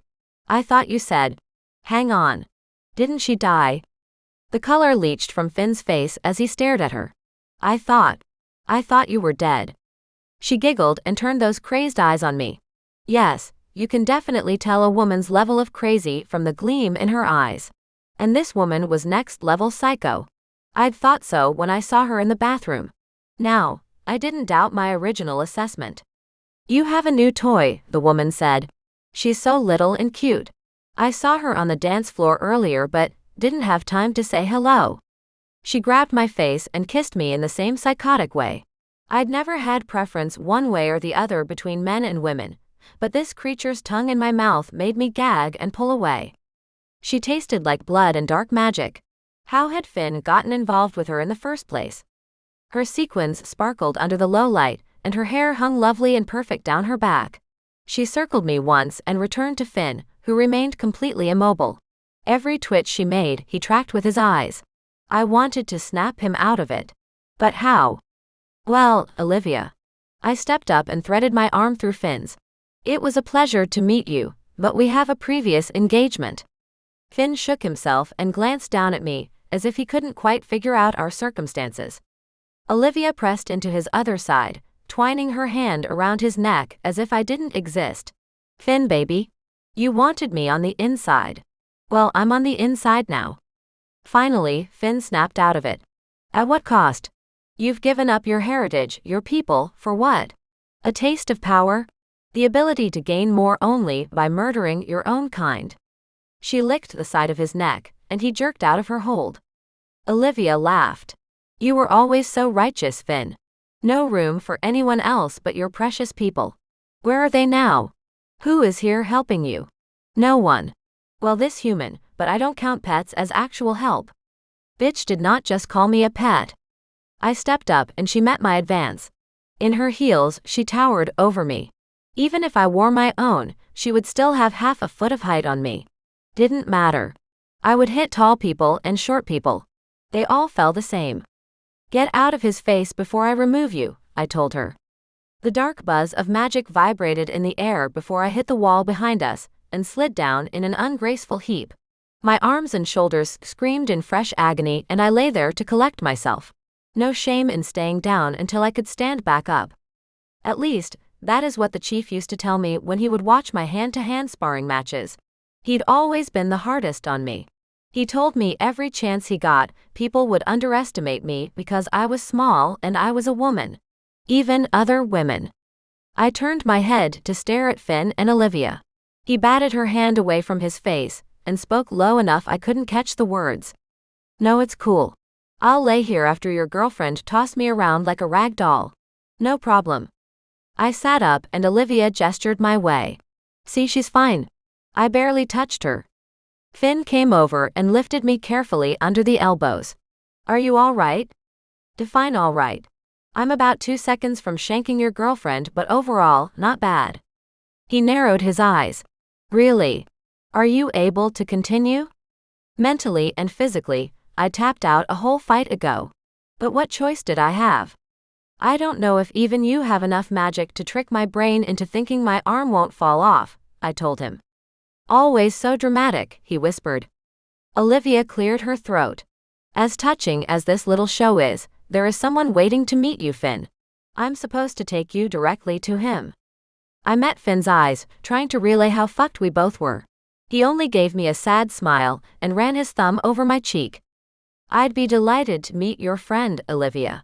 Please take us to him. He guided me next to him, his hand on the small of my back. Olivia's eyes flashed as she surveyed us. Despite her choices, this woman still wanted Finn. She hadn't realized yet that Finn would never touch her again. That knowledge was enough to get me through the walk behind her down the hallway. She led us around a corner at the end of the hall, opposite the stairs and through several doors. Watch your little pet, Finn. I'd hate for her to get lost in here. I reached out to snatch her by the hair, but Finn intercepted my hand and lowered it back to my side without a word. You know she's a bundle of crazy on the clearance rack, right? I whispered. He met my eyes and smiled. All right, as long as he knew we were about to walk into hell following a psychopath. We arrived at an elevator, and Olivia turned to face us. I wanted to jump back, put some space between us. Even a foot of space wasn't enough. We'll go up in a moment, she said, and cocked her head at us. Finn's hand still rested on my lower back, and despite our current differences, I needed his steadying presence. When her eyes narrowed at Finn, I knew the next words out of her wicked red lips wouldn't be kind. Have you visited your sister lately? His entire body went rigid beside me. Even his hand clutched closed around the back of my stolen black t-shirt. I hope you're being a good big brother, she said with a flirtatious pout. She stumbled one step back, and then stood as if someone had held her waist and squeezed in a giant hand. It looked like something out of a horror movie. I touched Finn's shoulder. Hey, calm down. We need her to take us to him before you can kill her. Scratch that. We need her to take us to him before we flip on who gets to kill her. Olivia sagged and took in a ragged breath. Once she composed herself, she threw her shoulders back and tossed her hair behind her. Naughty boy. You'll pay for that. Her eyes darted from Finn to me. And I know the credit you can't afford to use. The elevator made a ding, and the steel doors slid open with a soft whoosh. She stepped inside and blocked the number panel. Finn led me inside and positioned us on the opposite side of the elevator. You didn't have to do this, he said. At first, I thought he spoke to me. But when I looked up, he'd solidly fixed his gaze on Olivia. Only the sound of the elevator interrupted the weighted silence. She finally answered him. You know nothing about the sacrifice. And you know nothing about the choices I've made. I can sleep soundly at night with mine. Can you say the same? This pair had a history, but I didn't enjoy being out of the loop. Especially if what Olivia knew about Finn could be loaded as emotional ammunition. She'd hit him right between the eyes. How long is this elevator ride going to be, anyway? I asked, deflecting her attention from him. This house is only like 4 levels. Her unhinged gaze slid to mine. Ugly and stupid. Finn, you sure know how to pick 'em. I lifted my chin and grinned at her. Esteban doesn't think I'm ugly. At least that was the impression I got as he slid his lips down my neck. Her eyes narrowed. An act. He had to lure you and Finn. Everything he's done tonight only pulled your strings. As always, he has you right where he wants you. The elevator stopped with a soft jolt, and the doors opened. It was an underground cave version of a ballroom. Goons in black uniforms lined the outer edges of the room, along with a few people still in tuxedos. We weren't walking out of this place alive. I lingered in the elevator, but Finn tugged me forward. Olivia sauntered to the middle of the room. She turned and waved us forward. Come on in. We've been waiting for you.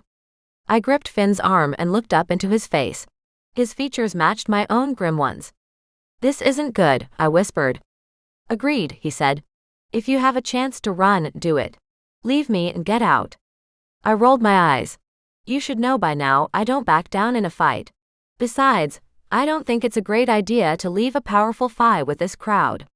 They had painted a black circle on the floor the size of a large SUV. No way in hell I would walk over the edge. Dark, dirty magic radiated from it like a mirage. I couldn't just feel it, I could see it in the air. He tugged me closer so he could whisper against my ear. The motion started a throb deep in my clavicle. I'm serious, Zoey. If you can escape, do it.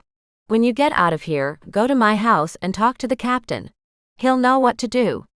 This man had apparently zoned out the entire time we'd been together. First, that's a dumbass plan. Second, I wouldn't be able to find your house, even if you had the time to draw me a map. Something you did on purpose. Third, I'm not leaving until I can rip out Olivia's hair one clump at a time. He jerked away, maybe only now realizing how much crazy I also possessed. No, that was probably in my file. He simply hadn't witnessed it himself yet. Let's finish this, pretty boy, I said, so I can get paid. He nodded, and we faced the room together. His arm touched mine and I used him to ground myself. My heart had already started a slow climb toward my throat. Adrenaline suffused my limbs and tricked my brain into thinking I would make it home if I fought well enough. Thank you, adrenaline. The circle of soldiers converged at once. Finn struck out first, grabbing the closest man in hand and grappling him. I started slicing at anything moving in my line of sight. I'd had about enough tonight. Arms came around my waist and lifted me up. I kicked back and hit his soft bits. He dropped me and I landed on my feet. His curled-up form tripped up a couple of his friends. I used the opening to get my back to a wall. Not exactly an advantage, but it would keep anyone else from toting me around. 5 men advanced on me. I pulled a second knife from my boot, one in each hand.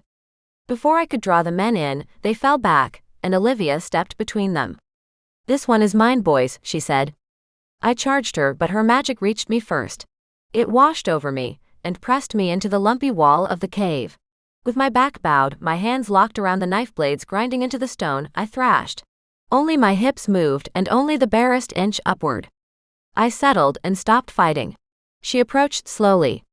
That's right, bitch. Come closer. I'm harmless. When her lips were kissing distance from mine, she reached up and wrapped her hands around my throat. She would like an up-close and personal kill. I fought for breath, for freedom. I refused to die this way. Not at the hands of a psycho bitch with a god complex. But the desire to live couldn't compete with the magic holding me down and Olivia cutting off my oxygen supply. The room rippled around me. Darkness closed in at the edges of my vision. Finn fought a few feet away, and I wished I could have said goodbye to him. He and I weren't finished with each other yet.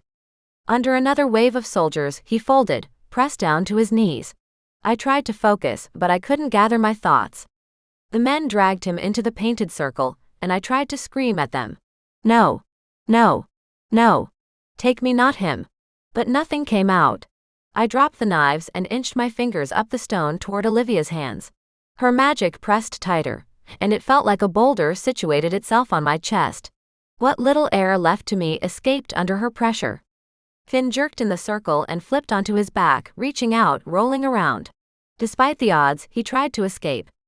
"I should make him watch you die," Olivia whispered into my ear. "It would break him so deliciously." He continued to scratch and claw at the ground, invisible forces obviously torturing him. And when he slowed and finally stilled, something inside me broke. I focused on Finn, begging him to get up.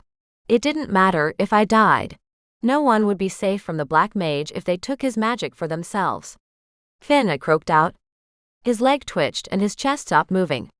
Darkness closed over my head and then a blinding flash of light broke through. The weight on me lifted, but I'd already surrendered. In the darkness, my mom's voice whispered in my ear, telling me to come home. The scent of my father's cologne surrounded me. The rough hands of the chief held me up. Finally, Finn's perfect petal lips grazed the Cupid's bow above my mouth. Death seemed quiet and peaceful. It felt like home. Chapter 19. As gently as I could, because even my eyelids throbbed, I pried my eyes open and stared up at the rocky cavern of the ceiling. Bodies fanned out around me, as if a bomb had gone off right where I lay. Steel clashed with steel somewhere nearby, but damn, sitting up to investigate didn't appeal. A flash of red near my shoulder caught my eye. Olivia lay face down, her hands flat on the ground by her face. Her eyes remained open, fixed forever in the distance. She'd tried to kill me, or maybe she had, and something out there decided it wasn't my time yet. Either way, she was dead. A grunt and more fighting filtered through the buzz in my head. "Finn." I sat up and my head swam. The room spun around me in swirls of black and gray. That was what happened after being deprived of oxygen and crushed by invisible magic. I glared at Olivia's corpse and carefully stood. Finn stood in the circle on the floor, body after body stacked up around him. But the bad guys kept on coming. He fought with his magic. I stepped forward to help him take on some of his opposition, but when my foot hit the ground, pain shot through me in a lightning strike. It burned and sizzled its way through my body from my toes to my ears. Unable to walk, I wouldn't be able to help him. Distracting attention would only get me slaughtered along with everyone else here. I wouldn't leave him here though. He told me to run, but we both knew how well I followed orders. Especially when they came from him. I crouched through the pain and snagged a boot knife from the closest fallen goon. One guy attacking Finn turned toward me. I tried to smile at him, beckon him closer, but he didn't bite, only loomed closer. I wished I had a gun right now. For weapons, knives were my preference, but a gun would keep this guy enough distance away from me that maybe I wouldn't get stabbed. "Look, I'm tired," I sighed. "And I am really sick of killing you people. If you wanted to walk out of here, I won't say a word, and I won't come after you." For a second he appeared confused, his eyes narrowing. Then he advanced again, slashing out fast enough he caught the back of my forearm as I moved to block his move. Blood, red and thick, welled up and slipped down my arm. Another slice of pain mingled with the rest, and I barely noticed. "I see why you guys wear black so much. It hides the blood pretty well. My tactic is usually not getting hurt, but it seems to be failing me tonight." I was talking to my opponent, like he cared what I had to say. I must have had a concussion or internal bleeding, making me delirious. Finn groaned in pain from my left. We needed to get out of here now. I squared my shoulders and fortified myself against the pain about to drag me under. "Sorry, dude. I gave you the chance to walk away. Now I have to kill you pretty painfully." He opened his mouth to speak, but I shoved the knife into the side of his neck before he could get the words out. A fountain of blood erupted from his mouth and dribbled down his chin. He fell sideways when I jerked the knife from his neck. One down, a fuck ton more to go. I took another step toward Finn, but the floor stuttered under me, or my body thought it did, and I went down hard on my knees. Damn. For a second, I had thought I would actually survive this. That we might make it out of here alive. Esteban hadn't even bothered to show up. I slumped over and lay down at the edge of the painted circle. The magic barrier there waned, as if the battery faltered.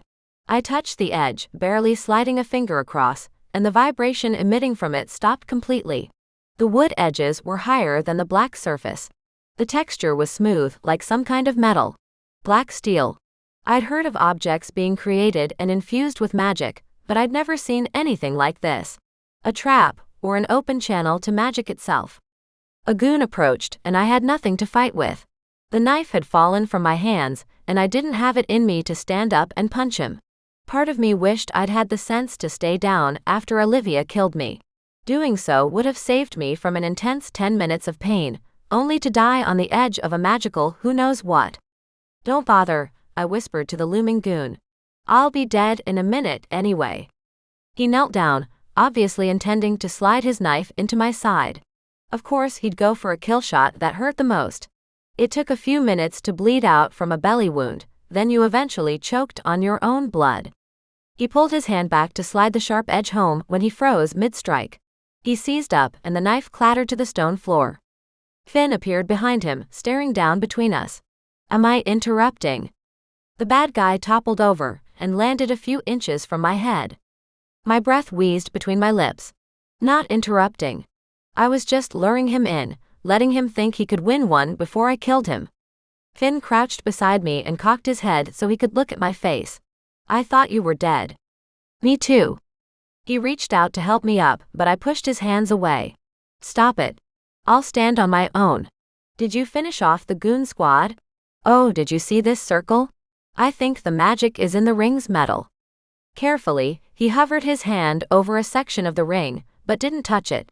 "Perhaps you're right. But we need to leave now before reinforcements show up." I pushed up to sit. "Reinforcements, why didn't we think of those for ourselves?"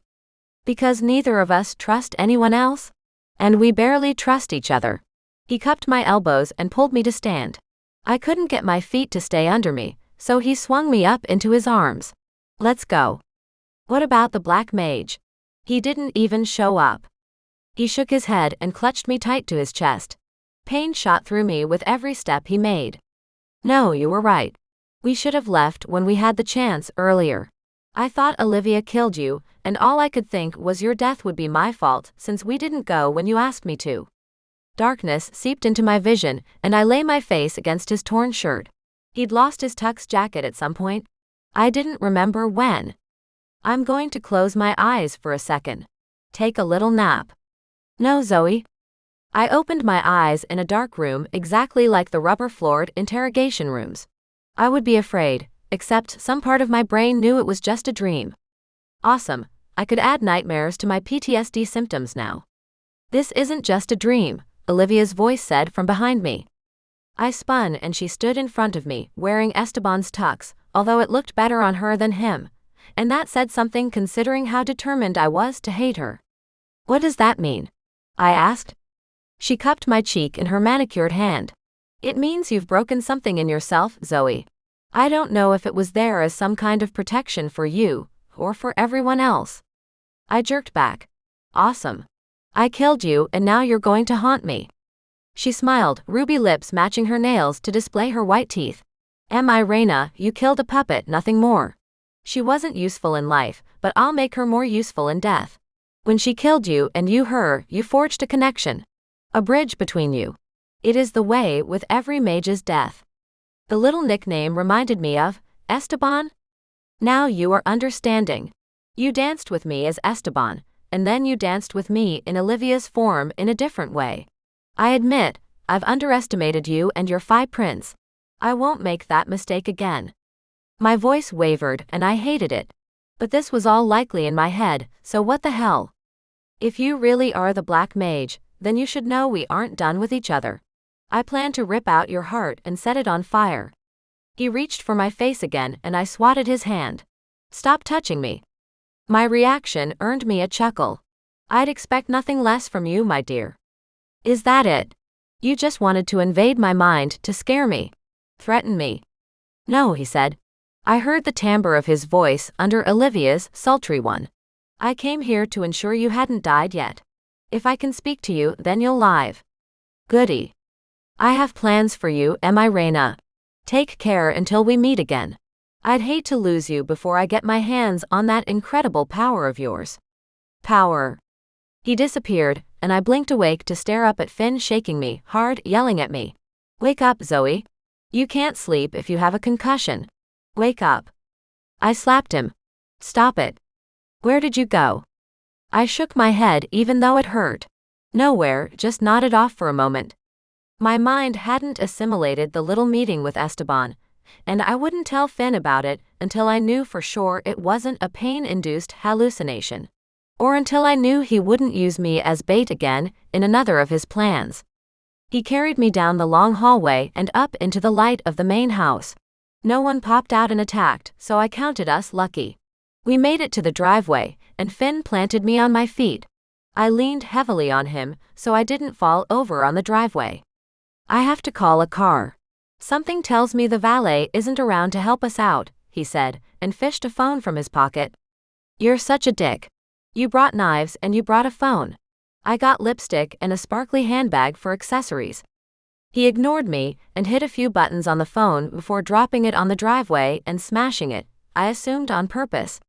Still glued to his side, holding myself up, I glared at him. If I haven't told you I hate you yet today, consider this yesterday's. I reserve today's declaration for after I see the doctor. He chuckled. We'll see about that. My doctor has a very extensive collection of prescription pain medications. You might change your tune by then. A few minutes later, a black car wound up the drive and stopped in front of us. The captain rushed from the driver's side and helped us into the back seat. I didn't bother with my seatbelt. At this rate, with my luck, we would get into a head-on crash before we reached the hospital. Take me home, I said, forehead pressed against the cold window. Finn shifted on the other side of me. No, I'm taking you to my house. My doctor is already there waiting for us. You won't die, Zoey. I won't allow it. Oh, if you forbid it then. He let out a frustrated groan. Why do you have to be difficult? I have round-the-clock servants, food, medical care. And you want me to take you to your tiny apartment to care for yourself? How is that logical? I shrugged but regretted it when the pain shot down my arms. I don't trust you. I don't trust magic or this world of yours. Ours. Don't think I am oblivious enough not to notice the power coming off you now. I grunted. I don't know what you're talking about. In the cave, something happened when you died. Like a binding on you broke. You have magic. I don't know how or what, but I feel it pouring out of you. Our first task will be to teach you to shield it so no one else can see or feel it. I turned to look at his perfect profile. So what now? You take me home, lock me up, and use me as a guinea pig? Damn it, woman. No. I plan to continue our mission to catch the Black Mage and bring him down. My resolve in that aspect has never wavered. Why did he always have to be strong? Always make me feel like the childish woman who doesn't have any idea what she'd gotten herself into. He took my hands in his and gently turned my face enough to meet my eyes. You aren't alone anymore, Zoey. I want to work with you. I want to fight by your side and help you figure out your magic so you can amplify your already indomitable spirit. I want to be your friend. Let me in. Great. Now I felt like an asshole. A tear slid down the side of my cheek and I lied to myself, blaming the overwhelming pain. I don't need anyone. Yeah, you've made that clear. But you can't live your life shutting everyone else out. Not everyone wants to fuck you over. I sat up and shoved him back. You used me as bait, and I'm supposed to trust you. I hadn't accepted how much he'd hurt me. If he'd confided in me, I didn't know if I'd have gone through with it, especially knowing how it ended. But the bastard didn't give me the choice. He'd made the decision for me, thinking he knew best. You didn't let me choose to help, I said. You used me and now look at me. His frown deepened and he reached out to touch my face. I pushed him away. If another person petted me, they would see the business end of my knife. He dropped his hand. I apologize. I see now how stupid I was. I thought I'd prepared for every situation, but I hadn't considered one expensive, elaborate trap for us. A trap. It had been a trap. We weren't hunting the Black Mage. He was hunting us. Chapter 20. I woke to someone poking me in the arm. Without the strength to defend myself, I went with, ouch. Miss Salix, you're awake, said the person poking me in the arm. Good. Don't mind me. I was just giving you a steroid cocktail to speed your healing. Despite the beating I took, I didn't feel half bad. What time is it? How long have I been out? An older man with salt and pepper hair and a slightly rounded belly, stood beside the bed. His hands were weathered and his suit impeccable. "I'm Dr. Martin, the master's personal physician. He had me waiting when you both arrived. You've been asleep for about 2 days." The ceiling looked familiar. Oh, they'd put me back in the same room at Finn's mansion that I'd been using before. Strange how things were different, a distinct before and after. "Am I going to live, Doc?" He helped me sit up, and then fussed at my pillows and blankets until they supported me at every angle. "You had a few fractures and a lot of bruising, but you'll be all right in a couple of weeks. You must continue the steroids until they run out." "Thank you," I said and meant it. We just met, but he had a calming air about him. He bustled around the room gathering his equipment, then silently slipped out the door. My stomach let out a long gurgle in the empty room. I took stock of my pain, a dull throb up and down my right side and in both shoulders. The doc hadn't told me to stay in bed, so I tossed back the covers and slowly twisted to the side of the bed. Being short, I would have to hop down a foot to reach the floor. I doubted the doc or my body would appreciate the jump. My belly rumbled again. "Food. Need some help," a voice said. Finn, looking incredibly hot in a suit, stood in the doorway. "How are you feeling?" he asked, and then entered the room to take the chair beside my bed. I dragged the sheets up to cover my bare knees. The hospital gown rode high on my thighs, and I didn't want him looking at my naked knees. "I feel all right. I'm hungry though." I was about to get up to get something to eat. He hit a few buttons on the phone I hadn't noticed clutched in his hands. Bruises colored his skin purple and yellow across the ridges of his knuckles. "Holly is going to send someone up with a tray. Get back under the covers and rest. It's the only thing you need to focus on right now." I snorted but did as he directed. He had enough self-preservation not to comment on it. Says the man who doesn't have to worry about paying bills and working for a living. I pay my bills. I pulled the covers up over my breasts and lay back into the fluffy pillow pile with a sigh. "I bet you have someone named Stanley or Andrew who pays your bills." His lush lips turned up in a saucy grin. "Actually, her name is Valerie, but I get your meaning." He cleared his throat in the universal "we need to talk" way. "There is something I need to tell you.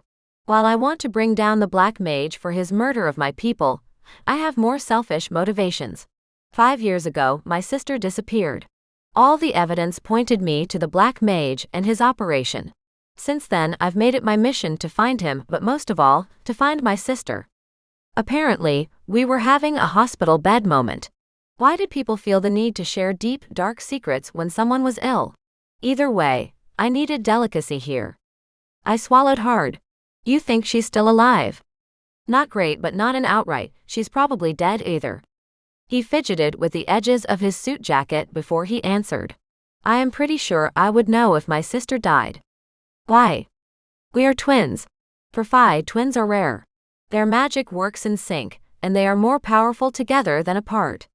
If Finn and his sister generated more power together, maybe the party we attended was a trap to capture Finn so he and his sister could be drained of power together." "Shit." I scrubbed my hands over my face and shook my head. "If he wanted to capture you so he could use you both, then yes, she's probably still alive." "I fear once I save her, there will be nothing left of her," Finn whispered. Damn it, I was angry with him. I should be lying here reviewing the curse word-laden speech I would give him when I walked out on him and our contract. Hearing the tremor in his voice and the longing for his sister matched the exact way I used to speak about my parents and their deaths. It would be easier to walk away if Finn were simply a rich asshole looking for a mouthy distraction. But the more I learned about him, the more I could see the vulnerability behind the mask he showed the world. Time to change the subject. "So, tell me about Olivia? What turned her into a crazy person?" Finn drew himself up in the chair, slipping behind his armor again. "To be honest, I have no idea. If I knew she'd be vulnerable to the Black Mage's seduction, I never would have asked her to try. She was my friend and my lover for a time. But her affections were always mercurial, and she gets bored with people quickly. Sounds like the perfect person to send on a long-term undercover mission." He sighed. "When I think about it now, I realize she was the wrong choice. Did he know I killed her? That she'd killed me too, if only for a few seconds. Now would be a great time to explain to him about my dream, about the Black Mage's ability to hop into other skins. Finn wouldn't have left that little nugget out of his initial safety briefing. To do so required trust. In our relationship so far, I'd always given way more than him in that regard. He'd finally shared with me why he'd gone after the Black Mage, and it was one step in the right direction. It didn't counter the multiple steps we'd staggered back in that house. I shifted in the bedding, seeking the comfort I needed to force the truth out. Finn, I need to. Holly bustled into the room, looking like a bright spot of sunshine. She carried a tray of food and placed it gently over my hips. You're awake. I'm so happy. I nodded my thanks. Her eyes jumped to Finn and then back to me. Oh, I'm interrupting. I'll come back to chat later. Delicious scents wafted from the tray. I lifted the plate lid to find a buffalo chicken sandwich and waffle fries. My mouth watered and I shifted forward. Probably not a great idea to eat buffalo sauce over expensive white sheets, but right now I didn't give a fuck. Finn laughed at how I popped a fry in my mouth and wiggled in delight. This is so good. You'll need to eat more the next few weeks as your body heals your injuries. I snorted through my mouthful of food. Once I swallowed, I said, don't threaten me with a good time. He pounded his hands on the arms of the chair and pushed himself out of it. I'll let you eat and rest. We can discuss things more when you're feeling better. I stopped eating, putting the chicken sandwich down with a sad whine. No, please. I need to get this out so you can think about it. What is it? How do you tell a man you killed his ex? Did you see me fight with Olivia? By fight, I meant, had he seen her pummel me with her magic into unconsciousness? He ducked his chin and a sharp pang of guilt shot through me. Not for killing her, but for hurting him. I saw the aftermath, he said. You don't need to explain. I realize it was your life or hers. I don't blame you for making the choice to save your own. In fact, given her transition, I preferred it. Well, thanks for that.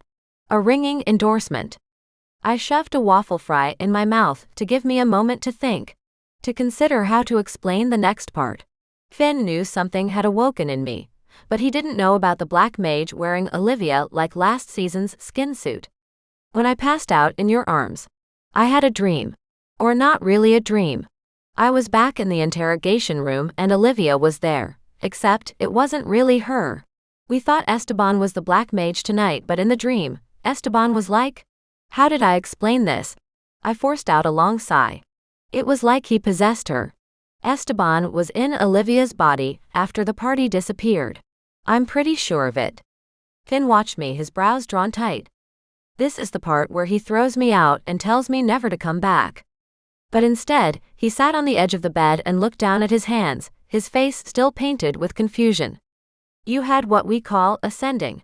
It's a sort of dream, but brought on by someone with magical ability to another person with magical ability. It's not possible unless there is magic in both parties. Okay, so why do you look like I just kicked your puppy in the balls? Sendings are mage magic, he explained. Both parties must have mage magic in their veins to give or receive a sending. Finn, you're the one who gave me the whole "we need to figure out your magic" song and dance. I didn't ask to come back here. I asked to go home. I didn't want to even think about the fact that I had magic. That added far too many questions to my lineage that I couldn't answer. With a long sigh, he shifted his face up to me on top of the coverlet. You're right. I'm sorry. You know why I feel so much anger when it comes to mages. The thought you could be one, well, I couldn't.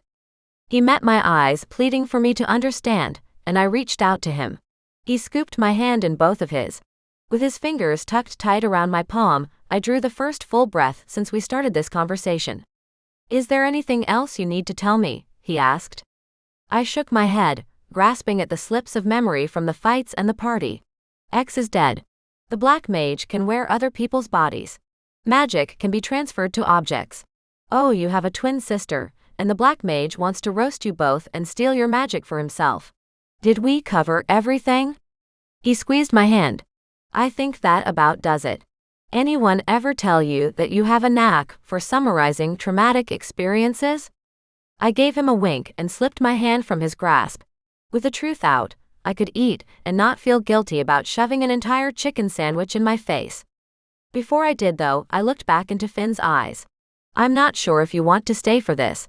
This sandwich and I are about to get 50 shades of gray. Then I'm going to take on the fries and call for seconds. He laughed, his face splitting into a gorgeous smile. Of course, I'll leave you to your conquests. He stood, buttoned his suit jacket, and walked out. Once I demolished the rest of the food and the second round Holly brought, I settled back into the pillows. The doc had left some pain meds, and they sang me to sleep accompanied by my full belly. I closed my eyes and then opened them to find myself back in the Black Mage's cave-type ballroom. The one beneath the ground. This time though, a woman stood in the middle of the dance floor. She wore a deep purple gown that billowed out in a cloud of tulle. When I approached, her back was to me, but she turned right before I reached out to touch her shoulder. When I saw her face, I jerked away. She had the same mesmerizing eyes as Finn, the same soft fall of hair. Shit. I know who this is. Hello Zoey, it's so nice to finally meet you, Finn's sister said. I'm Saul. The end of part 1. Part 2, Hired Hunter, is available now. Here.